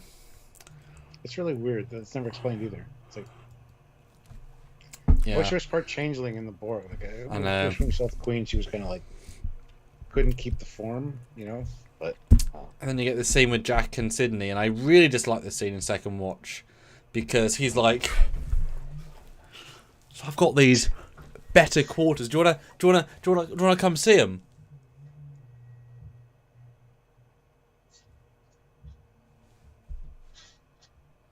She doesn't say anything because we hear it in a monologue, but in reality, it's just crickets. And she walks out of the room after she touches his hand. It's like, Sydney, say something. He just asked you out. You're saying anything. It's really, really poorly done when you take away that moment, because she's basically saying "fuck off, you're a creep," but then she says, "Is he being charming? Is he flirting?" Say something then. He asked you out clearly, and then she says, "Why did you do that?" And he's just like, and then she walks away. Why did you touch your hand? Yeah, just was reading your mind. But because we have it in monologues, the editing is entirely broken for that scene, and it's a really stupid scene. I really dislike on second viewing. It doesn't work at all, and it kind of hurts their dynamic. And the whole running through corridors is dumb. No, doesn't matter how much you punch a force field, it's not gonna break. Shut up, stop. You can shoot it. You can shoot the walls. Not gonna hit it to death. You're already a fucking weak changeling that can get killed. Fuck off. It's dumb. And then Vadik in the... Just kill her. If you're gonna kill her. My face is numb. And not just that, but there's this really weird moment where it's played very clearly as they say, "Why is Vadik so calm? She has a plan." Yeah, she has a plan. Cut to Law. "Let's let them out." Blah, blah, blah. No, Vadik had no plan. She was smiling. She was about to get killed. There's no connection here. She had no plan. What? Stupid. Doesn't work. The logic of this episode. She knew Law, who she didn't know was on board, was going to save her, who she didn't know. No, it doesn't work. There's a lot of stupid leaps here that kind of starts breaking apart. As if maybe Terry went off to focus on episode 9 and 10 and didn't check this one as much. Same thing with getting onto the bridge. No. Just doesn't... Like, the edit is so terrible. Seven's like, up to the... Oh. Oh, it's the wrong phase of it. She goes up to the turbo lift. Okay, they're not there. She turns around. She doesn't hear behind them. She waits. She waits. She waits. Oh no, I'm being attacked from behind. You can hear them. Everybody can go. Turn round. There's so many editing and errors here. This is the worst of the episode by a giant step. This lets the season down. Well, let's get into Superchats and I'll get my thoughts on this episode. Fleet Pot throws in $20. God damn, man. Your whole paycheck is Trekyards related. It's great. Considering how much pay you'd be a moderator.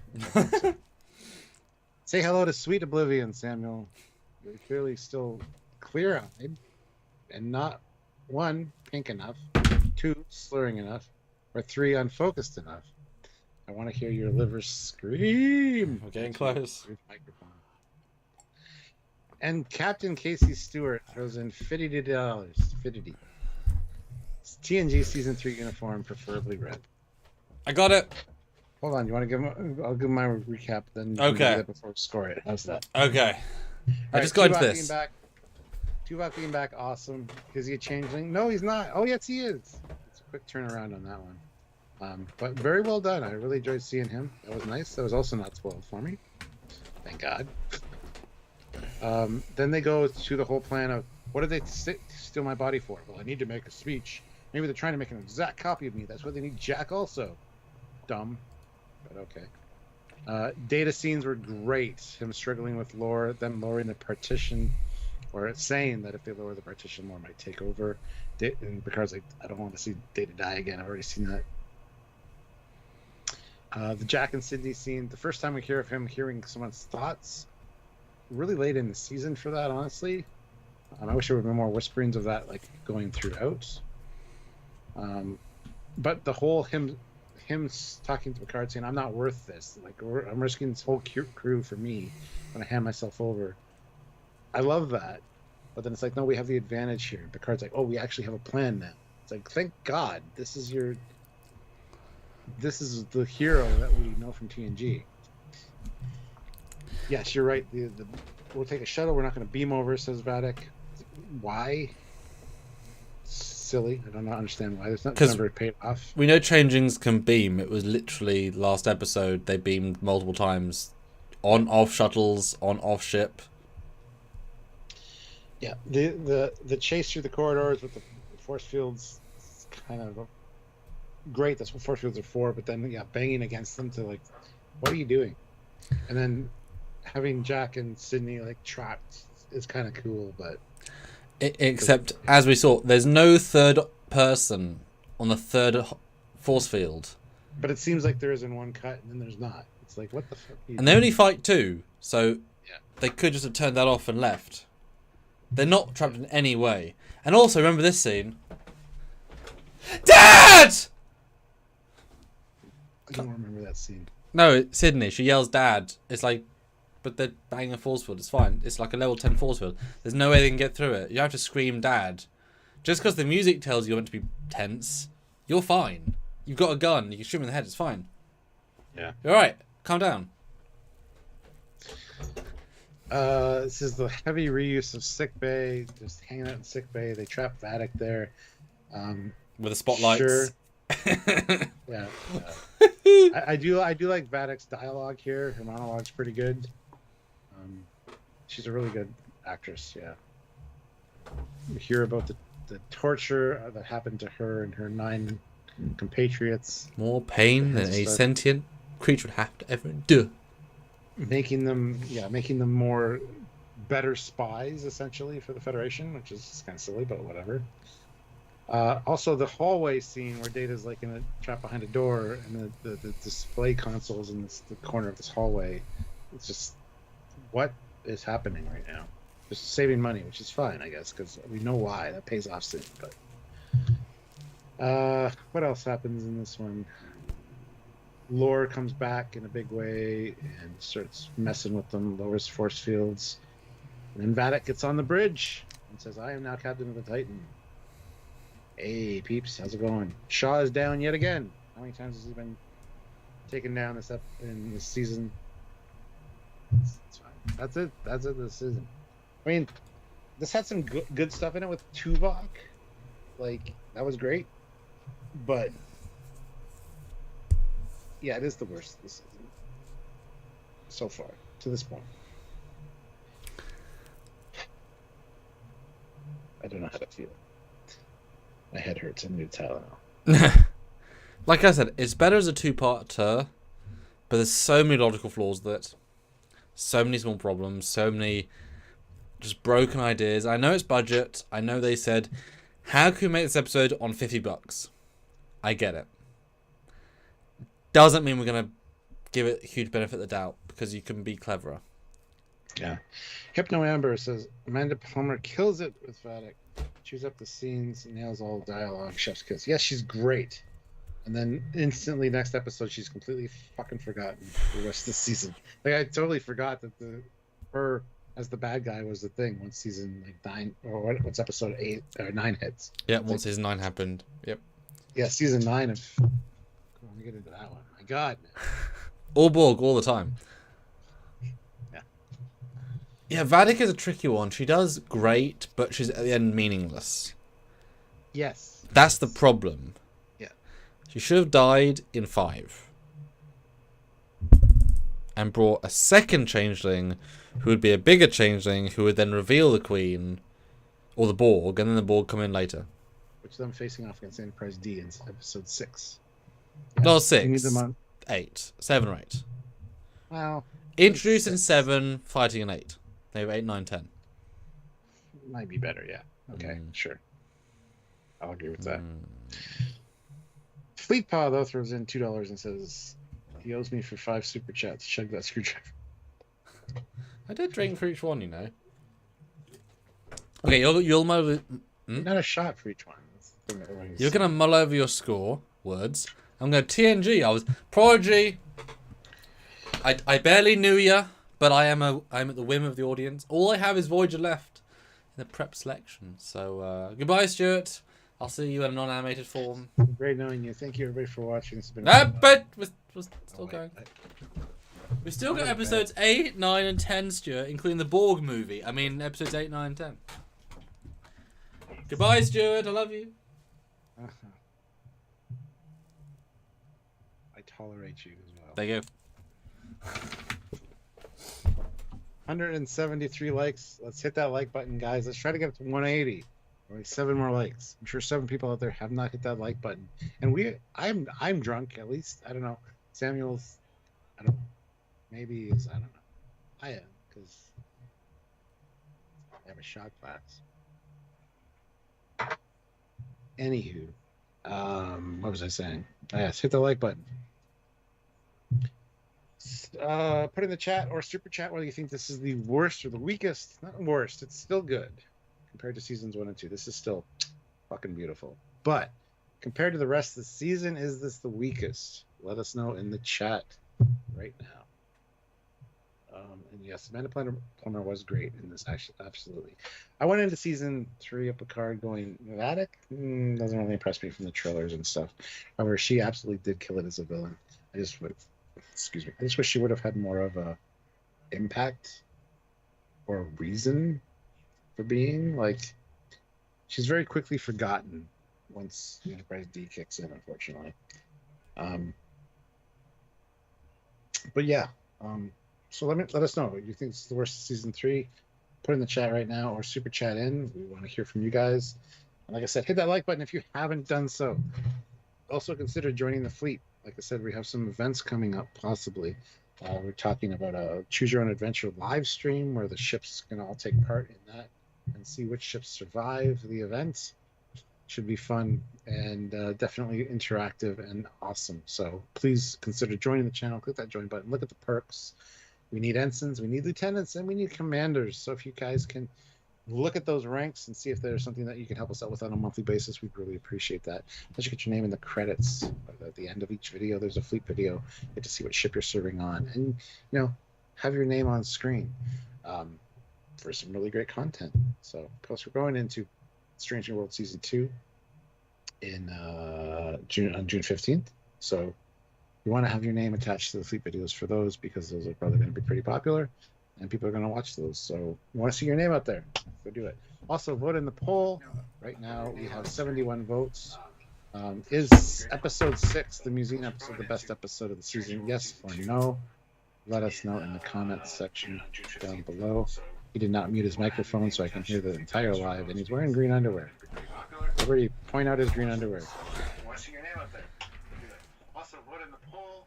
Right now we have he's back. He's back. Look at that. He's back. Episode 6, the museum episode. Oh yeah, I forgot. Forgotten when. I wasn't muted.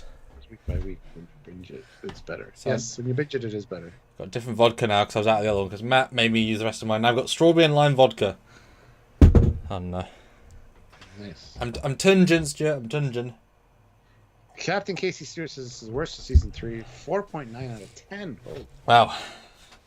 Whew. I wasn't gonna give it that low. Okay, Stuart.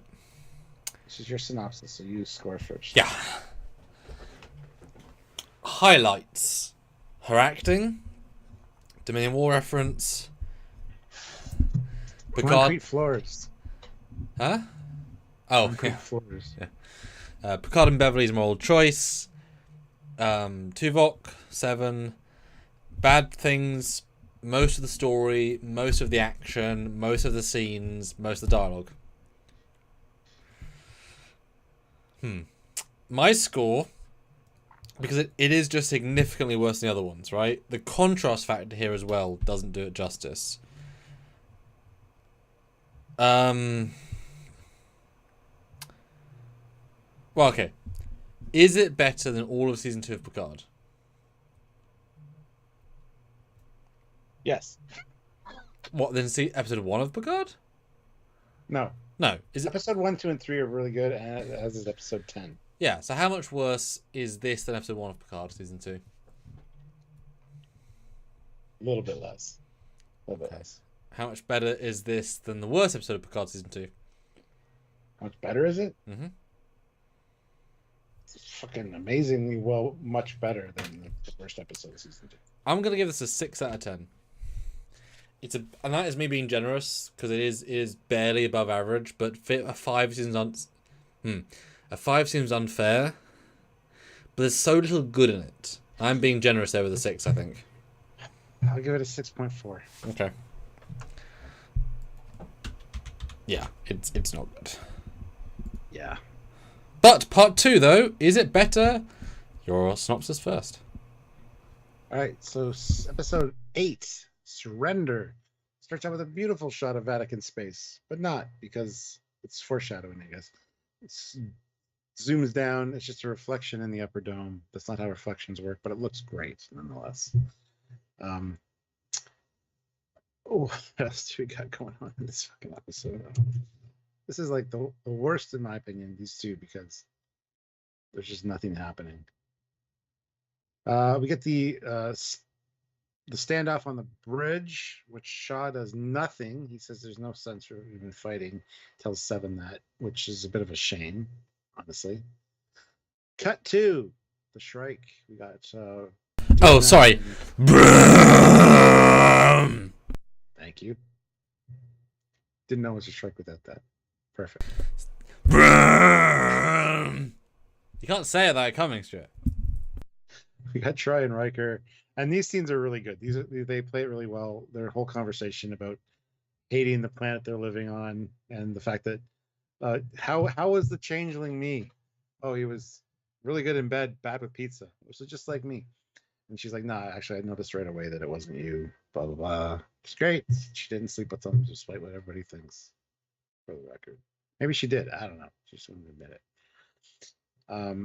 So those scenes are great. When Worf busts them out, fantastic. I love the little moments of the trifecta of the three of them, like the love triangle thing.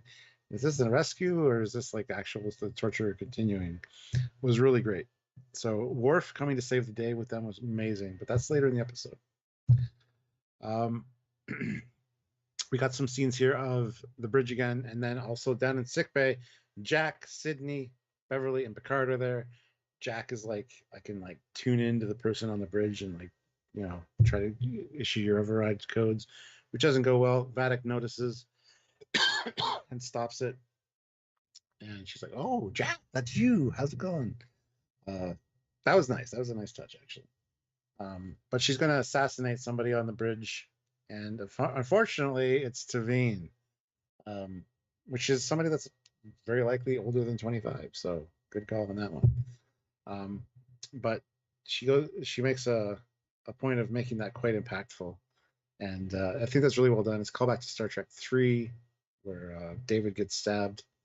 So we also get the Data versus Lore in his mind, where he's battling Lore and handing him all the stuff that means everything to him. I love the reference to the Deerstalker cap, as well as the Meerschaum pipe from Sherlock Holmes, the deck of cards, the Tasha Yar hologram.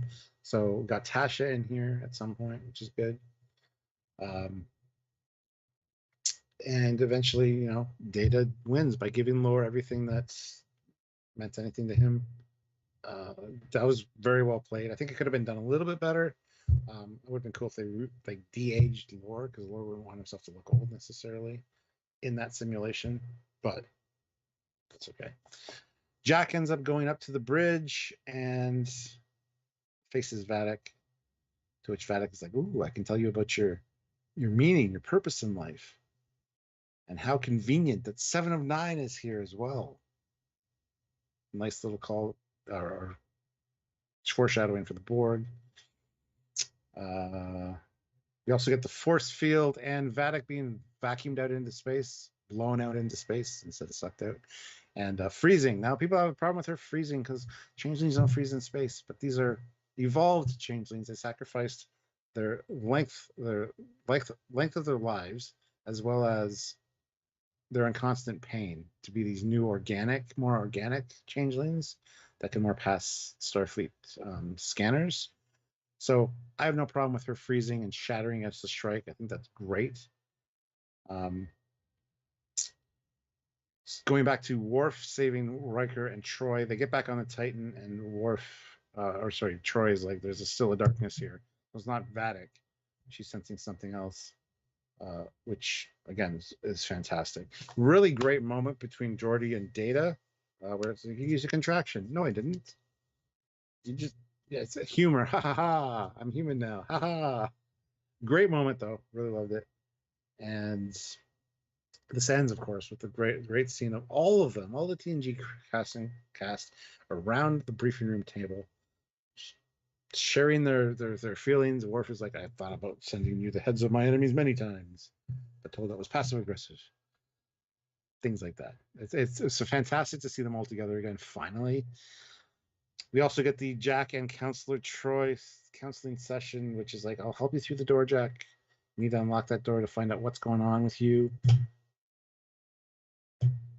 Cliffhanger. Hi, how you doing, guys?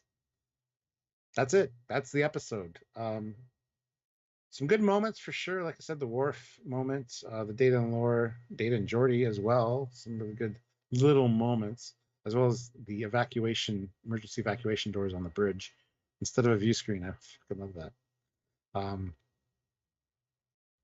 The fact that Shaw doesn't do anything though to protect his crew or his ship is a little disconcerting to me. It stands out more, I think, on a rewatch. He's just kind of there, which is a shame. And the cliffhanger, again, at this point, I'm very sick of the Jack mystery box. Let's just get it done. Oh no, wait, we got enough for the next episode. For fuck's sake, seriously, guys, let's go. So overall, I think this is probably worse than the last episode, maybe. But then again, the small moments kind of make up for it. Like I said, episode 7 and 8 should have been one episode. They should have condensed this down into just one. So there you go. There's a synopsis. Thoughts. So remind me where you left up on your actual rewatch. Was it this one? Fucking souls. Yes. I got to the end of episode 7. Okay. Okay, so this is... Okay, so, right. So you didn't watch them back to back. So this episode as a duo works quite well. Yes. Because all the good moments from this episode, all of them, it's one story, but all the good stuff's here. Because all the chess pieces have been set up, all stupidity finished last week. Vadic is fun on the bridge. I don't understand why she's not searching the ship. She's got a life science detector on her wrist. She could turn on internal sensors. Like, she's very passive to the point of, are you even trying? No, she's not. She really isn't, right? They slaughter the entire crew, and yet enough live at the end to slaughter the rest of the crew. A Skeleton crew, I would think, would be under 30 people. Right? A ship the size of the Titan that they say it is, yes. And yet we see that all ensigns, which would be the opposite of Skeleton crew, you'd leave the experienced people to run the ship, not the ensigns. Yeah, they would have been all shoveled off to the Intrepid when they were doing that. But there's constantly new people. There's an entire sequence of massacring people who Vadic knows they're going to be Borg infected. So she's killing the young people who are going to be Borgified. Why? Stun everybody. There's no point in murdering everybody. It's really strange. It doesn't connect. There's a real lack of... She knows the plan, and she must know the plan. Like, that's the whole point. The plan. Right? But she's fun on the bridge. The as we said before, the interrogation is great. It's very Star Trek 3, but in all the best ways. She's sort of scary. Like, you get her. Once you know where she comes from last week, you get what she's doing. The data stuff is great. Brent does a really good job, and as an actor, that's hard to do, but he's used to it. I don't like how Picard spends most of the episode in a cupboard. Like, really, he's super sidelined this week, and you feel it. But like you said, the Riker and Troy scenes are excellent. They're always standalone by themselves. You just let these two people work together for 30 years, who've been a couple for 25 years. You know, they often joke, we're the team, we're the group, right? And it's lovely to see them not... You know, the reason they had disquiet is not because of each other. It's because of Vad? What do they call him? Thad. So it's not. Thaddeus, yeah. Yeah, so it's not them hating each other. They're a good, strong couple, even this many years later, which is lovely to see. And it does retcon season 1 heavily. He's so chipper in season 1, despite having lost his son, because his wife is mind controlling him. In the most abstract of terms, which helps because it's just so disconnected from season 1 of his vibe, and I'll always refer back to that because he's okay. She's not okay, but he's okay. It never quite worked. But they explain it, they answer it, and I need my pain. Very Cybok of them, I need my pain. It's part of me. This is who I am. This is what I want to be. This is it, right? So that's all fantastic, and Maria does a great job, and it's very heartfelt and how do you even express losing a child? I don't know why that random guard was coming to get them.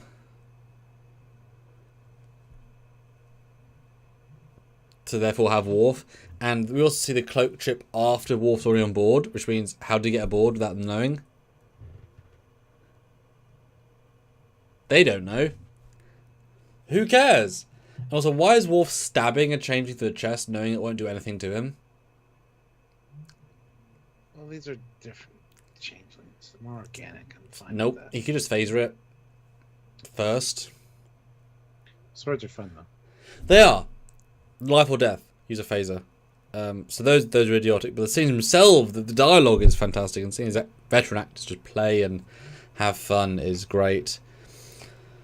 Jack on the Bridge is fine, is fun. The 7 thing makes a lot more sense in retrospect. Good you're here.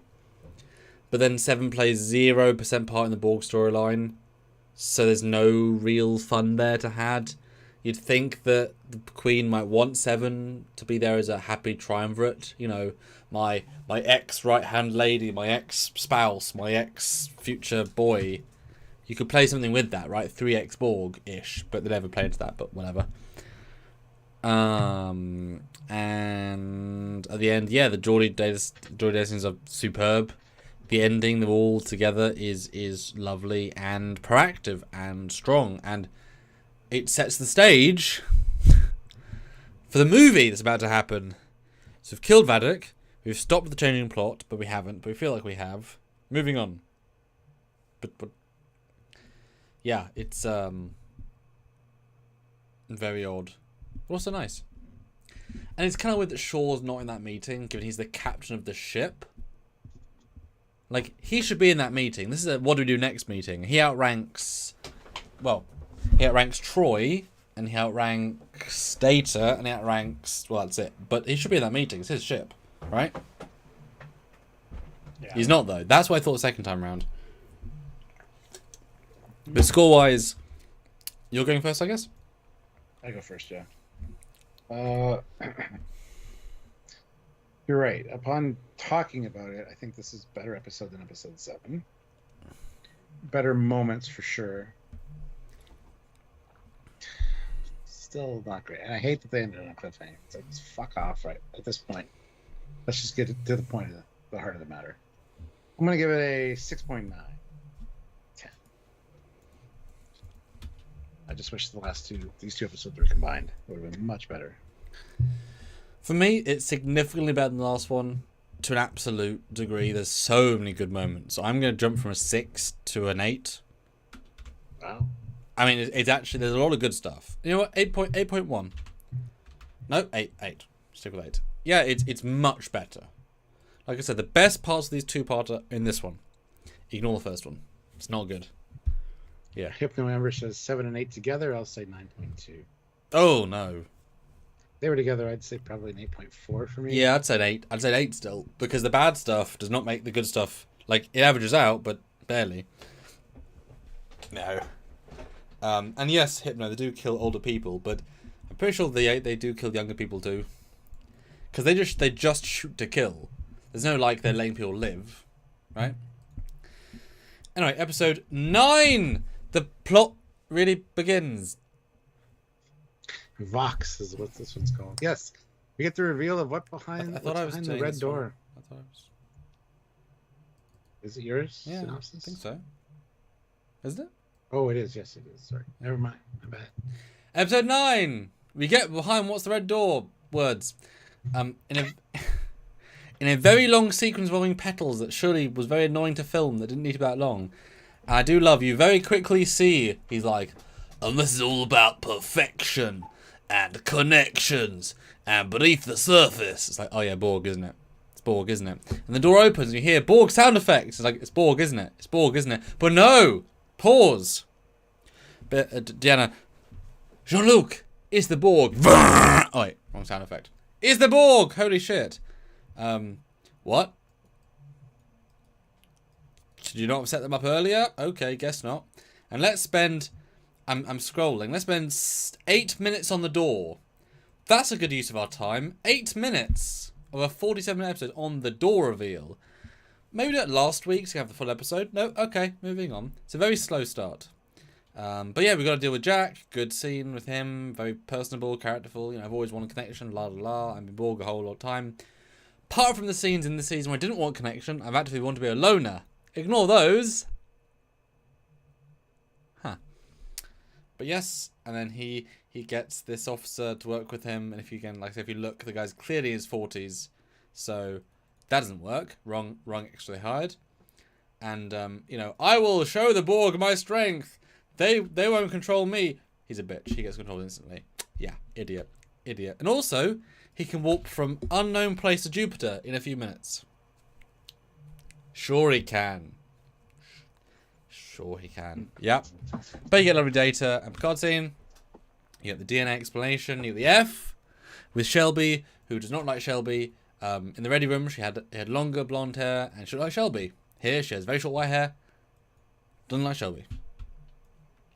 And then you get pew pews. A move makes no sense. Why would you fleet formation? I don't know why you would. Oh my goodness! It's my special helmet. I need stickers. Wow, he's wow. I'm guys, that doesn't deserve a super chat. I don't know what does.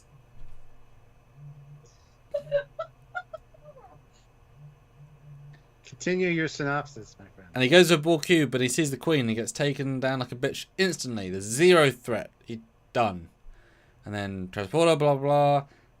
They don't have a plan, despite taking an hour to get to Earth. They don't understand how fleet formation works.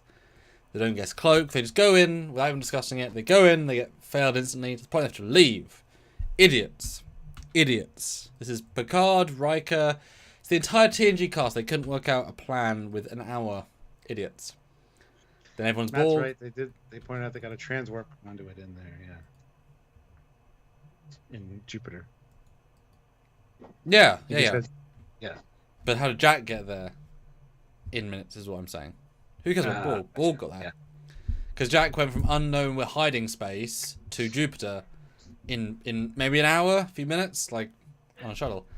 And then you get lots of "We are Borg," with a strange moment of the whole. So this is odd in the second time.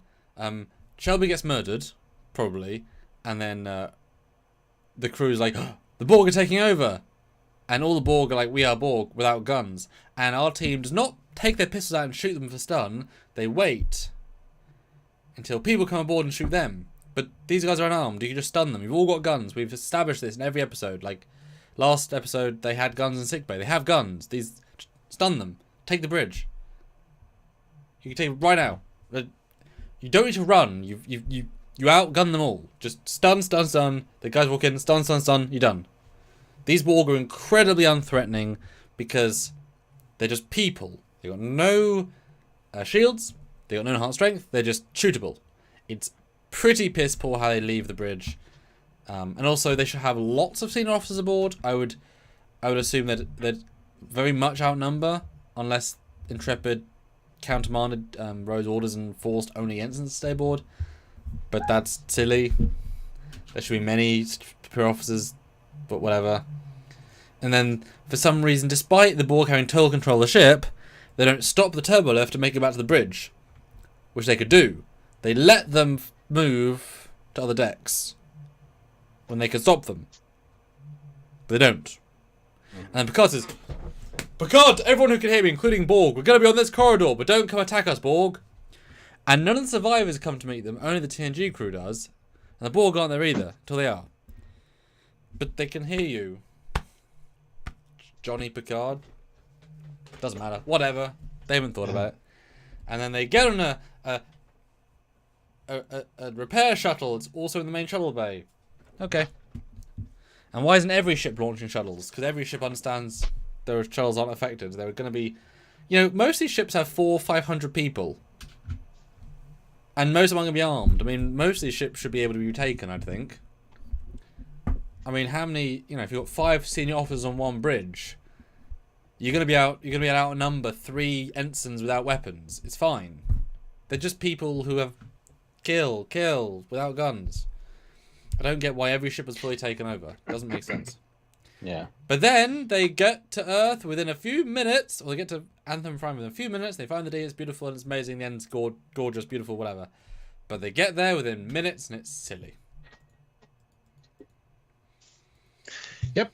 And before we get to my synopsis, yes, review of this episode, let's get some super chats. Yes. Fleet Paw throws in $2. Nice green skivvies, Samuel. We saw your green underwear at one point. Matthew Lebner, $20. Damn. Long day on the frontier. Will you join me for a shot? I mean, sure. What could it hurt at this point? God damn. I'm gonna be unconscious. 10 now. Or 410. Yeah, cheers. Misha, $10. I want to paint. Yeah. I see a red door and I want it painted Borg. There you go. Now that's what you're going for, Misha. Oliver Lavery Farag, 10 pounds, which means I'll have another shot. I agree that 7 and 8 should be one episode, and it would be then move Shaw's death up to the end of episode 8. That would have given me a bit of time to digest it before seeing the reveal of the D. Hashtag Sandring. And he loves to see the D, so he wants those moments to really linger. Everybody loves looking at the D.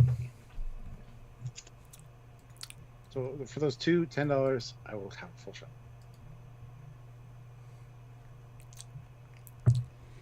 Oof. All right, Fleet Paw throws in $20. Goddamn. We set ourselves up for this, Anyway, Fleet Paw says, I've noticed their concept of how long it takes to get from one end of the Federation to the other is so warped. Pardon the pun. It takes days to get to the edge of Federation space. No, it takes weeks. The solar system. Weeks, yeah. Oh, and Sam drinks for this one. Okay. We already did it. I'll have that just drink a beer. Like, I'm so careful with my timings in fan films. I actually don't do plots if they're too far away, because it's silly. Because as soon as you start having things being minutes away, then when the Titan warps away, or the shuttle warps away, the Borg could send 10 ships to follow them. And it would take the exact amount of time, or quicker. Because they're bigger ships. They can beat them to it. They can track them, they can beat them, they can find them, they can kill a D. Yeah. Like, it's that easy if it's that close. Your Fleet Pod's like, at least the spore drive explains instantaneous transport from one end to the other. Yes, it absolutely does. All right, so my synopsis. Finally reveal of the fucking Borg.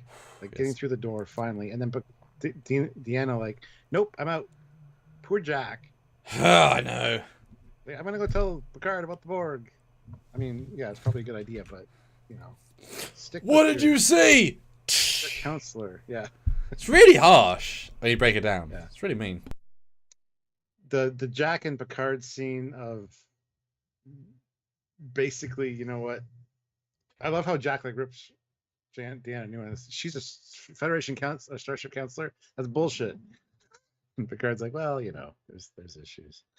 But the scenes with them, those two, were pretty good, I think.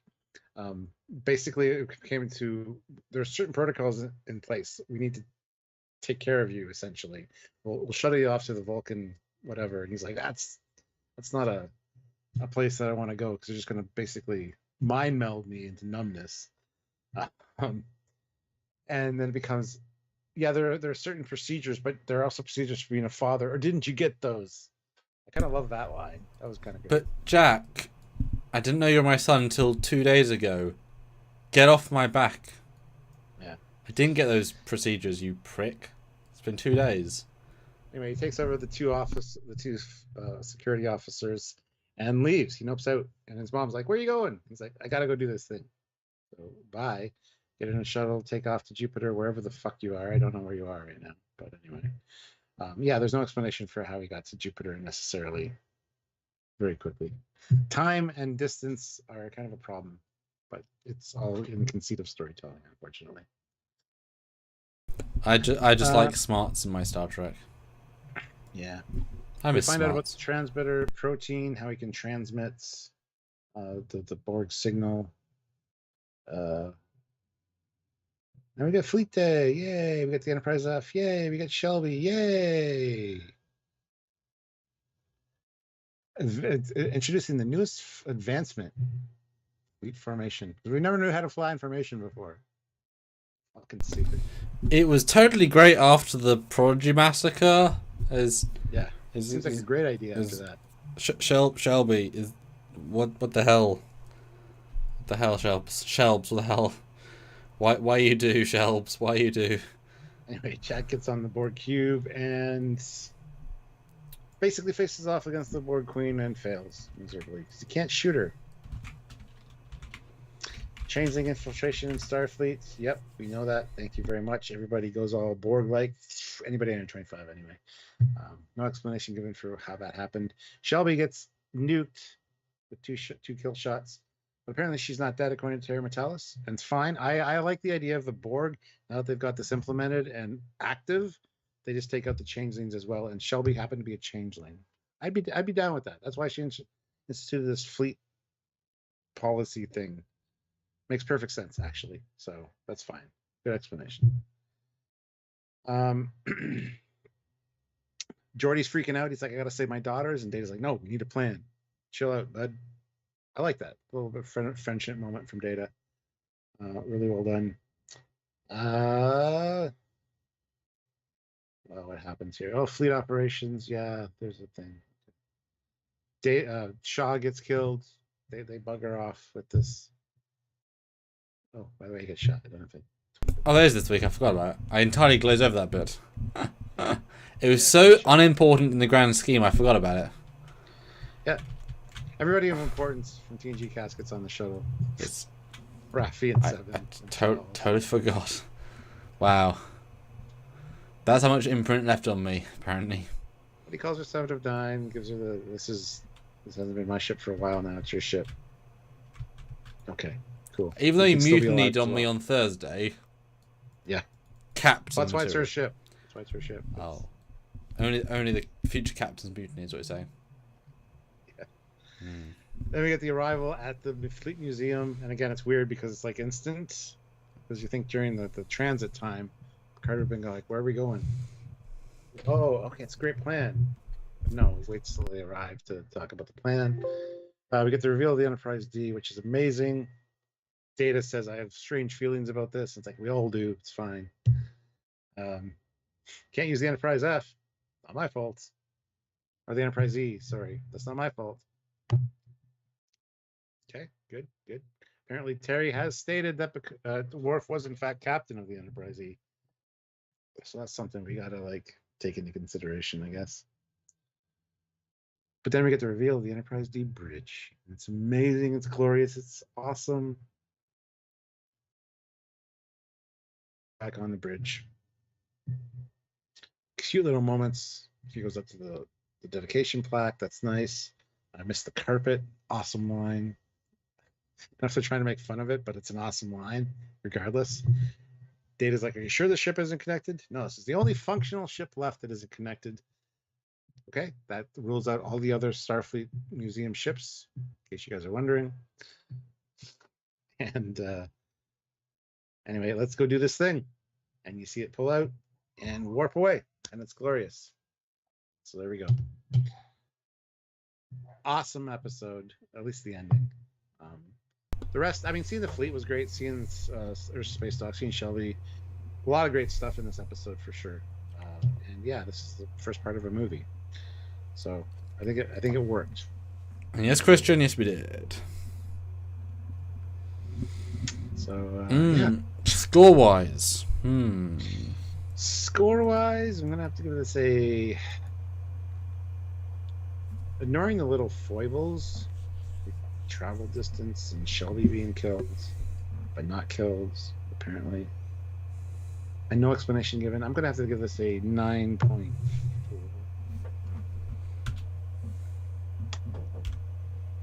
This is the way.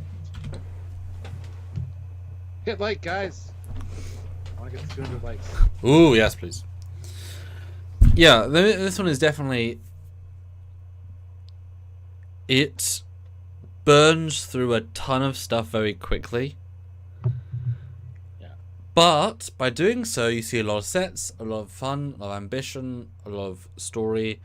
I just wish it was meted over a few more moments, if not episodes.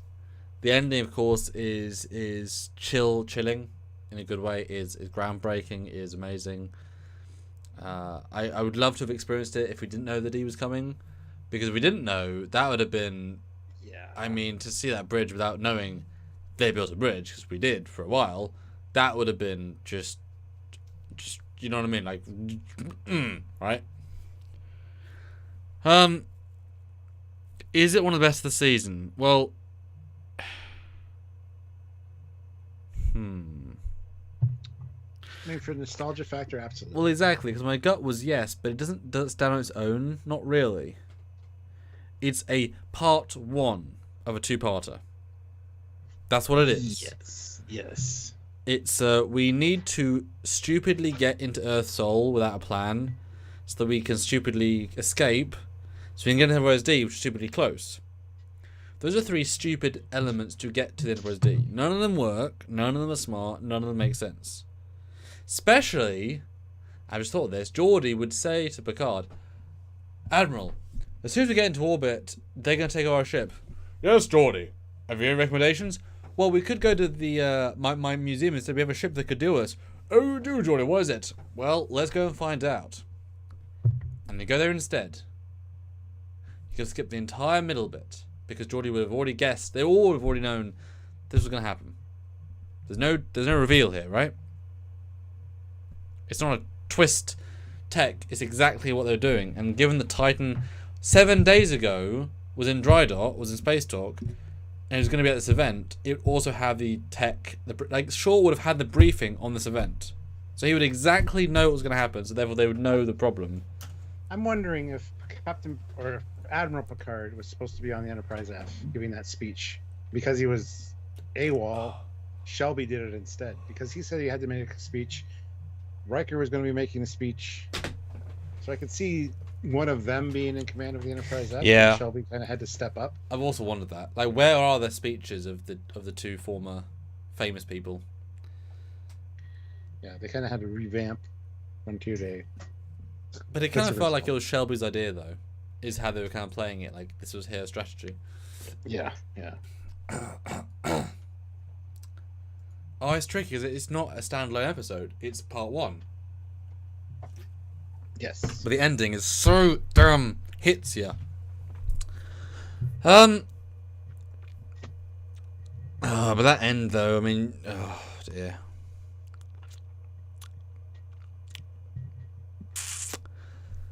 Fine, I'll give it 9.4, same as you. Oh, it's tricky because some bits are contrived. All right, you get the final. Congratulations. I get the last generation, do I? Yes. Episode 10, guys. Put in your Superchats right now for your thoughts on this final epic episode. Let us know. We would love to know and know that we know that you are here by saying hello and howdly doodly do. Rightio. All right, episode 10, the finale. Thanks, generation. They arrive at Jupiter in the Enterprise D, and yes, we've noticed that the warp streaks are correct-ish, and the European version looks far superior to the North American version. Don't know why they decided to do that, but hey. Anyhow, yeah, there is a difference. There's two versions of the warp streak effects for the Enterprise D. Much better in Europe. As I'm sure all things are much better in Europe. I mean, our chocolate, for one, Jesus. I mean, we are the chocolate capital of everything, and you guys are not. Well, we have No, Canada has superior chocolate to the U.S. Yeah, I meant America, but yes, you're right. Canada is Canadian chocolate, bitch. Canada is its own thing. But you think you just have our chocolate? It's the same chocolate, yeah, Cadbury. Yeah, it's the good stuff. I mean, yeah. But you get it from us. It's fine. Moving on. They get to Jupiter and they find this massive Borg cube loaded with antenna, and it's that pullback from the Enterprise. It's like you see how big it is in relation to the ones they fought before. Like, wow, it's impressive. Meanwhile, the fleet is decimating Earth's space stock. We don't have a lot of crew left, so we got to put the cook in charge of flying the ship. Seems a little bit odd. I mean, I'm sure Seven's a much better pilot. As a captain, I would probably sit at the helm and take command of that shit. I know you gotta be Picard did occasionally. Yeah. Anywho, jumping back to Jupiter, their objective's clear. They got to go down to the Borg cube. Turns out it's going to be the three of them, Picard, or the threesome, Picard, Riker, and Worf. And it's very much, there's a lot of moments of this is goodbye. The glances between Riker and Deanna, as well as the final speech by Picard saying it's an honor serving with you. All great. Makes you really feel like somebody's going to die. Species 1571 says Cadbury is American. Yes, but Canada and Europe have far superior chocolate to you guys. Sorry. Moving on. They beam down to the Borg cube. You see some decimated Borg drones that are being cannibalized by the Queen. The cube is in disarray, to be sure. We see Vox, which is Jack Crusher with his cutest gear on, but looking very like tank-like, basically controlling the fleet. And it's Picard's like trying to talk to him, and the Borg Queen's like, he can't hear you. He's well enveloped by now. Back at the fleet, they're talking about trying to break the automation, and apparently it's line of sight. It's not Wi-Fi-ish, it's line of sight. So if they cloak, they're good. So they decide to cloak, and it makes no goddamn sense, but that's all right.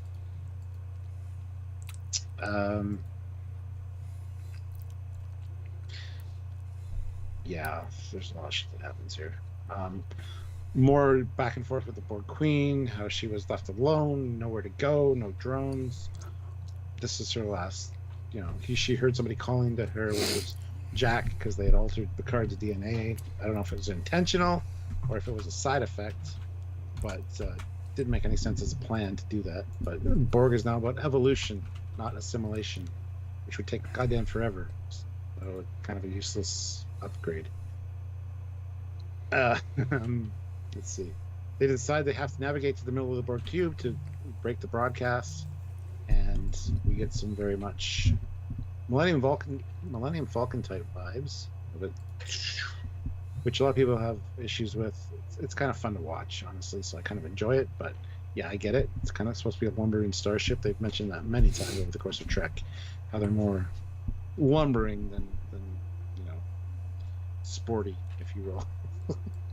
But anyway, go in there, find out that if they destroy the broadcaster, they're going to destroy the entire cube, which will kill everybody on it.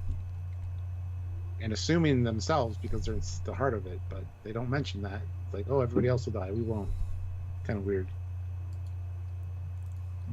Blow it up, and at the same time, Picard is having a heart-to-heart with his son in kind of a Matrix-type vibe, and Jack's like, I gotta stay here. I sought connection. I'm connected now.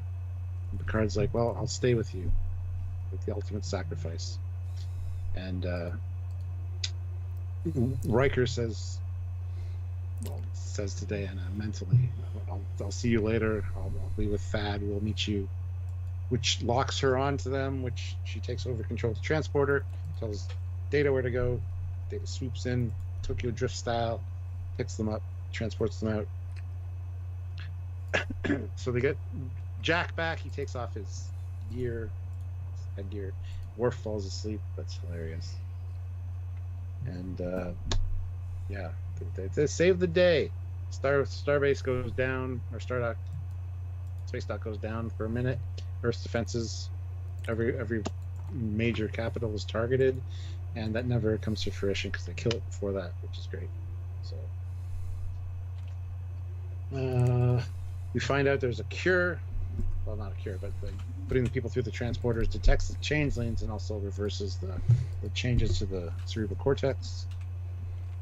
Beverly's now an admiral of Starfleet Medical. Get Tuvok talking to Seven. She's like, "Oh yeah, I'm giving up my commission. I'm resigning." He's like, "No, check this out." Shaw saying that he's recommending her for captaincy. So he says, "Resignation denied. She's a captain now." You got a Raffi scene where her family got notified that she's done all this special ops stuff, and they want to meet her. That's cool. Data and Troy counseling session is hilarious. He's got a lot to deal with. So he just became human essentially. So that's pretty funny. Enterprise D finally at the museum in that one empty berth. Go figure. With no registry, but yet still registry.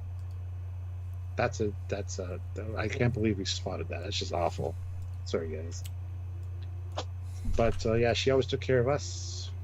So thank you to the Enterprise. Get Jack's assignment. He's on the shuttle with Picard and Beverly. They're heading towards his new assignment. He has been fast-tracked. He's getting in a ship, and the Picard name might have helped. A little bit of nepotism. Picard's like, names mean nothing. And it's like, I'm not nervous for me. I'm nervous for you because names mean practically everything. The Titan was renamed to the Enterprise G. Nice moment. I just wish it wasn't that. It does kind of takes away from the Titan a bit, but it is what it is. Cool review. Back on the bridge. We're heading back to Metalis, apparently. That's his order. He sits in the captain's chair. She tells him to get out. He is special advisor to the captain. Yay. Captain 709, the Enterprise G. Then we have the beautiful bar scene between them. A lot of banter back and forth. Fantastically done. And then card game. It's a great way to end out the season of the series. TNG crew, great. Good job, Terry. And then the post-credit scene, or the mid-credit scene, I must say, of Jack on the Titan. The Strikes Back, right? Oh, no. Vatic 2. Anyway, so yeah, that's it. Fantastic finale, absolutely. Good end of the season, as well as the TNG crew, honestly. It's a good send-off. It's one we never really got in the movies. Is it better than all else? Not really. I mean, it's the same, in my opinion. I think All Good Things was like the perfect series finale. Really, if they hadn't gone into movies, that would have been a great way to end it. But this makes up for the movies that have been in between that people have had issue with. So I think that's great. Mm-hmm. Carrying on the Picard legacy. Mm-hmm. With Jack Crusher. I don't know if he changed his name to Jack Picard. No, Terry said he didn't. Okay. Yeah. So yeah, there you go. I mean, I think it's really well done. And as far as a set off for the TNG crew, I think it was well crafted, well done. I'm glad Terry is a fan. It shows. And I think it just is a nice bookend to the whole, even with Q, Counter at Farpoint and this. He burrows. Right there. There you go. That's it. What are your thoughts on this? Oh, actually, I should probably read the super chats first. I'm going to briefly go to the loop. See you in a minute. Yeah. Mr. Steffred, $5. I keep finding myself watching parts of episode 10 only to get completely captivated by it and watch the entire thing again. Hashtag Cap Drink. Thank you, Mr. Steffred.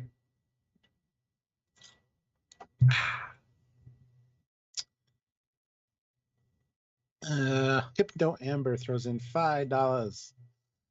The Jack and Picard scene in The Matrix broke me in a good way. Time for a drink. Yeah, the whole I'll stay with you. You're my son. I didn't get to know you. We're going to hang out together. You don't need the connection to the board. I love that. So 100% agree. Time for a drink.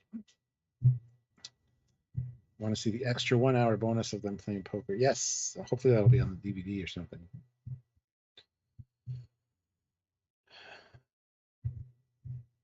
Wish the camera panned out of the window the same as All Good Things. I absolutely 100% agree with you. Yes, they were in the holodeck. Well, I'm not sure if they were in the actual bar or if they were in holodeck. I would assume it's the holodeck. Would have been cool to see the pan out of the Titan or the Enterprise G and have it like sail off. That would have been nice, actually. Yeah. What if Jack had been assigned to the Stargazer? That would have been good too. Would Insurrection be remembered better if it was made for TV movie? If Insurrection was a 2-part TNG episode, I think it would absolutely be mediocre. It's just kind of a standard TNG episode broken up into or extended into a movie form. So, yeah. There we go. There we have it. Yeah. Hit like. I want to get to 200 likes if we can. Oh, jeez. Come on. 200, guys. 200. So for me, the retrospect rewatch was interesting because it flowed. I hadn't watched them back to back, so it was a very nice flow from part 1 to part 2.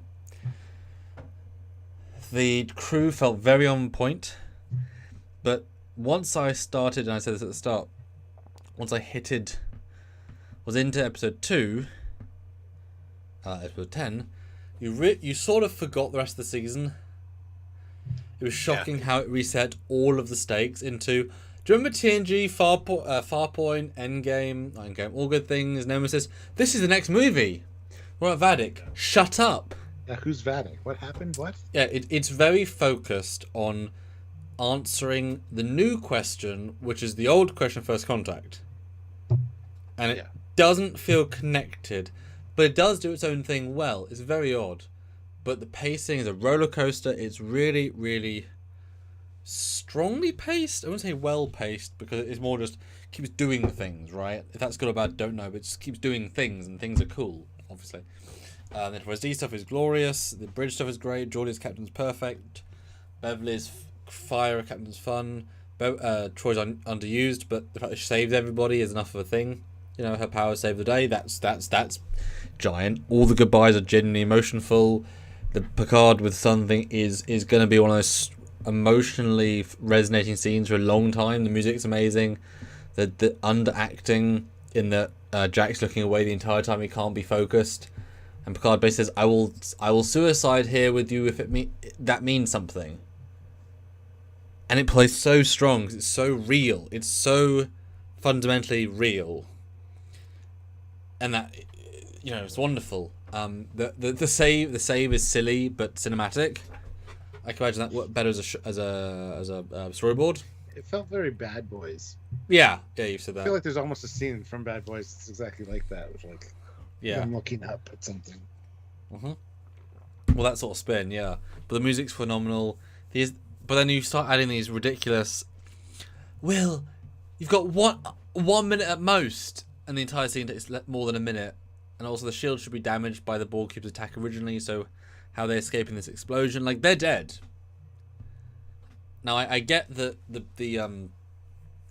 two storylines don't happen at the same time because, of course, once the cube stops sending a signal, that should be the end of the LaForges being taken over.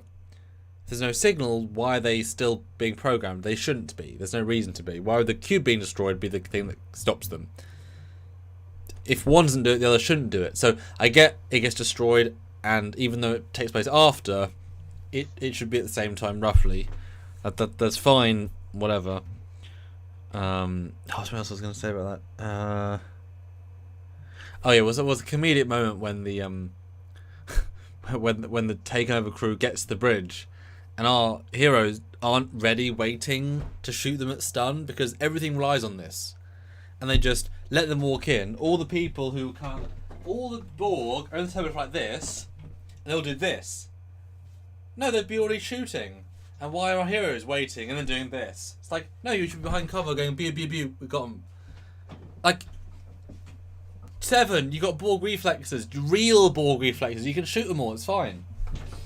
There's no threat from them, but why is there a threat from them, right? And not just that, but I don't get why 7's the captain. People have said she's the captain that saved the day. No, she isn't. She's only been a captain or a commander for a year. But it's not just that. What did she do? It's been a year, months. Yeah, months. Less than a year. Well, a year by the time at the end of the episode. But yeah, over a year though. What Seven did was Raffi and crew fly past our fleet and shoot them, then cloak. Then do it again, then do it again. Oh, we're disabled. The assumption is a lot of captains died during that, so... Oh yeah, she was killing people left, right, and centre. They're desperate for captains, because I think most of the ships probably had, like, the crew massacring all senior officers. Yeah.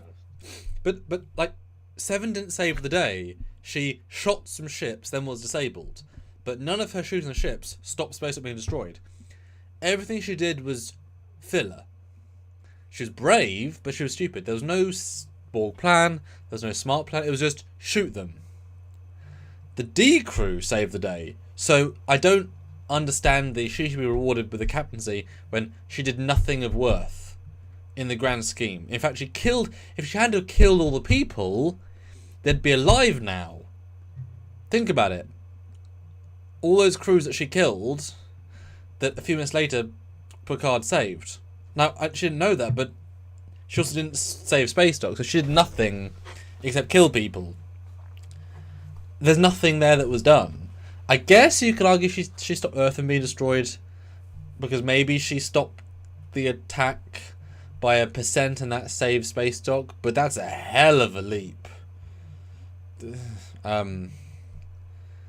But still, just by shooting, there's no plan, so I don't give her credit for that already, etc. I know it's recommended for her own command, but you shouldn't be recommended for a command after 6 months of just joining Starfleet, etc. So it's not done well. And I do think it would have been wonderful if she, as Red Artemisia said this, having her do a Borg plan, like using her an interlink node to do a jamming frequency, fly by them, it breaks the link as she's flying past them, so she, like, science her way out. As you said, she should have been piloting, or Raffi. Both actually have piloting ability. This cook does not. Raffi does nothing. The whole scene. Raffi, take Pell. Well, Raffi is apparently one that modified the weapons to be the transporter. Okay. But she did something then. But that wouldn't affect the flying portion of the scene. And I still think they should have, instead of beaming in the transporter room, beam them and store them in the transporter buffer. They're less harmful that way. Yeah, don't recomposite them. And also, it's so disingenuous to say they invented it. It's like one of the biggest plot points of Insurrection. Is transporter darts. Like... Yes, yeah. And also, as they say, Gambit. That's how they beam Picard out. With a phase of the beams. Like, I get Jamie don't know everything, but it's played like, oh, you invented this! It's like, no, there's a plot point in a movie 20 years ago. Like, it's nothing really important. And it didn't work either. Like, productively, because they just got out and attacked you. Well, we got some super chats to close out here. So, yes. Peter the Caco 550 says, would have been cool if they used old TNG Enterprise D flyby footage when approaching Jupiter. I remember them using stock footage in Generations. Yes. Using the old footage, I don't think it would have worked. But meh. Tangerine Star 26 throws in 20 pounds. Oh, thank you. Sam Drink. Thank you both for keeping the best Star Trek channel out there and fostering a great community. What a great celebration this is for Very Impressive Picard Season 3. That's so paramount. Hear the message loud and clear. Well, according to Alex Kurtzman, they did hear the fans loud and clear, so we'll see how that goes. Rampant Fury 925 throws in 220 Canadian. What's the odds of a Voyager crew union on Legacy? Pretty good. I mean, Voyager and DS9 need to get their comebacks, I think. So, also, hopefully, yes, if Legacy becomes a thing, that'll happen. Also, people are calling the station Probert Station. When was it called Probert Station? For which station? The Starbase 1. Hmm. It appears as an ecudogram in the shuttle, but it's not clearly visible on screen. Well, that was a deep cut that doesn't even make it on screen. Probert Station. Probably a Dave Blast thing that he shared, I guess. Yeah, it's just Starbase 1, guys. It's fine. Right, Yeah. Starbase 1, 2. Starbase 1B. No, Starbase 1A. No, yeah, you're right. Well, there's probably an X one, so that was Starbase 1B. A. Barricade. Starbase Barricade. Whew. Anything to say about the closeout with Q?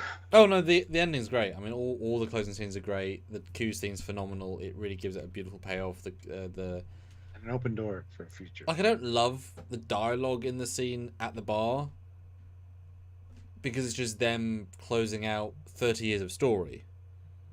But it's nice. But then how do you write any final scene?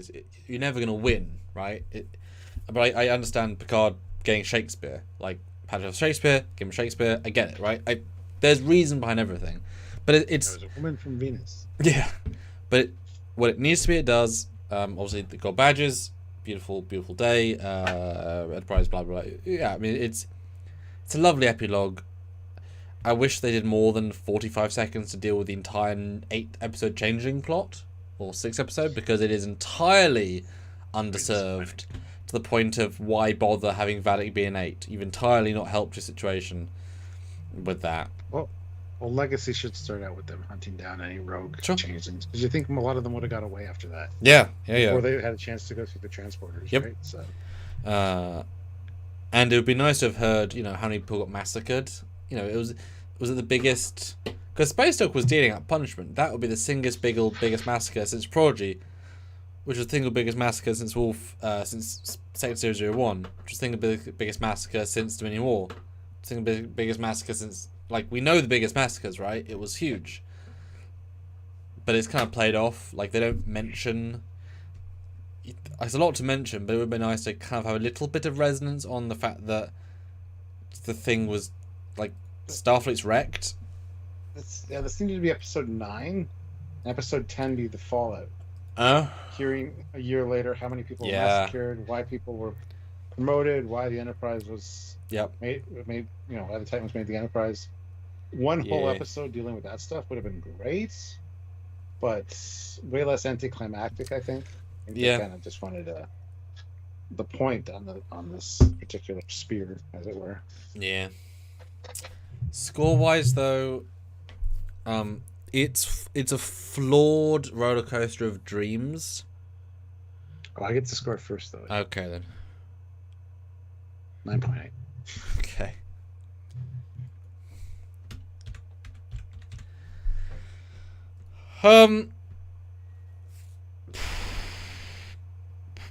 Borg Queen's great. Her acting's great. 9.7. Let's just go for that. It's very fun. It's good Trek. It's a good wrap up too. It's character driven as far as go. So I like that. And Captain Geordie, give us more Captain Geordie. He does a great job. Commander, no, not Commander. Commodore Geordie. Sure, yes. All right, time to combobulate our scores, Stuart. My goodness. Yes, this will be interesting. Yeah, mine are all fun. Yep. So this is the time of the show, guys, when we've got our final scores. If you'd like to say anything about the scores, feel free. We are going to give the how did Stuart score them originally versus retrospectively. There you go. I got there in the end. I pigeonholed myself into a problem early on. Yes. So. Yes, you did. But now you've got yourself out of it by doing it again. Yep. That's why these retrospectives are fun. Yes. Good.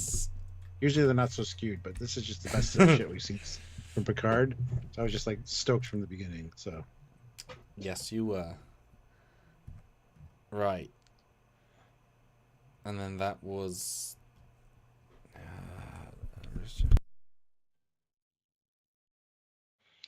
9.8 for. We got some scores here. 9.8 for Merlos. 9.95 for Mr. Stedford.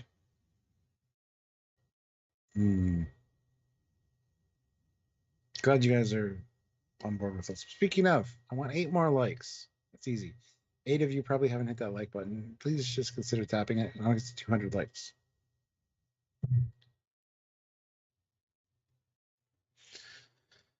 And put in your final scores for the final episode as well as the season. I would like to score out of 10 for the season as well. CC says, I will say 9.5. Misha says 8.5 out of 10 for episode 10. A lot of fun, and I was happy, but it was missing a tiny something. Maybe the tiny something it was missing was Peanut, Misha. Peanut in one of the episodes would have been great. Or Peanut Hamper, in fact. No, not Peanut Hamper. I hate Peanut Hamper. But I like Peanut. Okay. So what are my scores? Yeah, I'm going to get them both on the same screen so I can compare them. Okay, so, Stuart! Are you ready for your epic review scores? No. I knew you weren't. Alright. Okay, so.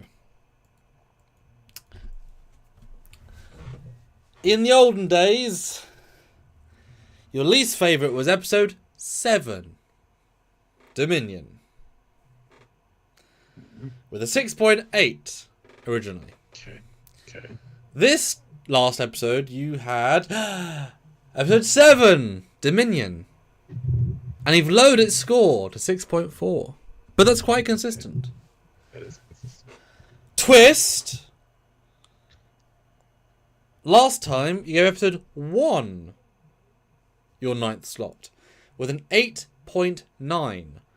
So your lowest was 6.8, your second lowest was 8.9. Of a jump of 2.1.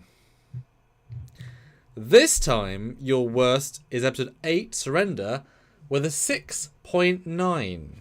Second worst. Second worst. So you've already skewed your score by over 2 points, Stuart. Or 2 points exactly.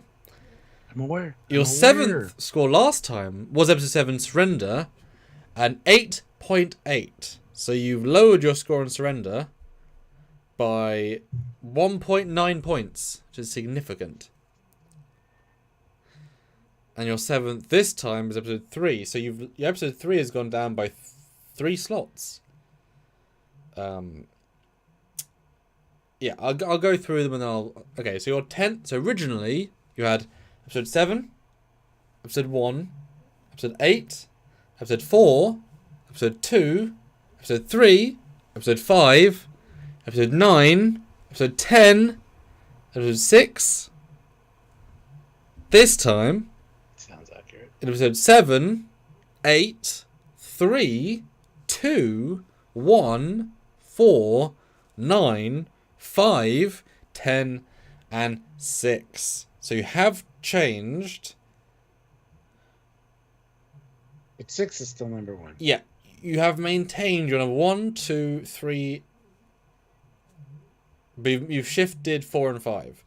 So originally you gave episode 6, Museum episode, a 9.78. Now your favourite is episode 6 with 9.87. So you've increased it by 0.0 something. Math. Yeah.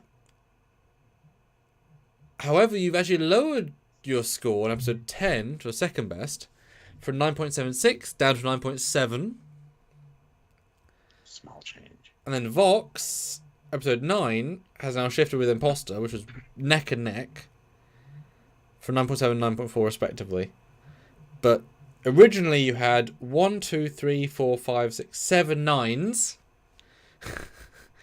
And now you only have 5. Yeah. And you had, much more accurate scoring this time. And you have 2 6s, 2 7s, and 8. Originally you had 1 6, 2 8s, and then 7 9s. Yeah. So overall you've lowered all your scores, but you've kept it relatively same place, although number 1 has drifted up. Shifted quite a bit, yeah. Yeah, 1 has gone from being your second worst to your middle. Interesting. Episode 2 has gone from being your middle to your... yeah. Okay, how do you feel? So 6 is the same and 10 is the same. What do you think of your retrospective scoringness? It's more accurate. it's more representative, but that's because I was chopping at the bit to have better Trek, and it's definitely overperformed over seasons 1 and 2. So I was excited the first time around, and pigeonholed myself, like I said. So yes. I had no choice but to score the way I did. Yes, you got into the 9-point territory. Yeah. Super chat, Stuart? How are yours? We do have some super chats. Let them be heard. Misha throws in $50. Jesus. Which is amazing. It says overall for season 3, 8.25 out of 10. And I still enjoy season 2 too. And I enjoy a portion of season 2. But I'm going to also read the polls. We'll do one last poll before we end up. Is episode 6 your best? No! 60%. But it is your best, Stuart. Yes. I like ships. I'm not going to... Don't feel like I have to defend myself on that one. You like big ships and you cannot lie. It's true. Patrick throws in £11. Season overall got an 9 out of 10 from me. This stream got a 10 out of 10, and both take a half shot to close it. It's fair.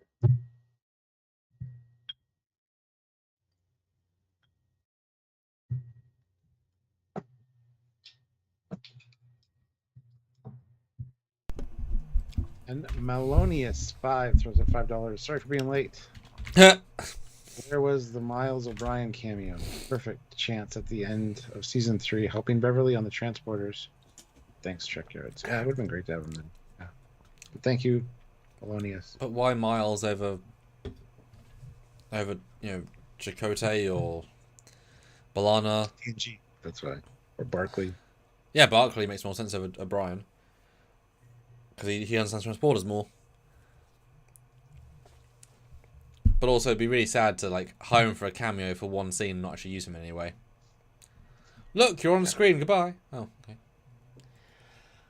My episode season scores, though, Stuart. That's my name.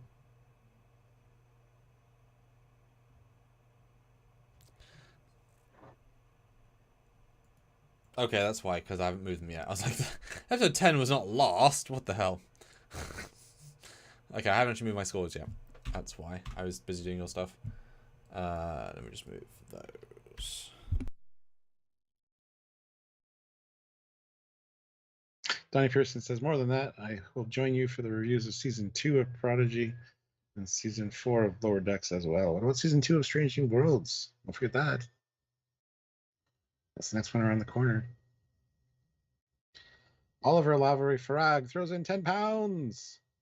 9.75 for the season. First 6 episodes were my favorite.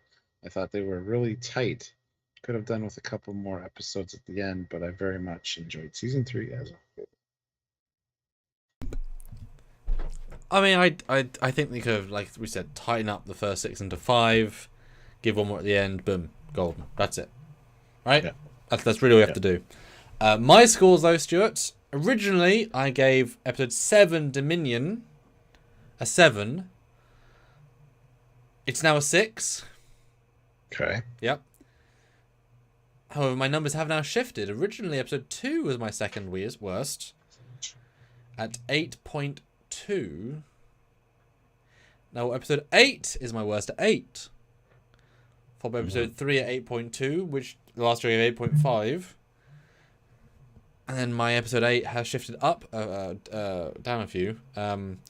Originally I gave episode... well, there you go. So there, I gave episode 1, 9, both. Episode 4, I've improved. Episode 5, I've improved by 0.1. Episode 10, I've lowered. My top is also episode 6, Stuart. Originally, I gave it a 9.8. This time, I gave it a 9.81. I gave it episode 9, originally my second best, at 9.82. But this time, I gave episode 10 at 9.7. So, I have now swapped episodes 9 and 10, apparently. And I've dropped episode 9 down a bit, so... Okay, so I overinflated one of them. Interesting. So yeah, I'm now 6, 10, 9. You're 6, 10, 5. Ooh. So 5 is here. So we've swapped 5 and 9. Yeah. Our 1 is in the same spot. No, it isn't. Oh, wow. So our bottom 4 are the same this year. Nice. So 7, 8, 3, and 2. Although I've given better scores on all of them. Which is weird for me. Okay, so our best officially is Museum, with Stuart voting a 9.87 versus mine 9.81. Our lowest is episode 7 with a 6 for me and a 6.4. That's 9 point, yeah. Now, do I dare bring up season 2 and see what our best and worst of that is?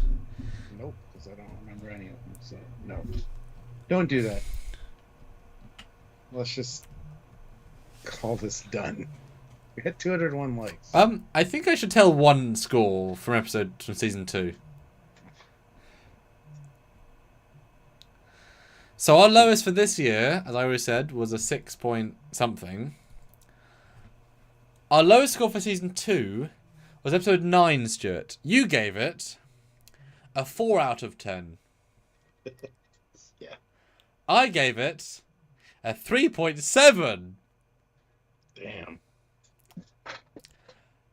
However, you, Stuart, my good fellow, you officially think season 2 is better than season 1. It is. Season 2 episodes. is better than season 1. Season 3. No, by 1. Okay, by 1. Your best episode of this season was 9.87. Your best of last season was 9.8. So a smidge different. And which episode was that? Episode 2. Yeah. The mirror, the alternate one. Then episode 1 was 9.6. And so there was 2 9s and a whole load of 7s. Yeah. Whereas this time, a whole lot of 9s and some 8s and a 6. So there you go, guys. Our definitive thoughts, discussions, analysis. Season average, to it, what would you give it? My season average? If you had to, yes. 8.9. Okay. I think that's accurate. Yeah, I think. Oh, but I want to say 9 just to be fair, but there's I wanted to say 9 too, but I shifted it because that doesn't seem fair. Yeah. One of my 4 ones is a 6. 8.9. Yeah, overall, which is but there to a 9, right? Yeah. And if you'd taken out 2, it would have been a 9 point something. 8.975. There you go. There you go. Voyager blows right past us. Yeah. Dear me. There you go, guys. What a thing. I have a headache. It's only going to get worse. Yes. Amisha says, love hanging out with you fine folks, but I do need to get on with my day too. Only for you would I wake up early and donate so much. Hashtag justice for Picard season 2. All right, fair, Amisha. Thank you so much for joining us. I'm glad you made it. Yes, it makes all of the difference, as you know. As you know. And we're excited to see what else comes. We've got Stranger Worlds coming up. We've got a break in between. We're going to look at some other who knows what. I'd like to think I have some Picard interviews, but I've yet to formally approach people yet because we've been dealing with our final note. Because this was 5 hours and 22 minutes plus 4 hours of watching Picard before this. So I spent 9 hours on Picard today. We're done talking about it. Yes, for a while. yes we are. But thank you, Picard, and thank you, Dave Blast, thank you, Tom Talis, thank you, the entire team, you and Lisa, and Kit? Not Kit. Anyway, you guys, you did good. You did real good. We hope you come back for more, with more money, and a less giant thing at the end to take up all the money that you had. Because, boy, those two things affected you radically. $11 and says, you guys look thirsty. No, we don't. That's it. This is the end of my... Thirsty for water now. This is the last poll Visual we got good. going on here. We got 35 votes. Will you join us for Strange New Worlds Season 2 reviews? Yes! A resounding yes with 97%. Boom. Amazing. That starts June 15th, so... Yeah. And don't worry, we'll have TNG reviews and other things Yes! in the meantime. So Some tunge, we are back. Yeah, so that's just after my 30th birthday. Strange New Worlds. nice. Gosh! And after my 49th birthday. Because our birthday's only a week apart. Gosh. Wouldn't have done it any better if we tried. Merlos says, yeah, I was here the full stream. Good man. Thank you so much for the support. Misha. Sam, if you ever need a consultant for firearms stuff, I'm feeling I'll help you for free. We try not to use too many P90 things, and I try and give them good. I don't think we can. We can't really do enough to warrant that, to be honest. Check out his channel. He reviews guns and planes. And Does he now? Ships. And yes. Reviews guns. It's amazing. It's an amazing channel. So check it out. That's exciting. Fleetpaw said I missed your super chat. Okay, what are you saying here? Fleetpaw, $10. 10 out of 10 for all of Picard. 9.75 out of 10 for all teams. This was an enjoyable season and a fitting ending for TNG. Much better than that shit show Nemesis. Love the scores too. Thank you, Fleetpaw. Oh, it's sad because there's so much nice stuff in Nemesis, but also so much not nice stuff in Nemesis. Yeah.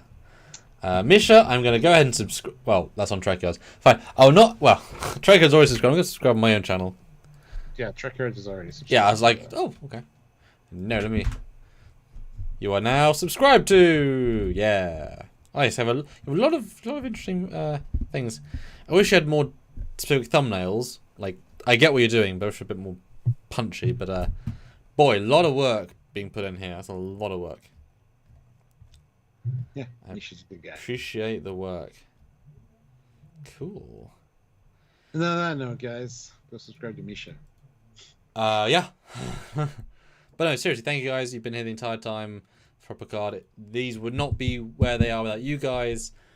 We do all of our editor reviews for free. They're out there for you to enjoy, either few or many, because we know you guys value them. And these lives fund the channel, and you guys come when you need to help us pay our bills, do what we need to do so we can make as much radical content as possible when the shows come out. Even if most people don't care about it, some people do, and we know those people really do care about it. So that is because of you guys who are here right now, and those super chats. Seriously, it's a giant deal for us. We're insane. We want to do the work, but being able to pay rent is also important, and these lives are incredible.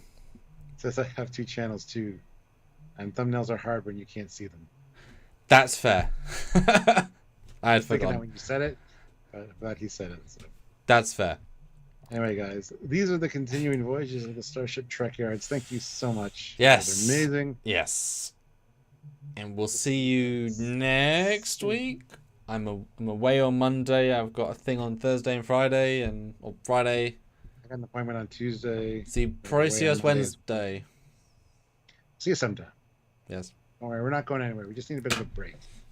This is 5.5 hours. Crazy. Until then, he is Commander Kai. He's got a Foley.